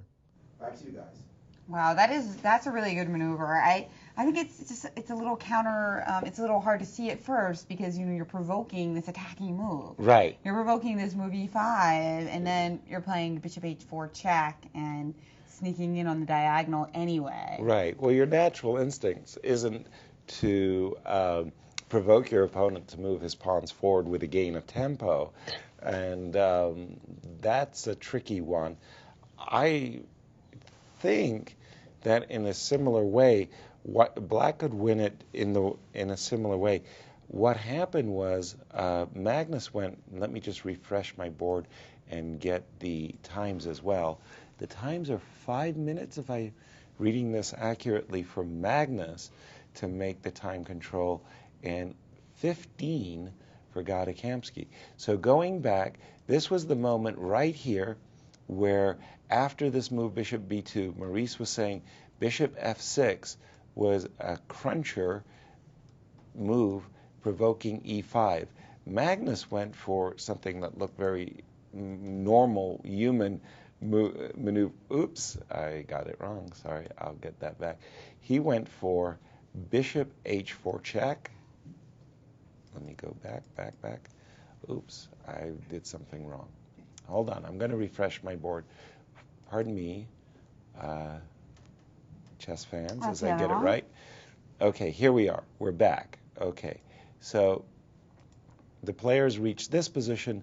Magnus popped out with what looks, to my eyes, the move I would have played. Immediately. Sure. Immediately, because with this the check, now is just that I want to put my bishop to c3 anyway, and after the check, king e2 was played, and bishop comes here, and this makes really great sense to me, because I'm thinking that I got this style of play ahead, but maybe there was a good reason that the computer wanted to provoke I thought e5. It was something maybe with being able to play king e6 and capture on e5 in some line. Mm-hmm. Maybe just after, instead of playing bishop g3, maybe playing like king e6 in that line, and then we're ready to play bishop g3 and actually win the pawn. In this position, sorry, For instance, Jen? if we were to play bishop f6 first. Yes, which Maurice wanted. And provoke e5 and right. bishop h4 check, and Very now good. king e2. Oh, you're playing king f3. Oh, king e2, pardon me. I thought you wanted to play king e2. That's fine, I will. To stop bishop e1, right? Right. But now maybe there's king e6. Right. And that when we play bishop g3, you're going to be twisted in knots because. And you've got this great blockading square for your king as well. You're gonna hang some pawns, or allow me to play bishop e1 to c3 definitively. Gotcha. Makes a lot of sense to me. I see what you're saying. So this maneuver by Kamsky, bishop d2 to c3 to b2, provoking b5, b4, that looks like a really bad idea. And we've reached this position, bishop g3, and I'm looking at the move f5, and wait a minute, is this as clear as that line that Maurice gave. Well, yeah, it doesn't look quite. It looks a little bit less forcing for black because we don't have this perfect blockade. Exactly. We don't have the perfect blockade that we had before. H4. Now, I really can't allow H3 and H2 because then my king will be permanently anchored to the H1 square. So it seems like there's just like more counterplay. You still have to play king F3, but now after bishop E1, right. The pawns are getting a little friskier. Right. But does it change anything? Let's have a quick look-see here. Well, there is also, you could also just take it on E5. Oh, I beg your pardon. You're absolutely right. That just wins without. So we would have had to. So in anticipation of this move, bishop C3. Oh boy. By the way, H3. I may have to play king G4. Okay, just to stop H3. So now let's say C4. Bang. Takes bishop here, push. And although Maurice is right that if we could eliminate the whole queenside pawn, I don't see how we're going to eliminate C7 and make any drawing fortresses. This looks like a win for Magnus Carlsen as well. Yeah, even though there were some tricky moments there. Yeah, some possible. We can go a little bit slower. From Gada. It looks like one way or the other, this is going in his direction, and we do have the moves F5 and H4 on the board. That's right. Those two moves have both been played. The variation we just looked at a moment ago was king F3, bishop down to E1, king to G4, and this breakthrough pawn maneuver C5, C4. That looks like a clincher. And it looks like Gada has just played another move, so we can refresh that. Carlsen seeming very stoic and unconcerned. Perhaps he thinks this is just in the bag now. Right, exactly. That's what I was thinking too. He's probably feeling it that he's got this game in the pocket. And, huge win for him. I mean, big time. Uh-oh, it looks like he's been allowed the opportunity to play H4, H3, which was a move. With the black pieces, I mean, defeating one of the most solid players it speaks in the volumes. world. This would be just huge for his opportunity to win the Sinquefield Cup. Oh, big time.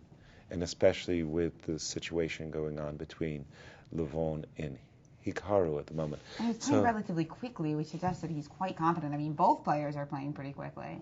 Mm-hmm. So we should try to catch up with that position. Well, in the case of Magnus, he has to. He's down on the clock. So, that's true. But all I've got on my screen is that Black's last move has been H4. This is indeed what did happen. Okay, we're E4, E5, two connected pass pawns. God is doing his best to try to drum up counterplay. H3 has been played. Check. E5, E6, check. King E7, keeping a firm blockade on those pawns. And now I think White is obligated to take time out to stop this H pawn from coronation with the move King F3. So I think we've caught up with our players now. All right, so Magnus on move now. And, of course, you can just play H2 instead of moving the bishop. Right. Although there is a threat to the bishop, now this threat of H1 equals queen forces King G2. No choice on that one, quite clearly. And now you've got to make this breakthrough on the other side with C4 and that type of thing. Now I'm just wondering, is the move H3 necessary? H3, H2 necessary or not? Can we take this time to play bishop E1 and bishop C3, that winning maneuver we've seen in several other variations? Right, because now you can't actually close in on the H3 pawn, so that forcing move actually could have been a waste of time. Right, there's no King G3 maneuver here at this moment. Well, this looks better, yeah. Yeah. Just easier. It looks like it's enough to win. Tough game, just hard, brutal, good chess being played here in round 4. Let's take a quick look at our tournament leader once more. We know that Hikaru's been struggling basically the whole afternoon, and we have this position. We'll go back a few moves where it was before we left it. We left it about these parts, or maybe the king was still on f6, maybe these parts. And this is where I thought that white needed to establish his bishop on h5. That didn't happen, much to my surprise. King e7, bishop b3, king, bishop, king. So we have this position, and I thought that before white made his king run to the center, he would first put his bishop on h5. I'm not 100% sure about Levon's technique here. Maybe he's going to have to take some moves back here for a moment. Maybe he can simply win it. Maybe perhaps I've been too worried about the passed h-pawn, and I'm just looking at a variation that goes bishop e8, king e3, h4. I'm looking at a variation like this. And should I worry about this pawn, Jen? It looks like it's an irritating source of counterplay for the moment. It does. Well, let's say I go knight f3.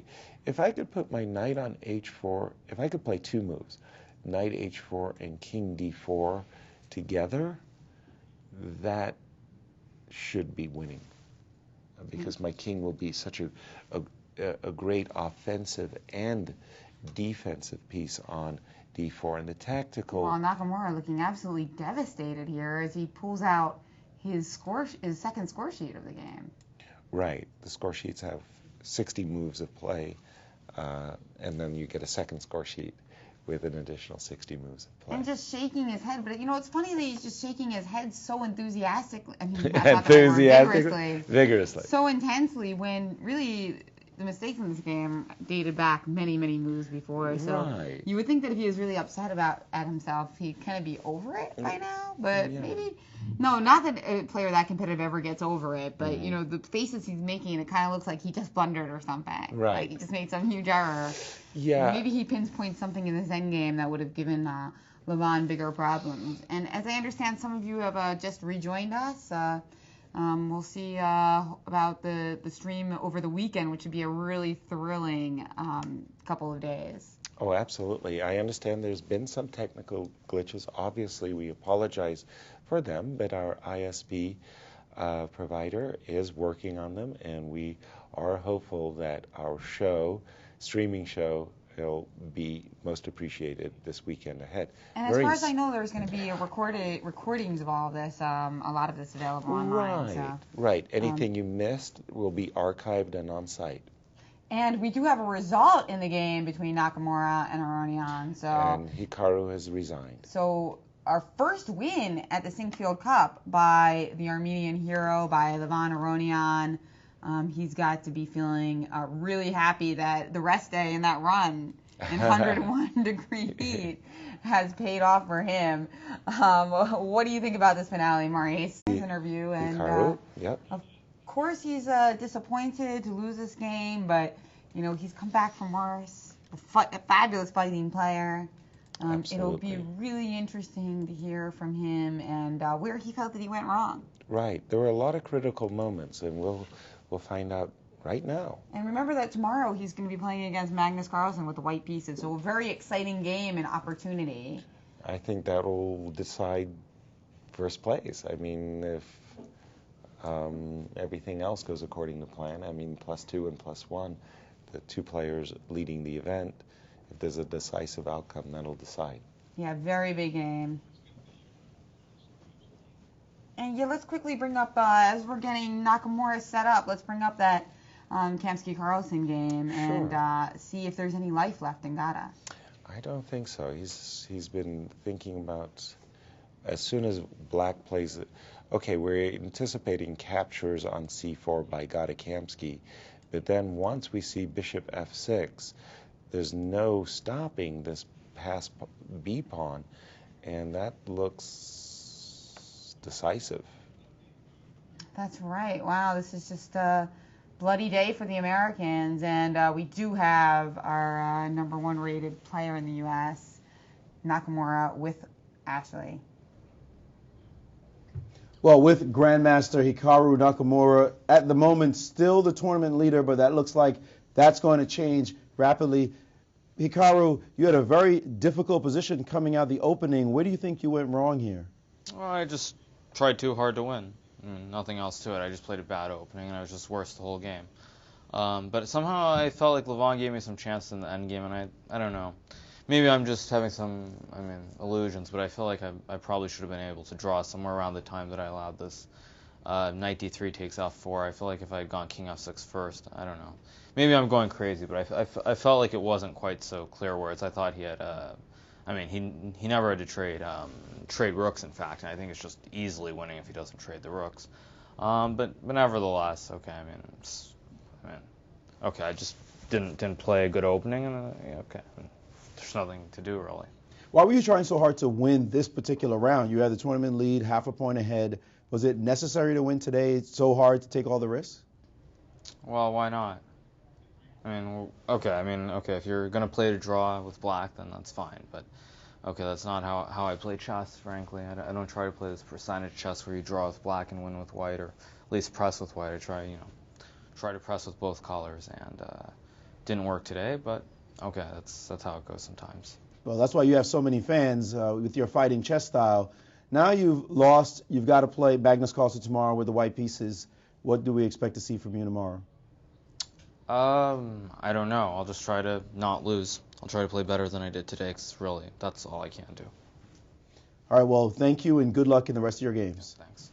Grandmaster Hikaru Nakamura, after a tough loss to Levon Aronian, not too happy about his loss, but we expect to see him bounce back tomorrow. And I like the way he puts it, putting pressure with both colors sometimes doesn't work out, but look, we love his style. In American football, you play the percentages, and on a 4th and 1, you kick the ball away. But some coaches say, hey, 4th and 1, I'm going to go for it, and that can win you the game, and it can cost you the game. And today, very unfortunate for Hikaru, it cost him the game. But, you don't become one of the world's top grandmasters by eschewing risk. And then we've got another result in, actually. Carlsen has won against Gadakamsky, so 2 decisive results today by our world's top 2 players. And one of them is with Grandmaster Maurice Ashley. We have Levon Aronian with his first victory in the Sinquefield Cup. Indeed, with the winner of the game between Aronian and Hikaru Nakamura, we have Levon. Congratulations, first of all, on your victory. So you were jogging yesterday at 101-degree heat. Is this the way to prepare for the next day's round? I jogged today as well. So, yeah, got to try to keep fit, because the games are going to go long, as the game today showed. So I had enough energy. Indeed, fitness goes well with chess. We always try to tell the amateurs that professionals do that. Now, this is your first win of the event. How did you feel about the kind of risk Hikaru took in this game? He seemed to play like he was trying to blow you off the board. Very, very sharp Benko-type position in this game. I actually thought that he played passively, but maybe that's just me. Well, he himself said he was trying to win. And in the interview just now, he said he was going all out for the victory. Wow.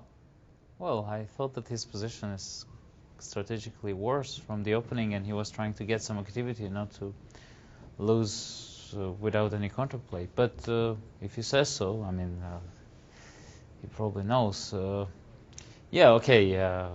think my position was good once he played bishop b7. I think that's, in general, when I bring my bishop on b1, it looks very unpleasant. I saw people in Spanish defense do it with white. It's kind of similar. You just bring your knights to the king side and push h-pawn, and then black is not in time for this.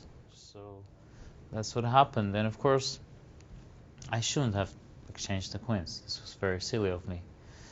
But whenever I win a game, it's normally thanks to multiple blunders of my opponent. Well, you're quite fortunate there, but you ground him down in the end. Did he have any drawing chances? He seemed to think maybe he had some opportunities once the queens came off the board, maybe to draw the position. Yeah, I think I was doing some really wrong things technically. But, there is a good side in it, because whenever I win a game, it's not just a really bad feeling for my opponent, but it's also kind of a psychological trauma, because they don't believe they can lose after me playing so incorrectly. But in general, I think there were some chances, but I wouldn't exchange the rooks myself if I were black. I thought that it's not the way to proceed for black. He has to keep the rook and try to play with these bishops, which are kind of annoying beasts, on an open board. It's so funny. He had the exact opposite opinion. He felt that you shouldn't have allowed him to keep rooks on the board. So to see such top players have divergent opinions is humorous. Yeah.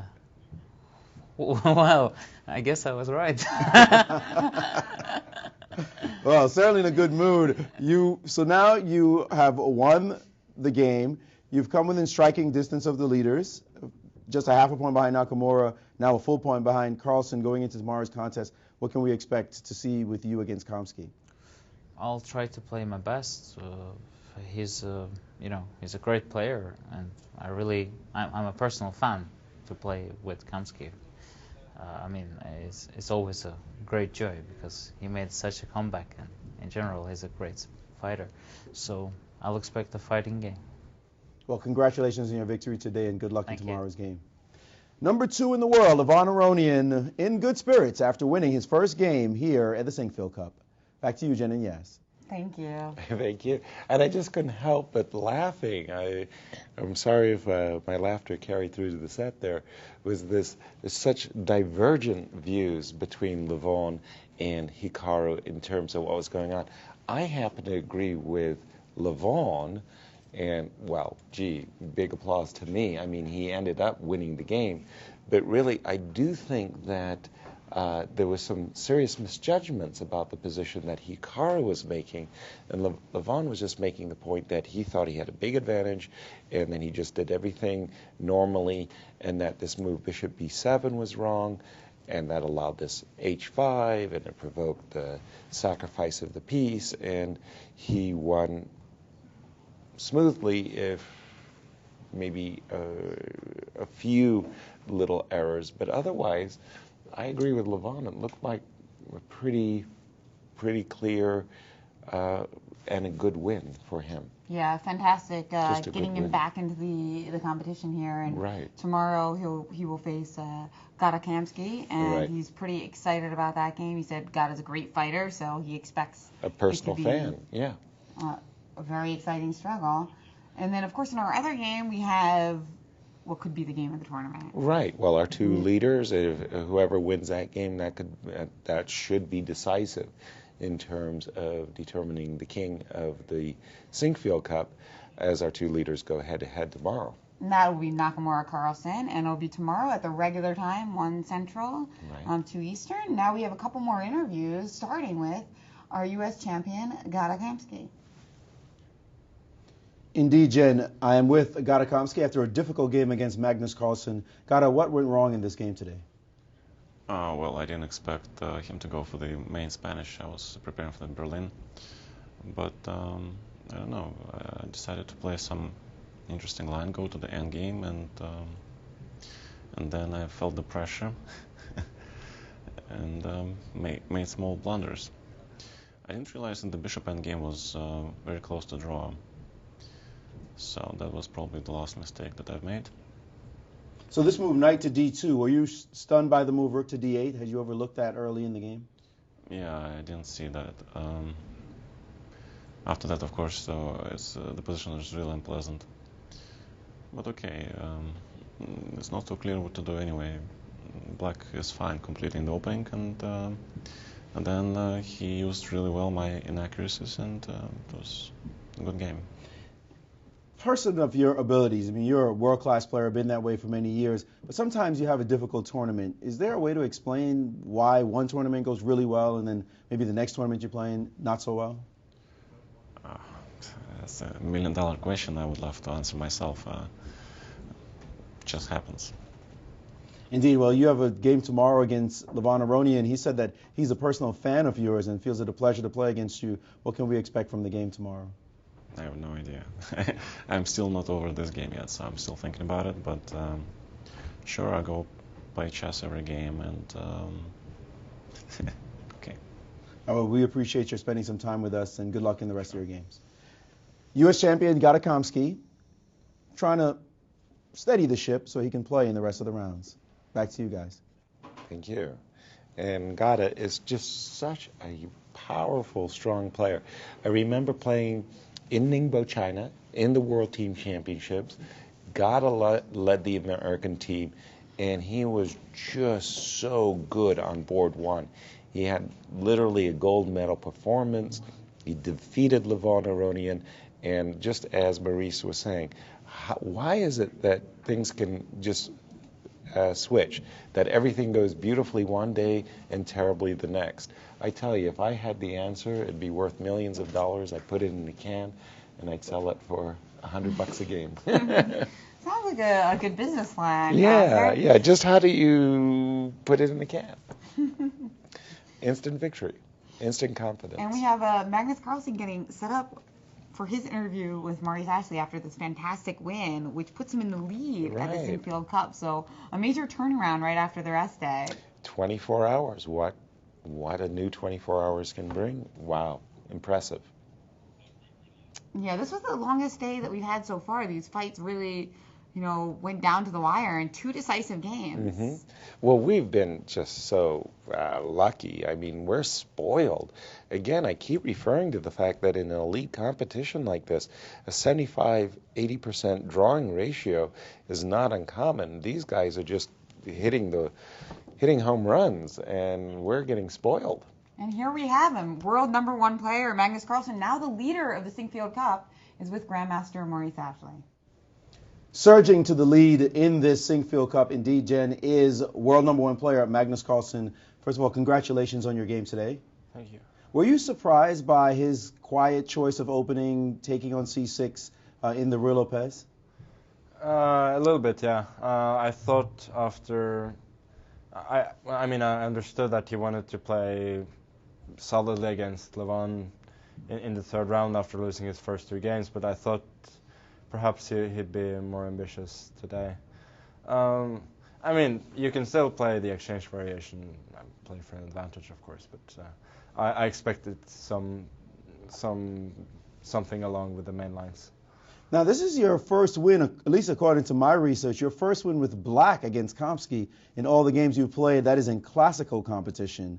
What was the difference today, you think, why you were able to press home your advantage so clearly? I think he just made a few mistakes from about move 15 to 18 that put him in serious jeopardy. And from then on, I had an extra pawn. I think I did not play in the best way possible at all. At some point, I lost control, but fortunately, it was enough. Now, we've seen a couple of your games have some moves that you go forward, back, not your normal forceful style. How do you explain now that you're not playing just precisely as you normally do? I don't know. Today, in the 4th hour of play, I was just playing so badly, just the same way I was playing against Levon the other day, just hesitating, burning too much time. I don't know why I do that, but today I was lucky. I got away with it. Indeed, you still won the game. Now you're in the lead in the tournament, and tomorrow you have a big matchup against Hikaru Nakamura. He's never defeated you in competition, but he has white and needs to win tomorrow. What are your expectations going into tomorrow's game? Well, I expected to be trailing. When I'm playing him, so obviously it's a welcome change for me not to necessarily have to win that game. I expect him to play aggressively as usual. Indeed. Well, congratulations on your victory today, and best of luck in the rest of your games. Thank you.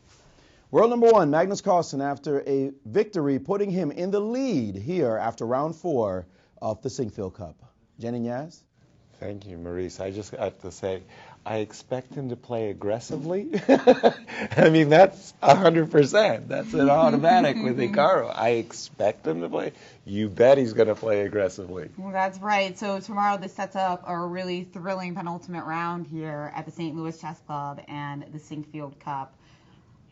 We've got Nakamura playing white pieces against Carlsen.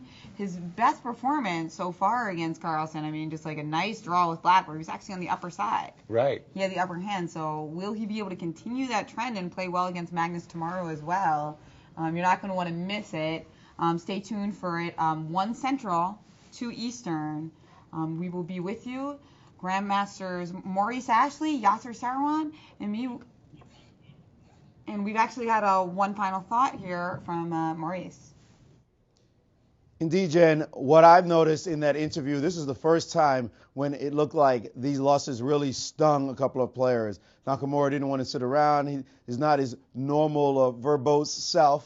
And Kamsky certainly looked shell-shocked from the game. So going into tomorrow, both players will have to clear their heads completely in order to play against a surging world number 1 for sure, Magnus Carlsen, who himself, by the way, did not look pleased with his play. But, you know, isn't it nice to not be happy with how you've been playing and still be in clear first place? Aronian, on the other hand, seemed all smiles. He seemed real comfortable. And I think that we could look to see him try to win tomorrow to keep himself within a shouting distance of the lead, because then he gets round 6 against Carlsen, and a win there could make him the very unlikely winner of the Sinquefield Cup. So with 2 rounds to go, tons to play for. Certainly don't want to miss this action. That's right. Join us tomorrow, 1 Central, 2 Eastern, here at uschesschamps.com/live. We can't wait to bring you the final 2 rounds of action, and it's the weekend, so you have no excuse not to join us.